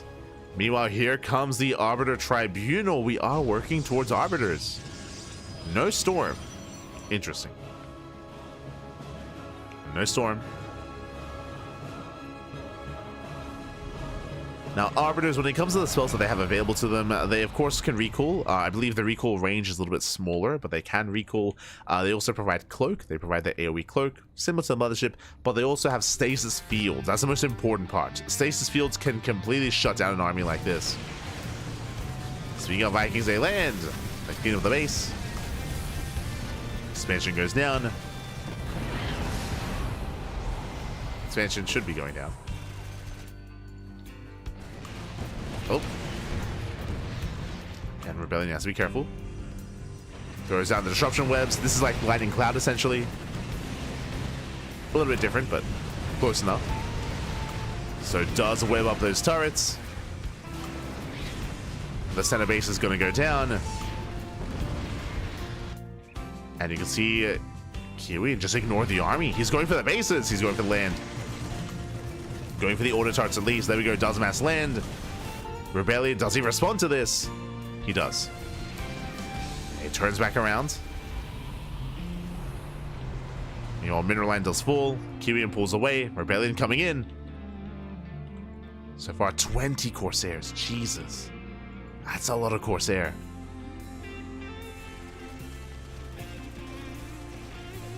They haven't seen the strength of the Corsair yet, and we might not, period. Depending on how the fights occur.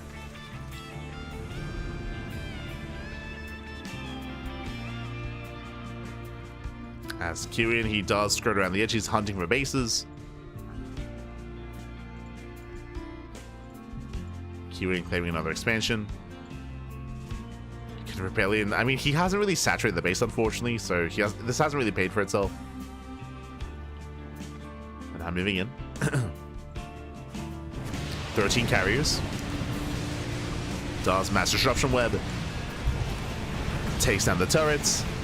Does mow through. Vikings out of position, so this base is going to go down, and Kiwian, he cannot support.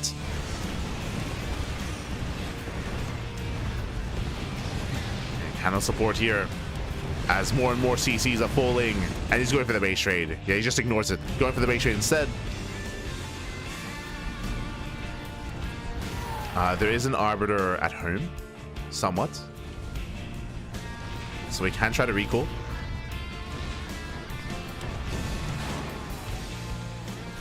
Likewise, there's a land that takes down another base. Yo, do we go for the production? Uh-oh. That's a kill shot. He's going for the production. Going for the main. Kiwian likewise going for the production as well. Just full base trade. Just full base trade. Oof. As Vikings do fall. Again, these starports, they're going to be completely cleaned up. Likewise, Stargates as well. Oh, there's a recall. It does recall back home. Does recall back, and the Vikings are landed. Oh no, the Vikings! Yeah, they're not ready for this. They're not ready. Corsairs. Oh my god, they get into the heart of the army. Yeah, the heart of the army. The Vikings, they just melt. The Vikings go down, and Kiwian, he plummets in supply. Ay, ay, ay. Not like this. Destruction web here on the auto turrets. And there's what, 4 Vikings left. There's no there's a handful of starports remaining. Rebellion, he dominates the fight. He's hunting down the Ravens. He wants them. He wants the Ravens. Oh, he doesn't quite find them though. Barely not. Still hunting. I mean, there's still a lot of bases and the starports are being rebuilt. So, but Kiwian, he has no bank. Kiwian, he's muling up as hard as he can, but he has no bank to work with. And with that Rebellion, he's done it. He has done it. He has overwhelmed.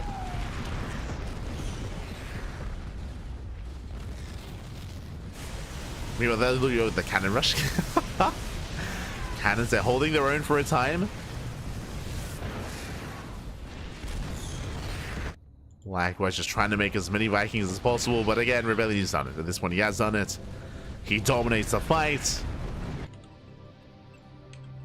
Again, I love the visual of the recall as well, right? Like I love that they reuse the vortex visual.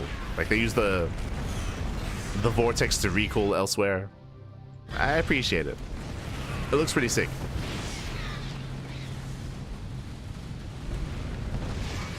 As recall basically just makes like a black hole, I guess, to like suck everything in, or a wormhole, more accurately, I suppose.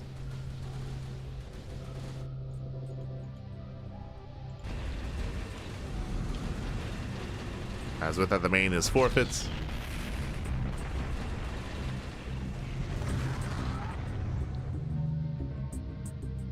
Here we go. Does move in.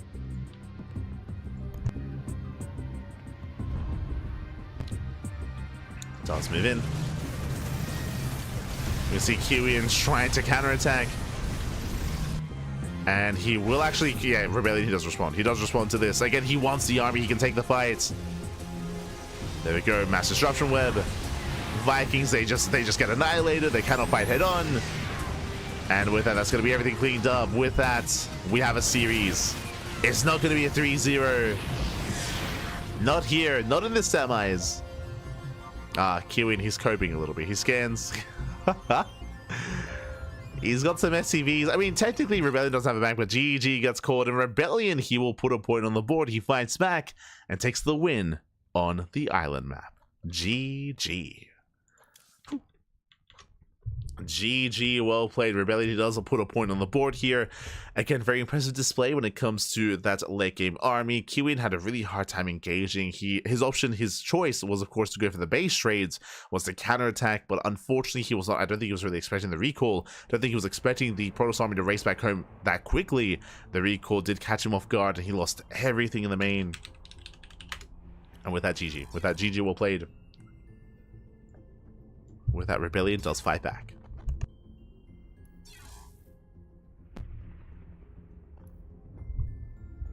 Here we go.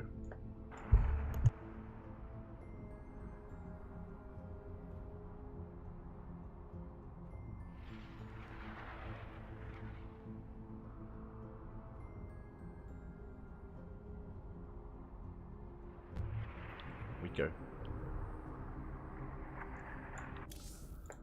As we're getting into game 4. Game 4 going to be on Purity and Industry. And we'll see. We'll see. I mean, Kiwian, he still is on match point. He still needs one more game to claim the series. Meanwhile, Rebellion has to fight back here and now to force the ace match. Let's go.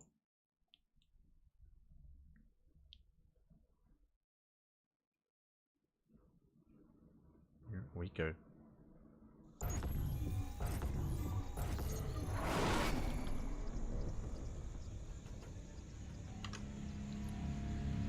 As we're getting into our next game.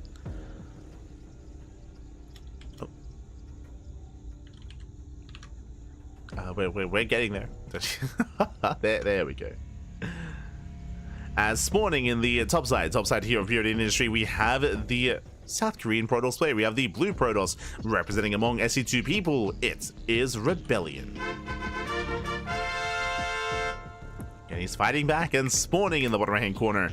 We have the Brood War Terran player. We have the Red Terran representing himself, but still leading the series 2-1. Still one game away from claiming the series. It is a Kiwian, aka TOP. Here we go. As we do settle in to not quite the island map that we were used to here. There is an island, true. There's an island here in the corner of the map, but outside of that, it is a shorter rush. Oh, I say shorter rush distance. I believe it's a bit of a longer rush distance by ground. But again, we are going to be close by air at least. Close spawn locations by air. That's why the slow zones come into play to slow down any kind of drop play, any kind of move out. We'll see how our players will approach this. I think we all know one thing though. I think Kiwian is going to play mech. He's been playing a lot of mech this series and has been embracing and succeeding and excelling with mech. The question really becomes, Rebellion does have a better answer. He's been playing a lot of Blink play, a lot of Blink Stalkers or Stargate openers into Blink, and has been having some mixed success. The Oracles have been popping up, but the Blink Stalkers, the control, the decision making of engaging into the army has been lackluster and has been hurting Rebellion more than anything. So we'll have to change his approach. Here we go.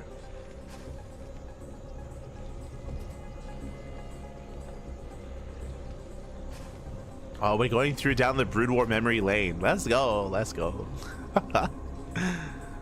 Unfortunately, I mean, Brood War was relatively popular here in the sense that, like, I played it, I had some friends that were playing it, I had some cousins that were playing it, but we never really had the luxury of being able to set up multiple PCs in one place. Like, we never, especially because, for us, like, back in the early 2000s, if there was a PC in the home, it wasn't like a personal PC. It's like the family PC, right? Like that's how we would have it. Where, like, you know, your parents would use it. You'd maybe be able to use it to play some games every now and then.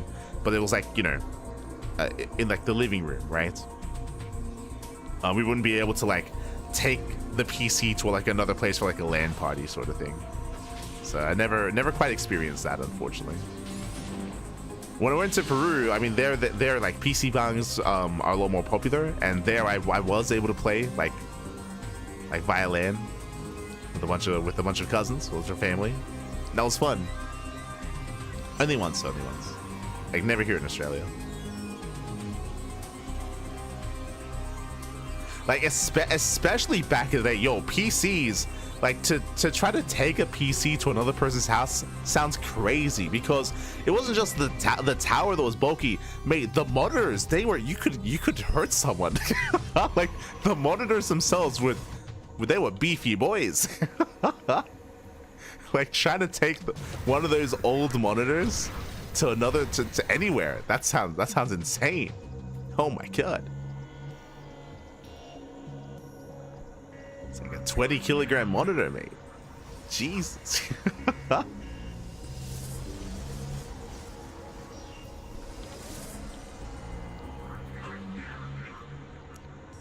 So I never experienced that kind of LAN party setup.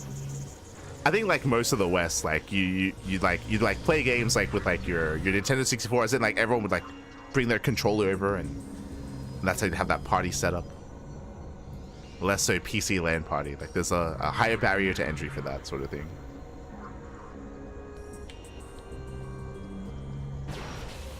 Huge monitor for so little screen. Yeah. Yo, oh my god, meanwhile, we have a game ahead of us. Rebellion rushing into the island. Okay. Rebellion. We had our openers, Robo Opener. So Robo Opener had a Rebellion rushing into a prison to get across the map to land on the island. Meanwhile, the Rax barely does miss it. Cheeky move out of Rebellion with a ninja base, with a ninja island base. Now again, so with the robot opener did open up Prism to get across the map to drop in. Likewise, the mortal production has begun. Meanwhile, we do have our mech set up here from Kiwian and blindly going into his own Goliaths. Does scout the Prism, so now he knows. Now he's aware that it was a robot-based opener, which means that the idea of rushing into the island might be in the back of Kiwian's mind.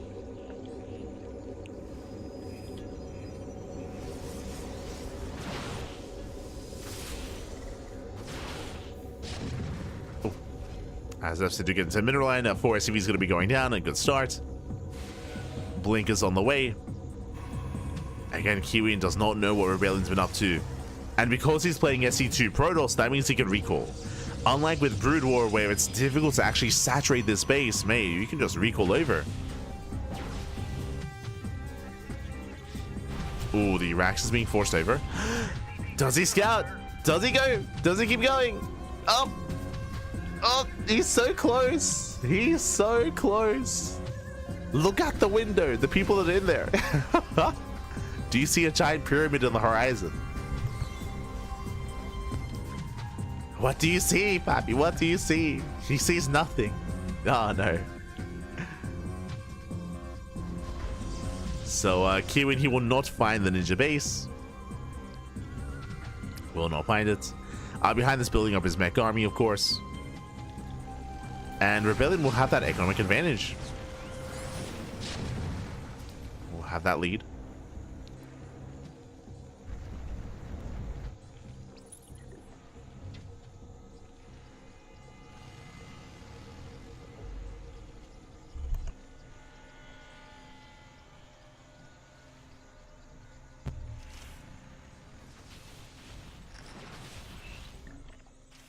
That's from here. Oh, Rebellion moving out. Does move out.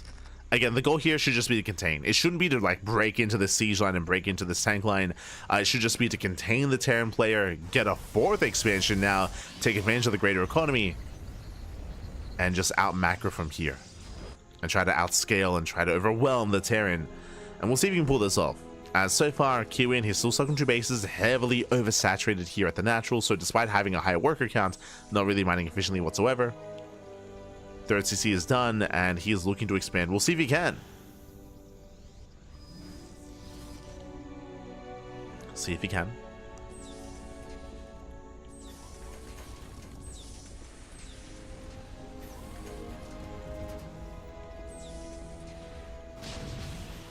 Landing his 3rd. Oh.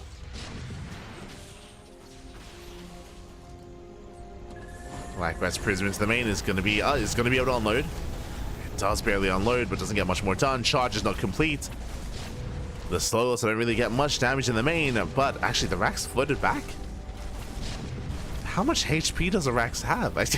He made it back home through the slow zone as well. Wait, did he scout the pylon? No, he didn't scout. Still not aware. Likewise, 3rd is now on the way. Kiwian, he breaks out, he expands. Once again, trying to bait the army into tank range. Try to bait him in. We graduated to from having a family PC to having my own with IMAX. Yo, IMAX. I never quite had one, unfortunately, but our schools had them. But yes, they were a lot more portable. As you're mentioning, it was like a monitor and like tower in one sort of thing, right? A lot more portable, I suppose.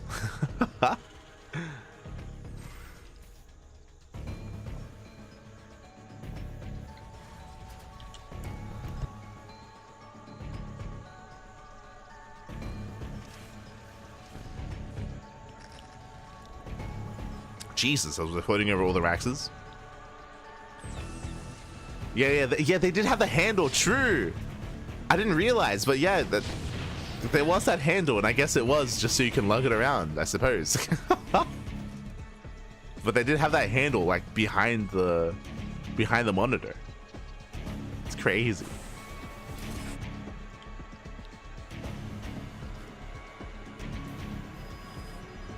Oh, the nostalgia.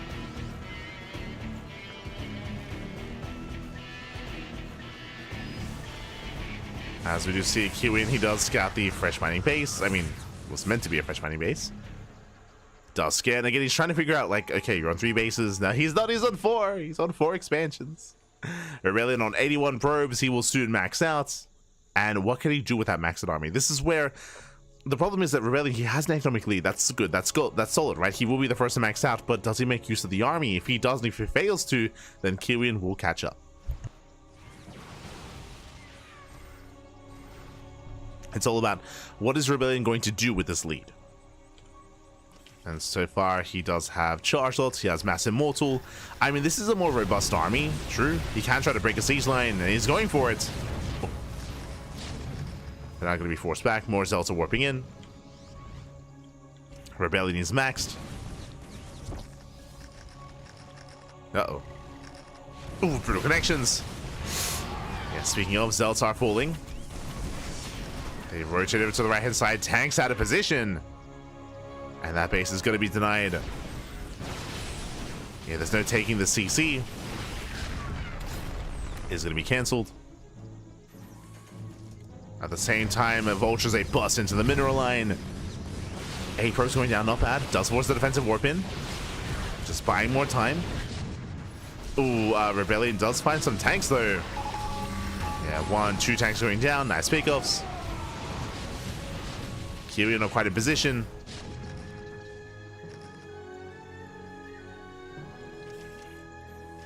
Kiwian, he's getting secure. Getting another CC. Rebellion, we're going to keep trading. We're going to keep going in. Moving into a minefield. And he does break through.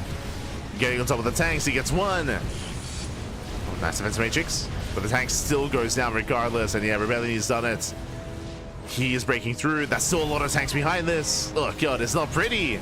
But the Immortals are immortal. That's what matters. Stalkers, they all go down, but the Immortals, they still bust through. And they barely bust through, and with that Rebellion, he will take it. He will clean up the army, pushing in towards the natural as well. And pushing towards the production, towards the heart of the Terran.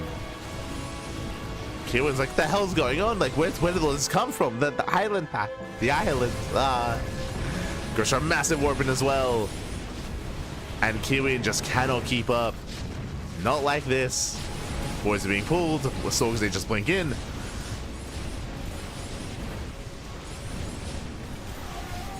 Yeah, and top Kiwian, he's overwhelmed. He's a run. GG gets called, and we are going all the way to the ace match. Whew. GG. We're going all the way to the ace match here. Again, Rebellion bringing us back from the brink. It was a very, very, very rough series for him initially after game 1 and game 2. But here, game 3 and game 4, some more cheeky builds, kind of. I mean, game 3, island map going into mass sky toss. But game 4, rushing into the island completely unscouted, completely just unimpeded. And with that, he was able to just overwhelm Kiwian with a greater economy, with a larger army. GG, well played.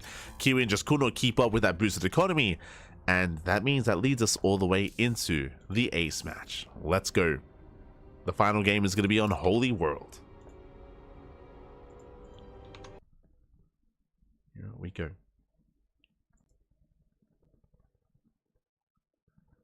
Here we go. We are getting in.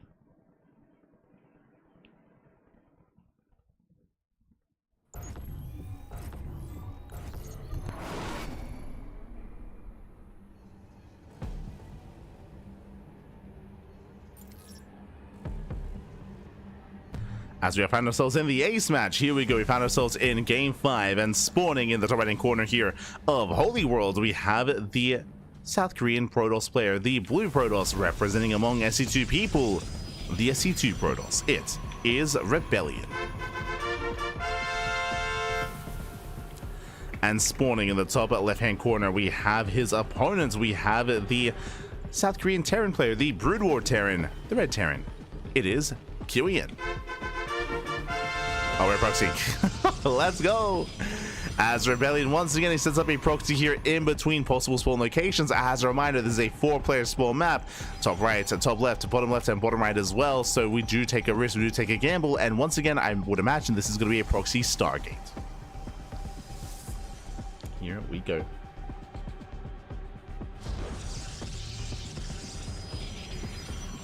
Brutal SC2 race is better. I don't have stats. Once again, it's one of those things where the game is being balanced actively to make sure that there is no big disparity like that. I would say the consensus was for a while that SC2 races were a little bit stronger in certain aspects, but you know, there have been patches to alleviate that. There was a big patch, I want to say a month ago, which did buff Brood War Zerg. Like, Brood War Zerg was considered to be straight up worse than SC2 Zerg. So Brood War Zerg has specifically its core units, the Hydra and the Zergling, was buffed. So that was a change that was made, for example. And again, that was like a month ago. I know changes were made for Skytos for Brood War Protoss just because the Scout was very lackluster and the transition into Skytos was very difficult for Brood War Protoss players. So I know the Scout was adjusted. I know there have been changes to the Carrier as well. Changes to the BC. I know the BC was also kind of like a bit of an awkward unit for Brood War Terran. And the BC has been changed a lot. Like, a lot has been done to the BC in regards to its HP, its armor value, its health value, its damage output as well.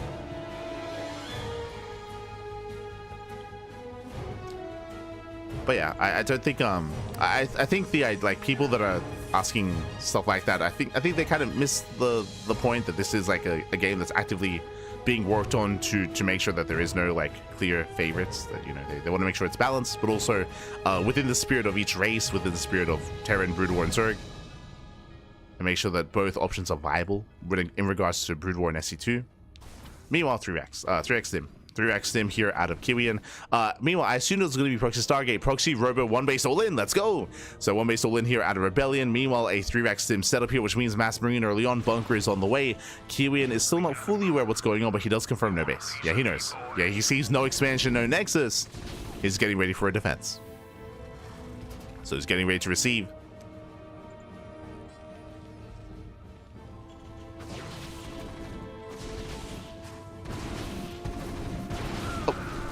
That means they start to step in. They do catch out a Stalker, not bad. One Stalker goes down. That's a lot of Marines falling, though. Yeah, the kiting here was brutal. So many Marines did go down, but the bunker is now done. Bunker is complete. The Academy should be complete as well. Alas, no Stim yet. Throwing down more Axes, more Marines. It's going to be massive vanilla Marine here to defend. There's that one medic. And behind this Rebellion, he expands. A late expansion, but Rebellion looks like he has confirmed, or he has realized that he cannot break his opponent. That most likely he cannot break Kiwian. So we're getting into a longer game.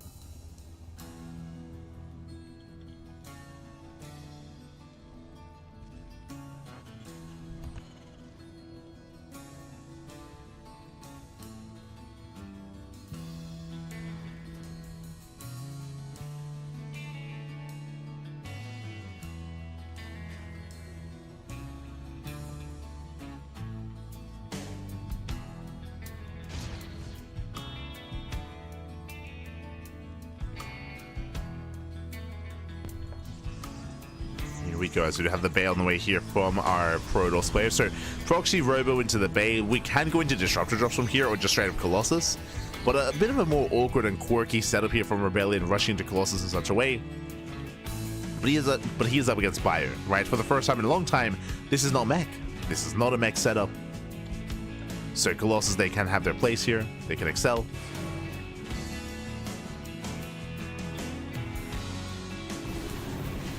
As he dropped us threaten the main.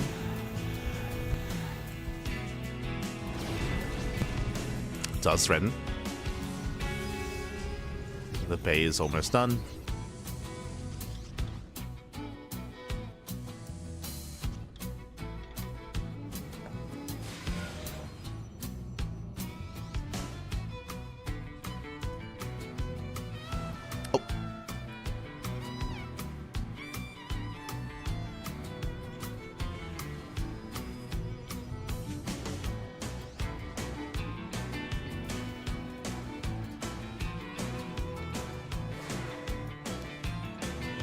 Once again, just threatening, just containing his opponents. Meanwhile, we have the Proxy Colossus production well underway. Let's go. Making use of that Proxy. Here comes the Colossus. Is on the way.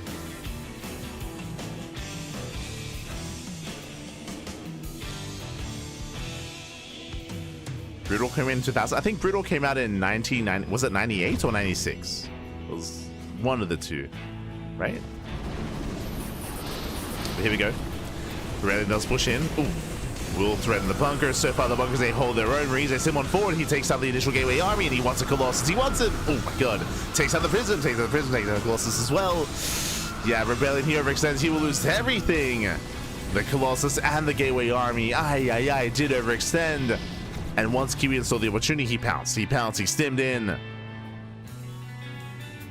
And with that, what is there left? Again, defensively, we can't even make Colossus defensively. The Robo's out on the map. What's at home to defend? Nothing. There's nothing at home. Warping in some adepts. Here comes a Colossus. Across the map. Base trade? It's maybe the only way, other than that recall, right? Other than that recall. Here we go. Kiwian, he stems in. Goes to the bases. And Rebellion, he does shade forward as well. Not much at home to defend either, by the way. Not much to defend. There is the one tank on the low ground, but GG gets called. Kiwian, he has too much to handle, and Kiwian, our Terran player, will claim the series 3-2, taking down Rebellion and advancing on to the grand finals. GG. GG, well played. A very intense back and forth series. We had some mech, we had some sky toss, we had some sky terror, we had some bio, we had some cheese, we had some proxies. We had a bit of everything here, even some ninja bases. And in the end, Kiwian barely comes out on top over Rebellion. Again, it was a cheeky proxy for Rebellion, but he did try to macro out of it. And a really awkward setup as well, unfortunately, is, you know, because of the position of the Robo, he couldn't reinforce with the Colossus back at home. Likewise, he was also caught with his pants down. He was caught out in the open with the Colossus, and he lost everything. The Prism, the Colossus. That was game. That was game then and there. GG, well played. Kiwian will claim the series, and we are now getting ready for the grand finals. Let's go. Again, 3Point has been patiently waiting, or at least was patiently waiting for his opponent. It is going to be a TVZ between Kiwian and 3Point. Let's go. Terran versus Zerg.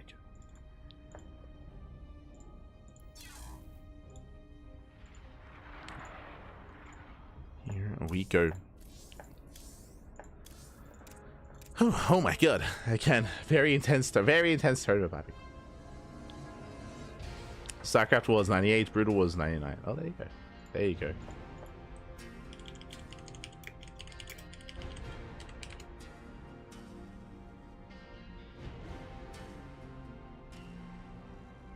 Here we go.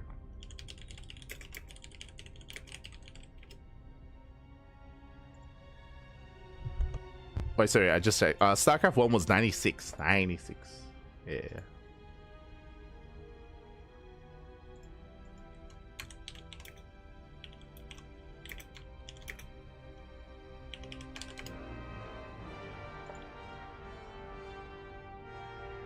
Oh.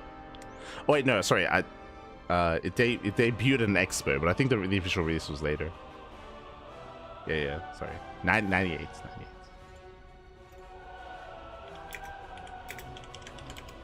But for now, we're going on a break. For now, we're going on a short break. And when we come back, we'll have our we'll have our grand finals here. Again, it's been a very intense broadcast. A lot of matches, a lot of ace matches, especially in the semifinals. Actually, we can have a look together. We can have a look together here at how these semis have progressed. Jesus.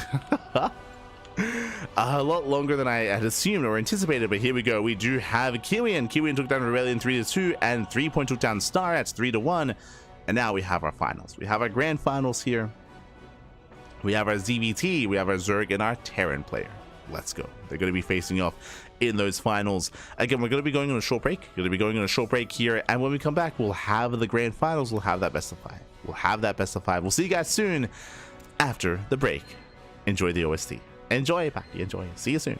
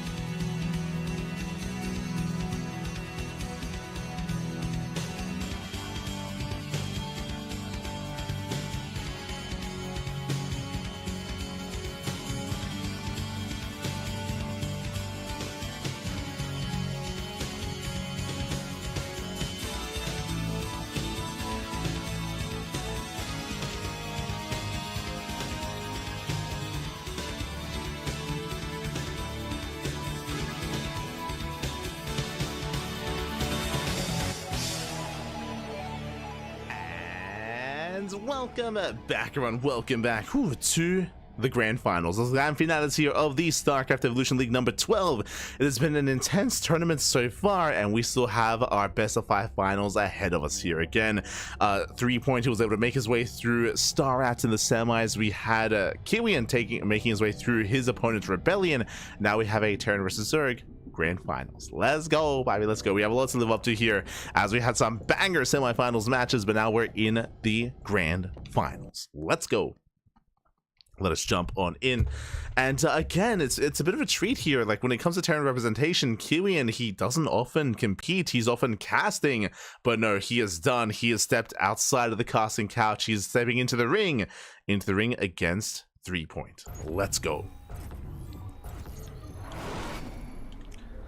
As spawning in the bottom right hand corner here of Vermeer, we have the I'll fix everything up. Oh, un momento. In the bottom right hand corner, we have our South Korean Zerg player. We have our red Zerg representing Team Hyper 1. It is a 3-point. And spawning in the bottom left hand corner, we have the South Korean Terran player. We have the blue Terran. It is a Kiwian. Here we go. Again, we have our SC2 Terran up against our Brood War Zerg player, and we have horizontal spawns, close by ground, close by air. Aggression is favored here if either player did want to be in the face of their opponents. Meanwhile, we have a Rax expand set up here out of Kiwian. Meanwhile, we do have our initial hatch first from our Zerg. Let's go. Now, when it comes to this matchup, we were featuring, I believe, a ZVT earlier. Yeah, we were featuring Rumieth versus Kiwian earlier, and Kiwian, he did actually flex his own ZVT. He was able to flex his own 3x stim timing, and I can see that being quite effective here as well. So we'll see if he does commit, if he does embrace. For now, we're calming down. For now, we're unaware of our opponent's locations, but the Overlord will scout immediately, and Kiwian, he will be found. 3-point, he will find him. Likewise, because of the high ground, I believe the Overlord should be kept hidden. It's going to be close.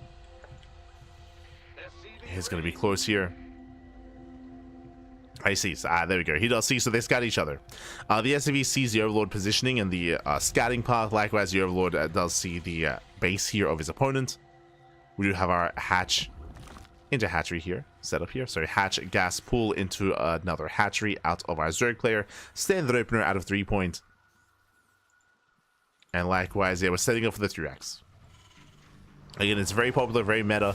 Now, Rumi did defend against the 3x stim timing with Ling Bane, if you recall. He was able to get into Ling Bane, he was able to surround, able to punish. And if you recall, that was the game that Rumi actually won against Kiwian. They went all the way to the ace match together. We'll see how 3-point responds and how he reacts. So far, he doesn't know. He's not fully aware of how many Raxes there are. We're expecting another Rax and the Academy out of our Terran player. Oh wait, no, my apologies. So SC2, my I was so Brood War brained. Never mind. This is not a 3x. I mean, this can still be 3x or not. 2-on-1. Okay, 2-on-1 out of our Terran. It's going to be an early stim timing here, but a little bit different. This should be hitting with Medivacs. Now, there are variations of 2-on-1 where you can go into an armory and you can actually commit into Hellbats as well for a stim timing alongside Hellbats. We'll see which one Kiwian goes for. If he goes for a standard 2-on-1 or one that's more committed. As there's that tech lab for stim.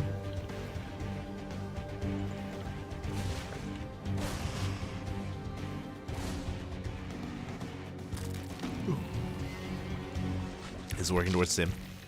Likewise, the Reaver just dancing with the Lings. Ling speed is almost done. 5 more seconds. Oh, from now. 2, 1, Ling speed kicks in, does pull away. We do have stim in production here for Kiwian. And we should be seeing that starport momentarily. Yeah, Marines are amassing. There's no heli in production, so most likely won't be that kind of like Hellbat variation. As the Reaper does go down in the main. Double Evo chamber here out of our Zerg player. Just doubling down on Ling initially. On his Link setup. There's that starport. Now, what I will say is that this is a delayed starport. You can see that there was plenty of gas to work with as well. So this build, the 2-on-1 is feeling a little bit off, but this is more committed. Nowadays in modern StarCraft, we're used to seeing 3cc 2-on-1s. This is just a straight up 2-on-1. Instead, this is more committed. This is more aggressive. This is more committed. This is more aggressive. This has to get some damage done. Otherwise, the Zerg player is going to take a lead. So the pressure is on Kiwian here. Meanwhile, we do confirm still reactor Marine instead of an Adelsov de Heli in production. So again, there's a high chance there's a 2-on-1 setup here. Now, for all that 3-point knows, there could still be a 3rd CC. There could be a 3rd CC on the high ground. So he's not fully aware of how committed and how aggressive this is. He knows that a stim timing is coming, but he doesn't know what kind of stim timing is coming. Getting into 1-1 upgrades. 3rd base on the way. Macro hatchery as well. For now, just droning, just saturating, building up his army. Building up his forces.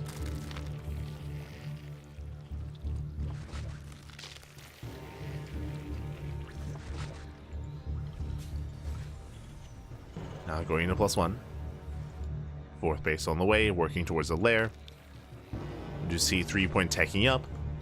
And right now we're waiting to see another Rax. Okay, that is a third Rax on the way. This is now turning from an aggressive build into something more committed. There is no third expansion. From here we can go into another Rax and we can turn this into a 2-base all-in. It's kind of turn into an all-in. Meanwhile, nice positioning with the Marines. Oh my god, he just annihilates the Lings. Lings, they don't get us around. Better engagement here from Kiwian. He took down 17 Zerglings for 3 Marines. That is insane. Yeah, brutal trade. That was not worth it for Kiwian, and now he's hurting. He's in trouble. He needs his Hydras. Remember, no Bailings. There's no Bailings for Brutal Zerg. He needs Hydras for support. And eventually Lurkers. Lurkers would shut this down.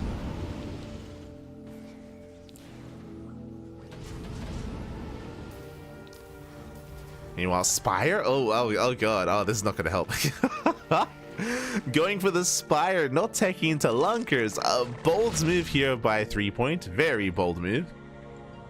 There we go. Lurker tech down on the way. He's going for both. He's crazy. I mean, I think the Spire should be for Scourge. True. Should be for Scourge. So Ling, Lurker, Scourge. I mean, that is viable. The Mind Shot, though. The Mind Shot. Ooh. Is baited out. Thankfully, no major connection. Drops into the main. Behind this, still no expansion, by the way. And no expansion. No other economy.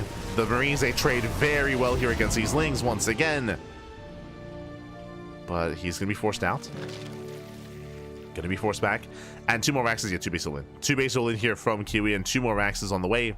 I believe that is going to be a 5-rack setup on 2 bases.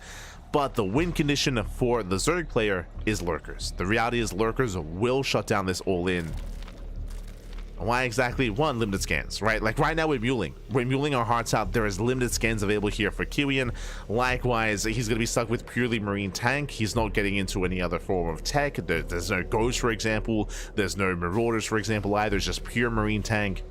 It's a very fragile army. The Marines, I mean. So if we can get up to like 4 or 5 Lurkers, then 3-point will hold. But here comes the all-in. Here comes the push. Lurker tech is complete. Where are the Lurkers? There they are. 3. Okay, 3 Lurkers are morphing in. Right now, 3-point just has to buy time. Oh god. It does force a siege. He's buying time. He'll force a siege. So siege, unsiege, now moves forward.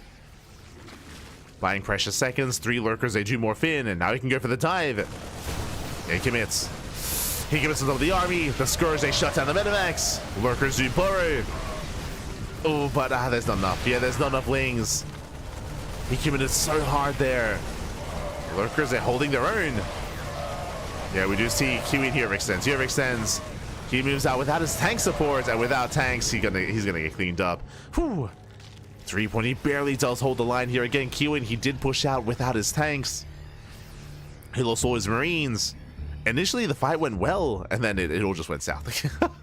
It all went south, pushing into the Lurkers. Lings, they will catch reinforcements.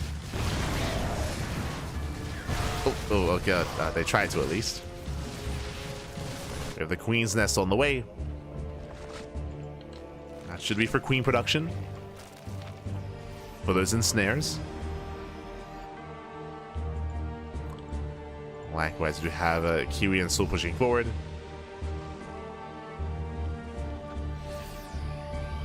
Once again, getting caught with his pants down, we have Lings, they catch more. Oh, they tried to. My apologies.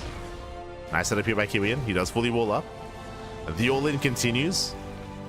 But as the game goes longer, it's getting better and better here for 3-point. Scourge move in. Good answer hit to the Liberators. Very nice. Yo, I wish I had Scourge. In SC2, I mean. It's a very nice setup. Tanks go down, and 3-point will completely shut down this push. He will completely shut down the all-in. He's waddling in, waddling forward. From here, he pulls away. He has the high ground. Oh, I say that. Liberation has arrived. We need that Scourge. We need the Scourge. Oh my god. This way barely saves the Lurker. Just barely.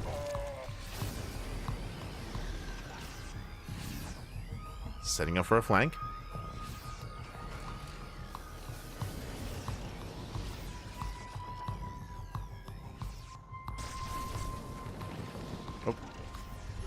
Let's pull away. Lings, once again, they completely bypass the army. It gets into the main, gets into the natural as well. Now it's go time for Kiwian. He has to push through, but there are just so many more lurkers now. We have how many? 24! Oh my god. 24 lurkers? That's insane! That's a lot of lurkers, Pappy. Oh my god. Okay, 17. 17? 20. As the lurkers, they are borrowing in.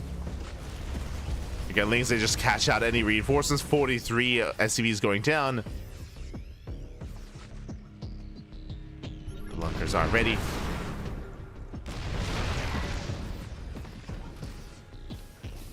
Oh, do you see that? Hold on. I don't think that's accurate. Wait, when they borrow, they... Huh. Wait, what? Did you see?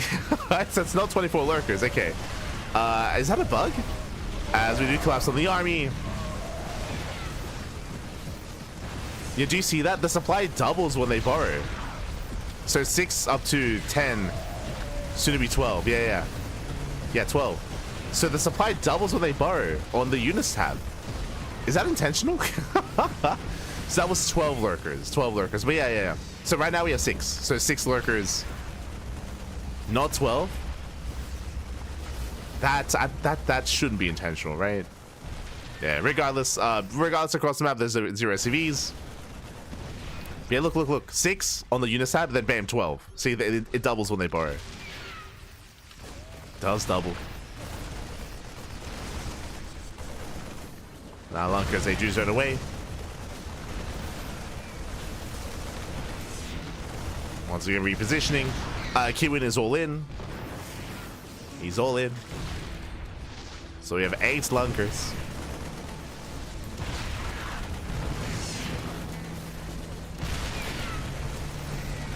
It's still working out the bugs. Well, it's good that we notice this because, you know, ideally we report it. It gets fixed.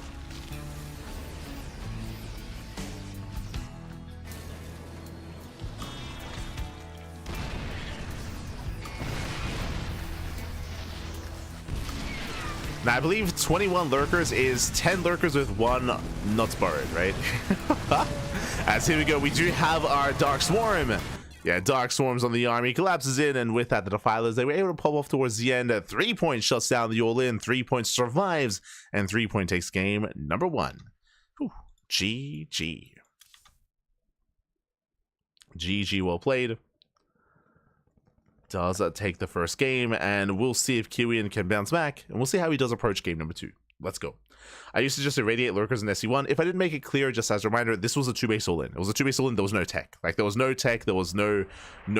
I mean, also on top of that, SC2 Terran, not Brood War Terran, but it was a straight up 2-base all-in. We were able to reinforce with some Liberators as well, but there was no other like finesse behind it. There was no other tech behind it. It was all or nothing for Kiwian, so he had limited capabilities with what he could bring to the table, and with that, the all-in did fail. Very nice Ling run by there. Ling counterattack by 3-point, did punish, and with that, GG. With that, GG, well played at 3-point. He survives the all-in, does take the 1-0 lead, and now we're getting into game number 2. Let's go. Let us go. But yes, if you were watching Kiwian versus Remith earlier, that's what Kiwian was doing. Kiwian, he was going for, if you remember, he was going Raven BC, and he was going Irradiates on, of course, the Lurkers, BCs to supports. It was actually on Vermeer as well. It was an intense late game on Vermeer.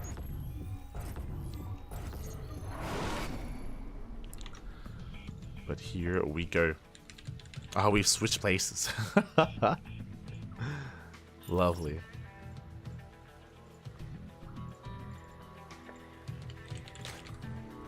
So now getting into game number 2, and spawning in the top right hand corner of Sylphid, we have the South Korean Zerg player. We have the Red Zerg leading the series 1-0. Now rocking SC2, not Brood War, the StarCraft 2 Zerg player. It is for Team Hyper 1, 3-point. And spawning in the bottom right corner, we have the Brood War Terran player. We have the Blue Terran from South Korea. It is a Kiwian, aka TOP. Whew, here we go. And again, last game he went for a 2-base all-in. He went initially 2-1-1 into a 5-1-1 setup. He just doubled down center across the map. Again, we saw the 3-point did a great job at buying time and getting into Scourge production, getting into his Lurker production as well, catching reinforcements, slipping into the bases, crippling the economy, and crippling the all-in as well. Did cripple the all-in and was able to top it off with Dark Swarm. Was able to top it off with Darkstorm towards the end. I assumed he was working towards Queen production and then Snare, but no, he was working into Defilers and Darkstorm instead. Here we go. We're now getting into game 2. And we'll see how Kiwian will adjust. I mean, we can say, I can almost say this with certainty now that we get into Brood War Terran. It's probably going to be mech. I say probably. There is that, of course, 3-Rack Stim build that we did mention at the start of the series, where I was thinking about it, even though Kiwian was playing StarCraft 2 Terran, not Brood War Terran, so that was my mistake, of course, my mistake. But that is, of course, going to be viable here as well. We just see Kiwian, he does scouts towards the top side of the map, and Kiwian, he will find his opponents. Welcome to Sylphid. Again, Sylphid is a 3-player spawn map, so they'd have to find each other, and they will. Overlord confirms the CC, and the SCV confirms the bases, the hatcheries. Here we go.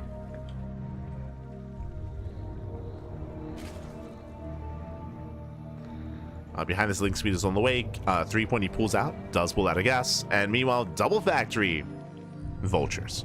We're going for a vulture base opener, double factory into double machine shop in towards ion thrusters and spider mines as well. So we do have a vulture base opener here out of Kiwian.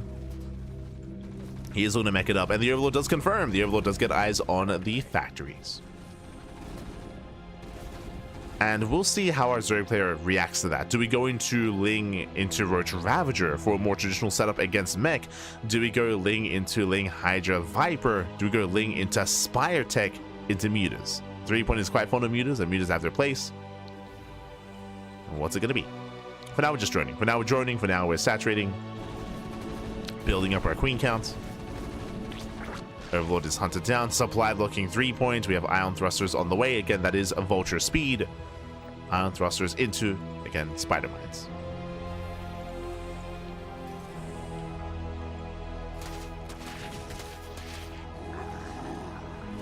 Links they do confirm.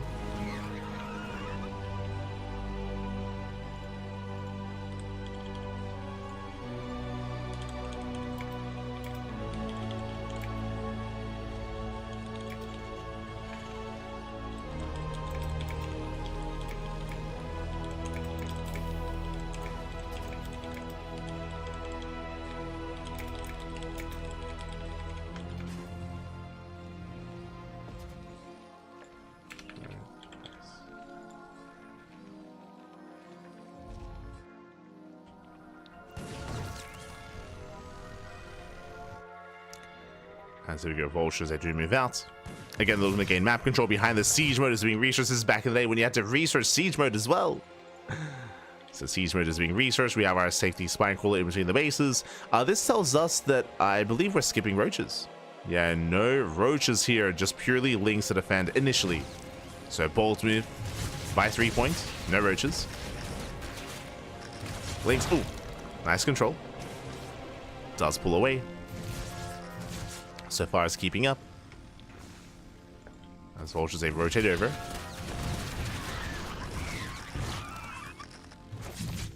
so far, well, they do pipe past the main army. They get past the queens.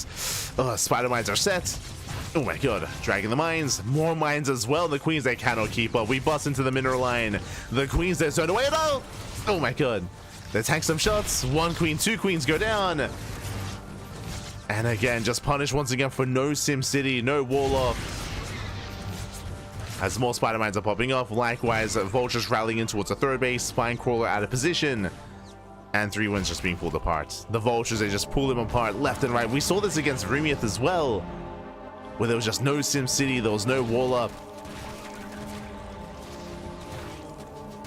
And vultures, they just wreak havoc. As we get 15 drones, jeez. 15 workers go down. crippling the economy. Kiwian behind this, now up in workers. Should be working on a third CC. Yep, almost done. Third CC is almost complete.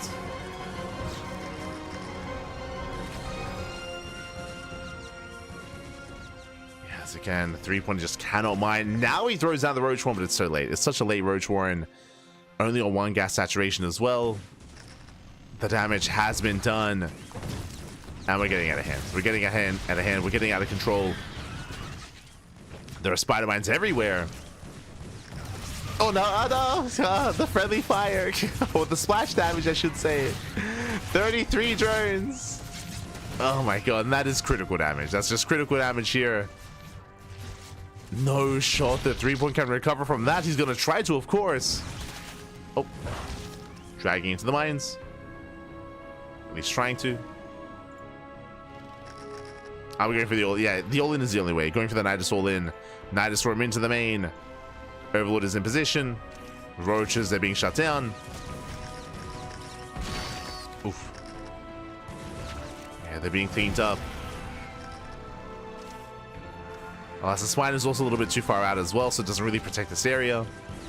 There's that Nidus. It's the only way. And even then, I don't really have too much faith. Oof. That's nice is spotted. We still have Mass Vulture on the way as well. Ooh, gets into the mineral line. More drones falling. Nidus does complete. And it's all or nothing for 3 points. Does clean up the vultures. Oh god, no. Never mind. Does not clean up the vultures. The mine shots are brutal. Roaches, they do deny mining at the main base, but now we have the third up running, the natural as well. Boys are being pulled to fight, actually. They're being pulled to tank. The boys doing what they can. A lot of SCV is going to be going down. At the same time, vultures, they bust into the main. Still just pulling 3-point apart. And 3-1, yeah, he runs out of steam. GG gets called. Kiwian will tie the series 1-1. Whew, let's go. Let us go. GG, well played. With that, we are tied up. We're going all the way to game 3. As a reminder, best of 5, so we do have plenty of games ahead of us, but we have a back and forth. We have a back and forth. Whew. And again, Kiwian just punching 3-point for lacking that SimCity, for skipping out on roaches, for just having his bases completely wide open. He just rushed in. He just ran into every single base, every single mineral line. Critical damage. GG. GG. And Beyond, is that you? Oh my god. Ft Kiwian. He popped off. It was crazy. And with that, we're now going to be loading into Holy World as our third game. We're loading into Holy World.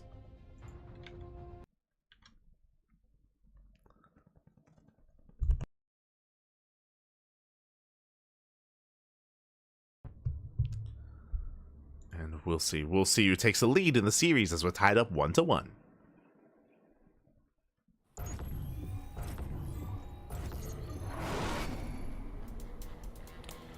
We are tied up, and here we go. Spawning in the top right-hand corner of Holy World, we have our South Korean Zerg player, the Red Zerg, the SC2 Zerg player. Whew. Once again, 2 games in a row. It is for Hyper 1, 3-point. And spawning in the left, on the top left-hand corner of Holy World, we have our Brood War Terran player, the Blue Terran, tying up the series 1-1. Tying things up and making a series out of this, it is a Kiwian, aka Top. Let's go. Let us go.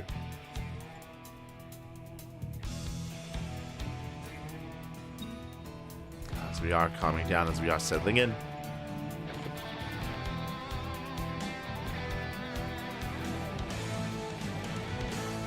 As we're getting into game number 3.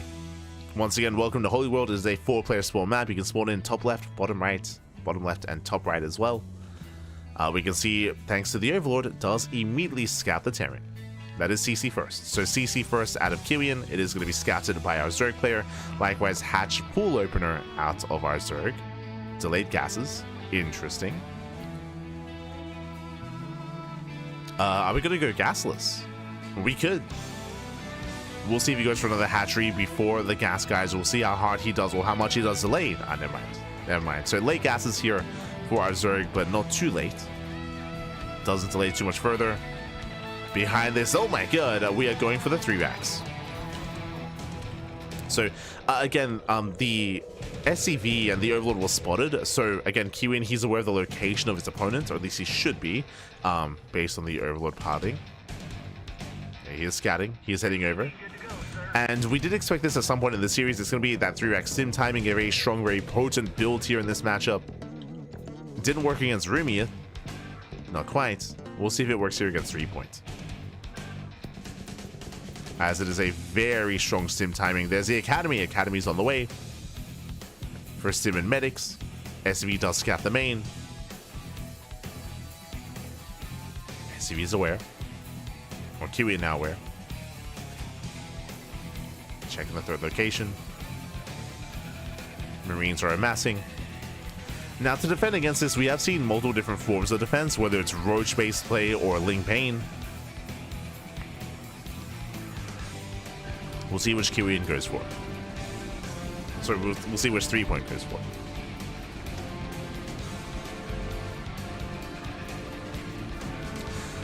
He's rushing into a 247 lit. He's rushing into a lair. Okay, so insanely fast lair here at a 3-point at 247. Going into roaches. Okay. So he's going for the roach defense. I say roach defense. The goal here is to defend with roaches and then bam, counterattack. Counterattack either with a Nidus all in or with just roach speed and just rush across the map as well. A very aggressive, very intense start here as we skip link speed. To afford this, link speed is not a non-factor. And it makes sense now why the gas was late. So late gas because link speed doesn't really matter as much. Just rushing into roaches. Meanwhile, Stim is almost done. You can see here Kiwian, he's about to move out.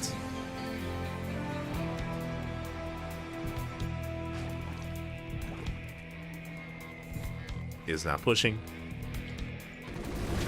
Does break out across the map.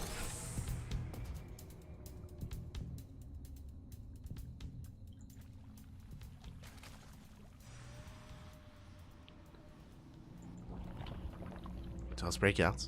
Likewise, behind this, what do we have to defend? We have 2 queens, we have 6 roaches in production. No spine crawler, but with purely roaches, we'll see if that's going to be enough. With, of course, queen support. There's the first scan.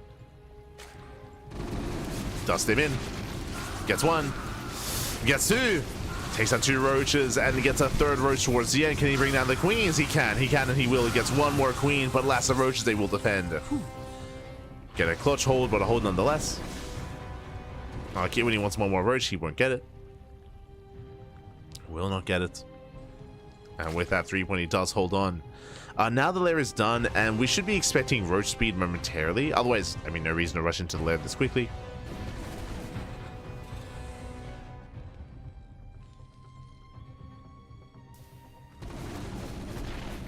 Continued bio production. 238 shells on the way. Let's go. Yeah, we got it, Pat. We got it. 238. There's roach speed. So 1-1 into roaches. This can turn into an all-in. We might just get a 3rd base just for lava, and we can just turn this into 2 base all-in instead. Scan reveals the lair. Scan reveals the researching buildings.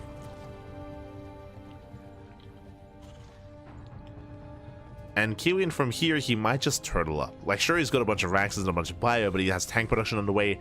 And I can definitely see World AI scans. He sees the 3rd base. He might just decide to set up back at home, siege up his tanks, claim another expansion, and play out a longer game. We'll see.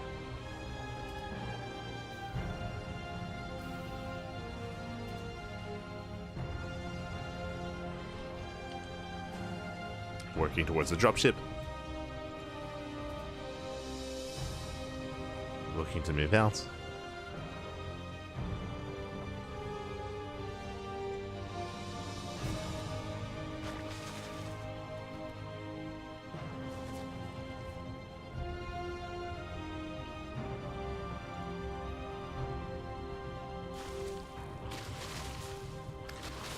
Meanwhile, we do see that 3-point is still not really drones. There we go. 8 drones. 8 drones are on the way.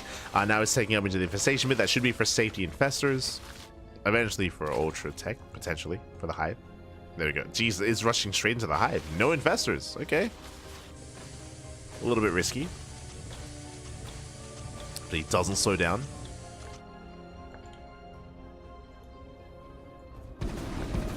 Kiwian catching out one of the Overlords. Does move in, runs into the army. There we go. Now we have the safety infestors on the way. Now with the fast Hive, I was gonna say usually this leads into +1 melee into ultra production, but with 3-point I can never be certain. It should be ultra tech, it should be melee, but we'll keep it on these Evo chambers until then. There's +2 carapace, show us +1 melee.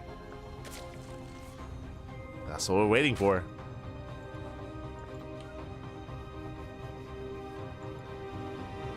Oh, but he has no link speed either.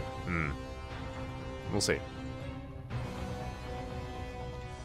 We'll see if he just commits. Meanwhile, here comes a fungal. Yeah, massive connection over the vials. Oh my god. The fungal was brutal and the bio army completely crumbles. Completely. And we might not even have to think about the Hive. Like, forget about the Hive. As Kiwian, he will lose everything. The tanks survive, but only the tanks. You have BCs on the way. He's crazy. Getting into BC production.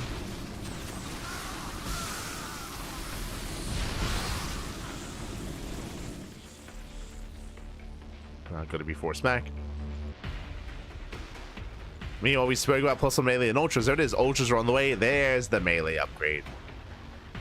So Roach Ravager into Ultra Tech. There's the Ling speed as well. So we're switching out of Roaches into Ling Ultra. And again, this is seen a lot in StarCraft 2, like in regular StarCraft 2. Scan reveals the Ultra production. Irradiates on the way. But again, that was a brutal loss for Kiwian. So he has lost map control, and 3-point is free to expand. Free to expand, free to drone up. Now would be the time for 3-point to drone up to 80. His drone count is still very low. It's still very low. So he could do a droning up.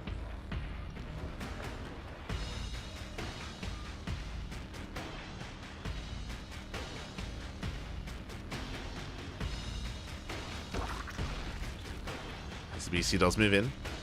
Threatens the mineral line. Show up into the corner base. Roaches are ready. For the most part, they're ready. Yeah. You know what, can we try to fungal? No, never mind. Going for the Mercurial Shroud. Okay.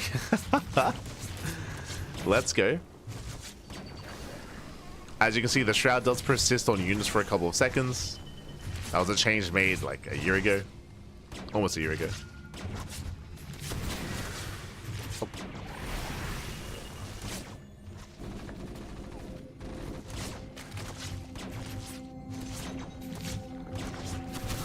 As up. Powers don't quite connect. The 1 BC popping up, where's the anti-air? Corruptor production has begun. We're getting into Corruptors. Something that I'm really concerned by. I spoke earlier, like, now was the time to drone up to 80. Because there's been no aggression, and there hasn't been. No drones. Like, 3-point, he's still on 54 workers. Like, he has not been droning at all. Like, now would have been the time. They'll shut down the BCs, but his economy here is it's struggling. Kiwian on 70 SEVs, oversaturated, but I mean the worker count is there. So the low drone count for a 3-point is a concern. Just because ultras are quite expensive and just trying to build up. There are the scans, getting eyes on the bases. Again, lack of saturation. 3-point was supply blocked.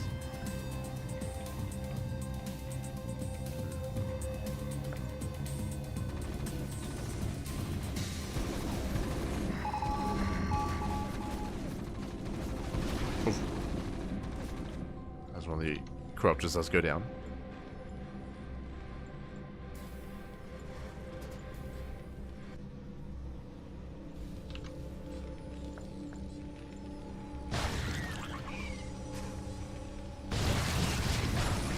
Meanwhile, we do see, now is not the time, but we do see 3-point trying to commit it into a siege line. Likewise, you have bunkers on the way as well. Very nice SimCity, very nice setup.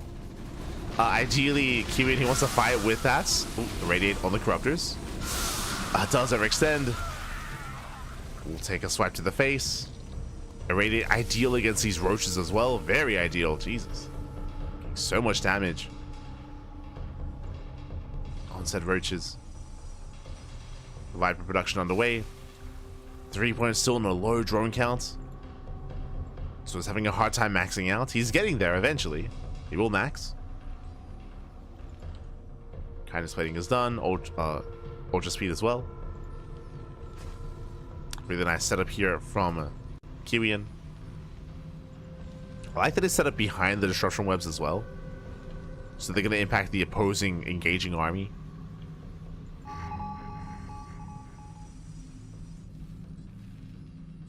So 3-point is maxed. Kiwian, he's getting there.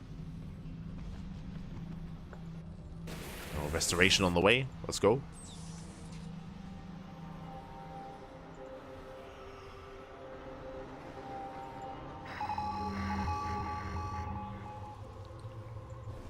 I think someone earlier was asking about restoration. I'd also like to know like the limitations on it. Like, does restoration, can you like cleanse like an ensnare or a fungal? That I'm not entirely certain of. I haven't seen that dynamic, but here we go. Kiwi, we just see 3-point committing in. Massive blinding clouds. Oh my god. Yeah, massive blinding clouds here on the tanks. Ultras, they bust in. Despite the irradiate, the tanks, they're gonna go down. Massive cleanup here. Again, the blinding clouds were insane, and every tank goes down. Yeah, there was no setup, there was no answer. Not like this. And the 3-point is just going for the kill. He's going for the kill, going for the throat. Irradiates are nice, but it's too late. It's too little too late for that. Kievoms GG gets called in one fell swipe, in one fell swoop, and 3-point will take a lead 2-1. GG. Whew, GG, well played. Those are brutal blinding clouds, and that was also on Kiwian. Basically, especially nowadays, like what we expect to see here is a very nice spread, an even spread of tanks to make sure that doesn't happen. It was what, like 3 blinding clouds, and every single tank got covered because they were all bunched up. They were all just clumped up together, so minimal blinding clouds to cover every single tank. Unfortunately, the army was just too congested there for Kiwian. So with that, the Vipers were the MVPs. They only had to throw down a couple of blinding clouds, and the tanks, they did nothing. They were nothing. GG well played. With that 3-point, does snowball at control, does claim the game, and now we're getting into game number 4. Oh boy, the pressure is on. We'll see if Kiwian can recover. We'll see if he can bounce back. We'll see if he can force the ace match, as we're going to be loading into Purity and Industry.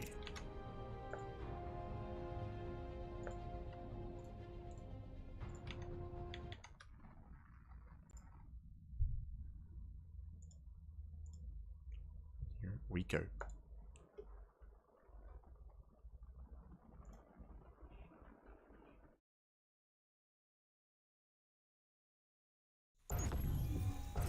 Turn allowed the build up, paid for it. I would disagree with that. Both armies were maxed. Both armies were maxed out. Again, as I was trying to emphasize, like the setup there was just really poor, unfortunately, for Kiwian. Like, I love the bunkers. I like the initial placement of where he was sieging, but unfortunately, like just the positioning itself for the army was less than ideal when it comes to dealing with you know, the blinding clouds, when it comes to dealing with that massive ground ultra army as well. So unfortunately, just was not set up well for it. But here we go. We're getting to our next game. Oh, we're switching places. Let's go. We're getting into the next game. We're getting into game number 4 of the series and spawning in the bottom right-hand corner of Purity and Industry. Oh.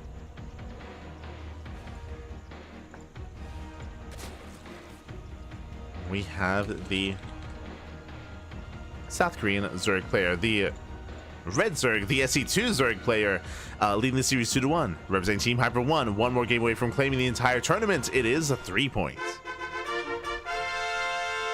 And spawning in the top left-hand corner, we have the South Korean Terran player, the Brood War Terran. Down in the series, we'll see if he bounce back and force the ace match. It is a Kiwian. Here we go. And welcome one all to Purity and Industry. Again, we're getting into that fourth game. We did see Kiwian attempt to play into 3-rack Stim and having mixed results there. He wasn't quite able to find the damage he was hoping for. This time, we're leaning towards mech, I would assume. We have our gases being taken. We have our CC first once again out of our Terran player. Likewise, we have our Hatch gas pool out of our Zerg. We're expecting multiple factories. We're expecting to see vultures. I mean, hey, that's how Kiwian was able to just tear threepoint apart earlier in the series on Sylphid, was with his massive vulture. We'll see if we can do it again.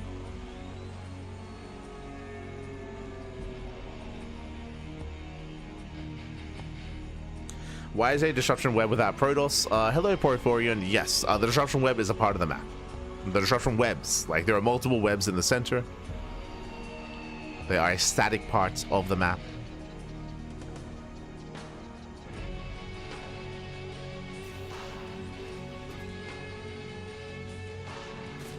I think there are a lot of, I mean, this is why personally I really do enjoy, one of my favorite parts about StarCraft Evolution are the maps that get ported over, just because there's just so much more creativity I feel when it comes to Brood War maps. Like we have seen, I remember there's a map in Brood War that imagine this entire area, this entire southern attack path covered in disruption webs.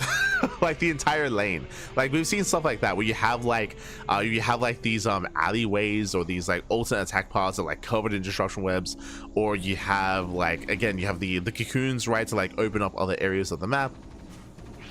I know there are just like a bunch of other features and they get creative with it. In StarCraft 2, there's a little bit of that, but it often takes a long time for that to be implemented. Like, how many years did it take for the speed zone to be introduced? How many years did it take for the slow zone to be introduced? Like, these are things that eventually got implemented into StarCraft 2, but it took a long time. It took a long time for these like small changes to occur. So the rate of like implementation of stuff like this, or like even in modern StarCraft right now, how many years did it take for a healing pad? Now for the first time we have healing pads on the maps. Like how many years into the lifespan of SC2 sort of thing, right? Like it's a long time, but now we have healing pads, for example. That's the latest edition. But like it often takes a long time to do that sort of thing in StarCraft 2.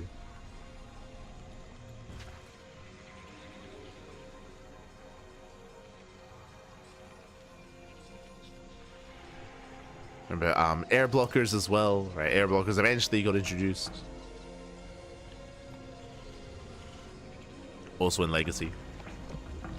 For now, though, we do have our Roach base opener. Meanwhile, no surprises here. Of course, double factory into Mass Vulture, into Ion Thrusters and Spider Mines. And this time, a stark difference compared to Sylphid. This time we have a wall. This time we have Sim City. The Spine Crawler, the Roach Horn, Queens are in position as well. Remember, this is why the Vultures did so much damage on Sylphid earlier in the series, was because of how open everything was. But here, threepoint, he's learned his lesson. He's walling up. He's walling up. He does have a drone here ready as well to throw down the Evo chamber in case the in case the Vultures do dive. So he's ready for the wall. He's learned, Pappy. He's learned. Likewise, also playing Roaches.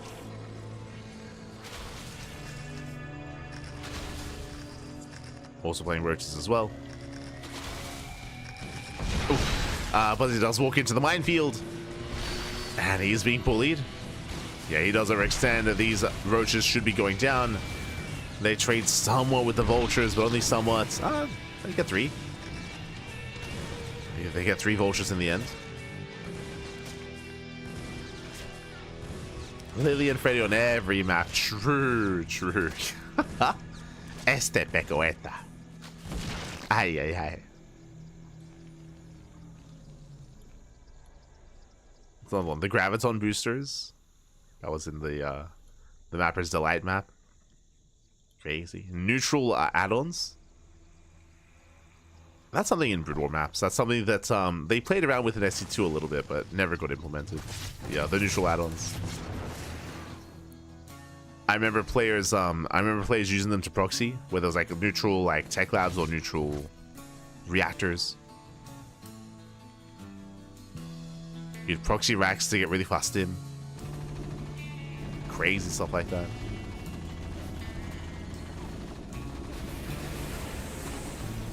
as we do see the initial Roach opener out of 3-point heading into a Spire into, I would imagine, Muta play. Okay. So Muta's on the horizon. Again, these Roaches just being used defensively to keep up, to defend. But Kiwian being more assertive than that, he does move that he wants that expansion. He wants a hatchery. Tanks in position. They will siege.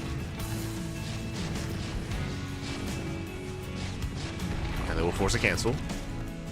Nice and Nile. We do have the mass scans, and he does get eyes on the Spire. He knows. Spots the Spire. We already have the upgrade on the way for the Goliath. Goliath upgrade on the way. Goliath production should soon commence as well. Just to mix in.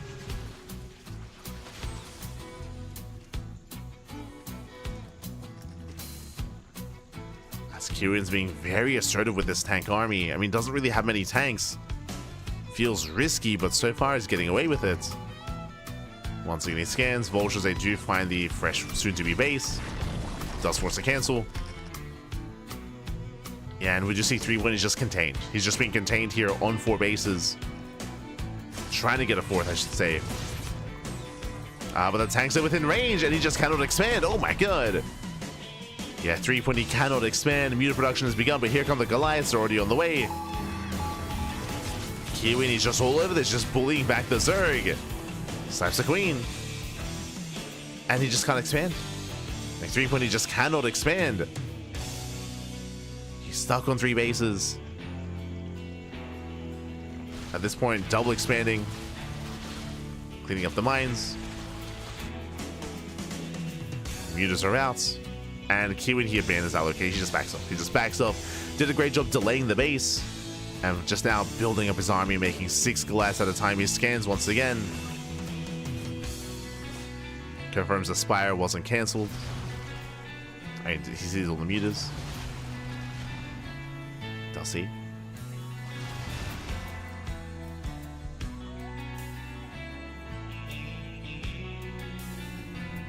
Likewise, 3-point working towards +1 melee. Link speed is on the way, so he's working towards Link support. So Link Roach Ravager.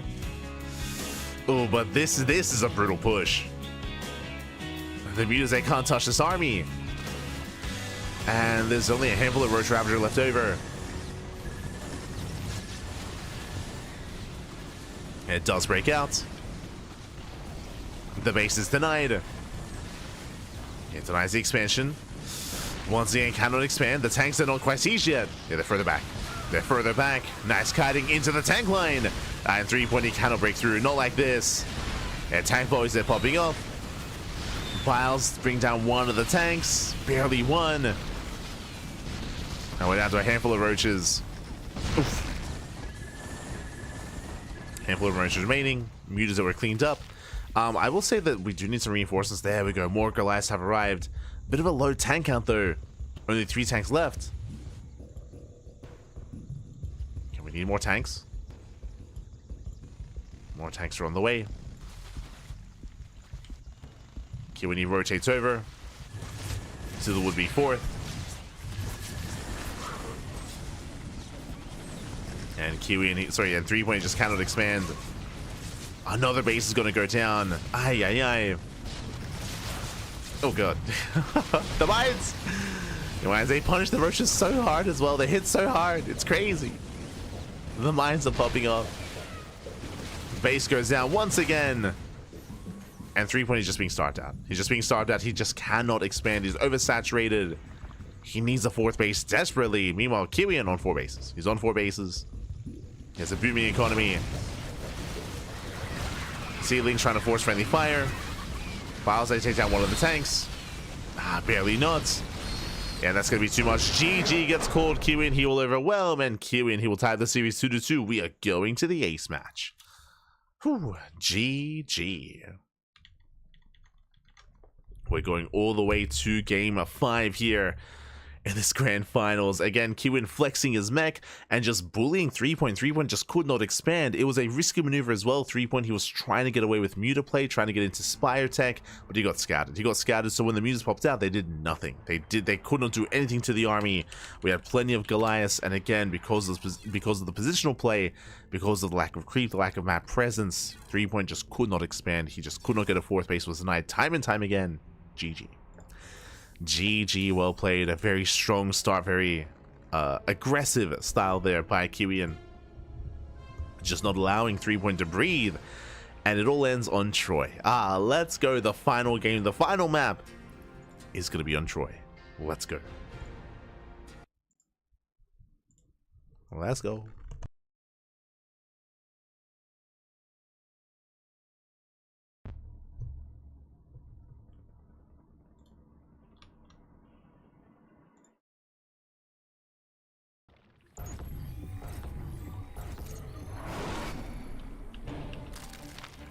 Here we go. We are getting into the final game of the series of the tournament of the finals, and spawning in the bottom right hand corner of Troy, we have the Brood War Zerg player. We have the red Zerg. Oh, interesting.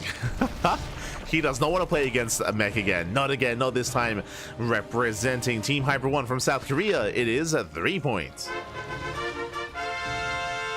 And spawning in the bottom left hand corner, we have the South Korean Terran player. We have the blue Terran forcing the A-Smash, bringing us back here, bringing it all the way to Game 5. Can he keep up that momentum? It is Kiwian. AKTOP. Let's go. As we are settling into game number 5. And as a reminder, it's loser's pick. It is loser's pick here when it comes to whoever does lose the game. They're able to pick whether they want to play Brood War SC2. And 3 points coming into the ace match has picked Brood War. It does go for an early gas. So gas pool opener, delayed expansion out of 3 points. But by also picking Brood War Zerg, he denies mech from Kiwian. Kiwian, he doesn't really play mech when he plays SC2, but he does play mech when he plays Brood War. And he's had enough. He's had enough of mech. Get it out of here. So 3 point, he will deny any kind of vulture or tank play from his opponent. And with the early gas, do we go into early link speed? Do we go into an early lair into Muta play? Meanwhile, ooh, that is a very fast second rack. So 2 racks opener out of Kiwian.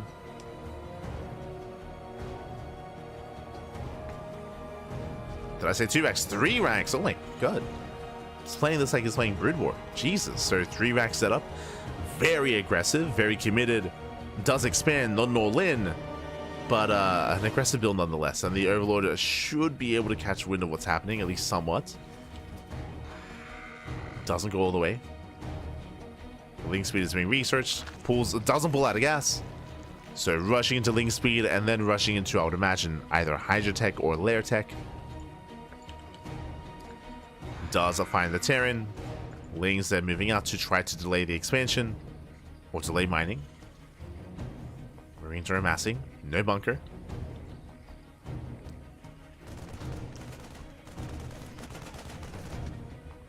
Marines are building up. Lings, they will be able to get at least the SCV. Oh, they go for it. SCV does. Oh, he goes for this. Let's go. He goes for the simulators. Does threaten the simulators.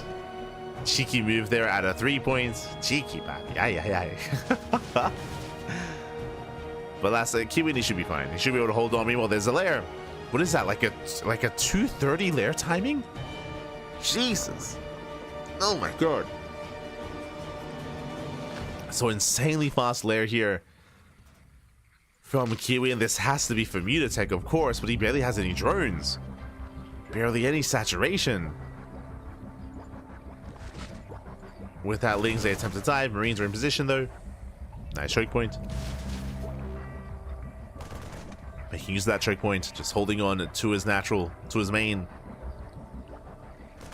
Lings able to get the surround. Oh, and he does get it. Barely, barely not. Yeah, it doesn't get the surround, but alas, he does break through nonetheless. He got enough. He was surrounded well enough here. Takes down the Marines. Does force the boys to be pulled. 3 Lings, they bust into the main. They get 1 SCV. 1 SCV so far. Oh. Let's get the one. Behind this, 2-base muta. Again, we barely have an economy. Like, how many mutas can we afford? This is just so risky, papi. Ay, ay, ay.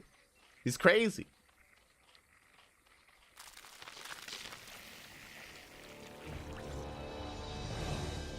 It's crazy. We'll see if we can pull this off. Again, remember, this is a 3-rack setup, which means fast stim, mass marine. This is meant to hard counter something like 2-base muta, but we did just lose how many? How many marines? 8. 8 marines just went down. So the marine count is lower. Stim is delayed because of the Ling aggression. So there is an opening. There is a window. Somewhat at least here. For 3-point.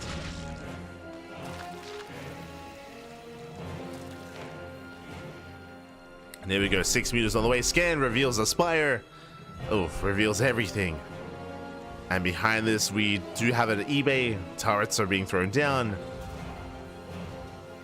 And Kiwian should be fine. He should be secure.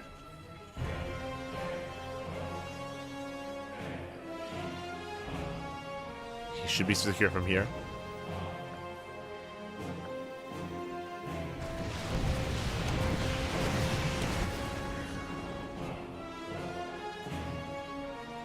As they make the way across the map, head in towards the main.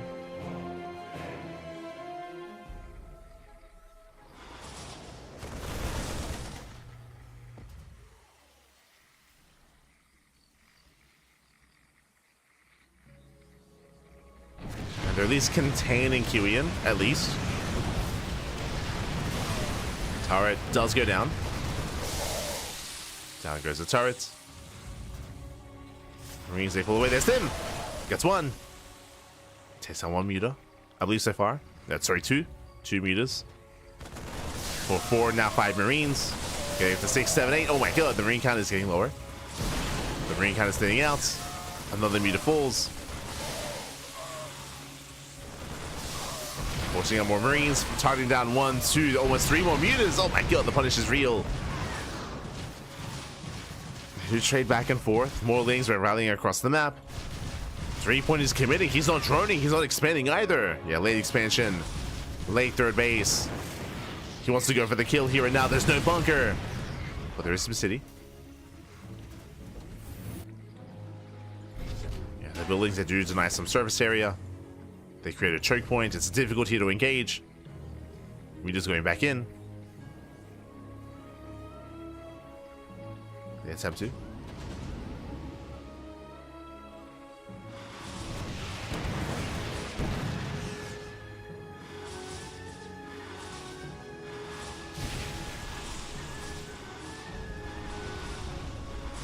Getting the gas geyser. 3-point getting whatever he can. And he's joining up. He's joining up behind this. He's now starting to focus on his economy. This entire time, Kiwian has been stuck at home.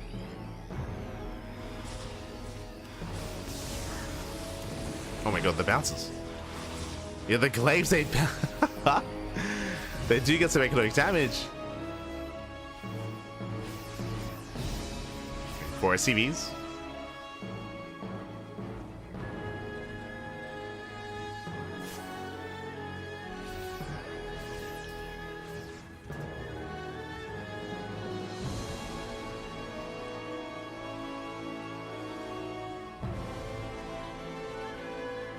As from here, we're now getting out of mutas into Hydrotech and towards lurkers. So 3-point trying to tech out. Trying to.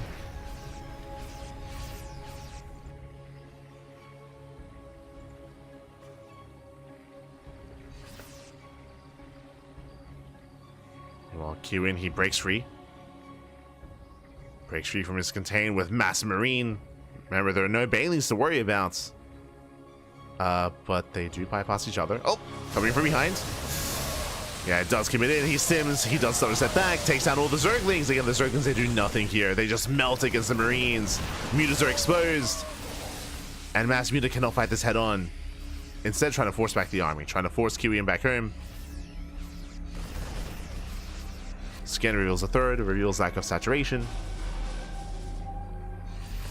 Lurker tech is on the way.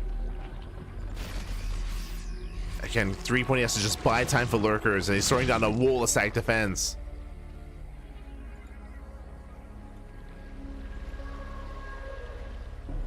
is once again rotating. Rotating over into the main. Oh. Hatching reinforcements, catching out 2 Widow Mines. Not bad. 2 Widow Mines go down. And he's done it. He's done it. He's bought enough time for what? For lurkers. Lurker tech is about to complete. He's learning how to morph into a lurker. He's got 5 Hydras ready.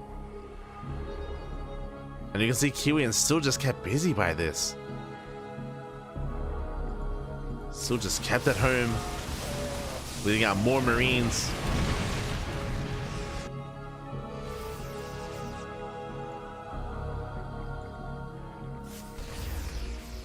Lurkers are morphing in.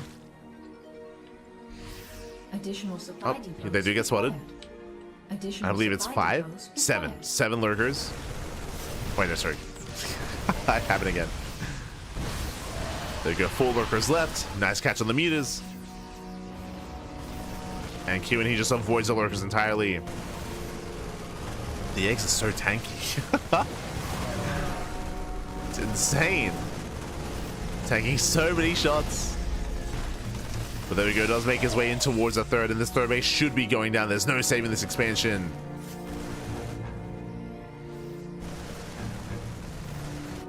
Instead, we try to catch reinforcements. 3-point moving out. Hatchery goes down. Ooh, and there aren't many Marines back at home. Here come the Widow Mines. They do borrow. Ooh, connection goes off of the Lings. A lot of Ducklings do go down, but he gets into the main. And Kiwian racing back home. Will defend. Likewise, he keeps his main army in position. Mutas, they don't do well enough. Meanwhile, the lurkers, okay, they're holding on.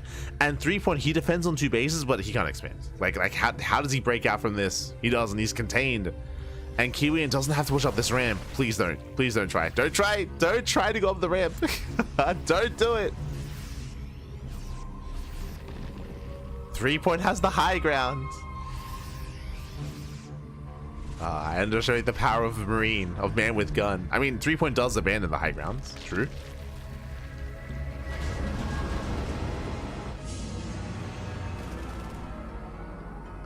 Kiwian, thankfully, he pulls away. He pulls away. Doesn't commit in. Taking more bases. He should be looking to expand and get his own 3rd CC instead. Likewise, he finds all these overlords. He wants them.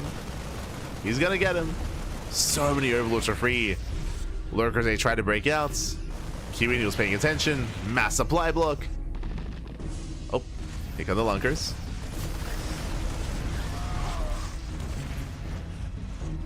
Threepoint is breaking out. Ooh, meanwhile, double drop into the main.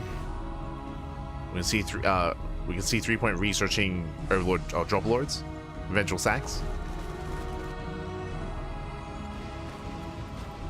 But here comes the unload. And 3-point, he doesn't notice. There's a stim. He stims in. Takes down some of the workers. Takes down the overlord as well. What does he go for? The lair. He's going for the lair. That's a bold pick up, and I don't think he can quite get it. At the same time, drop into the natural. Marines, they pull away. They still trade well for themselves.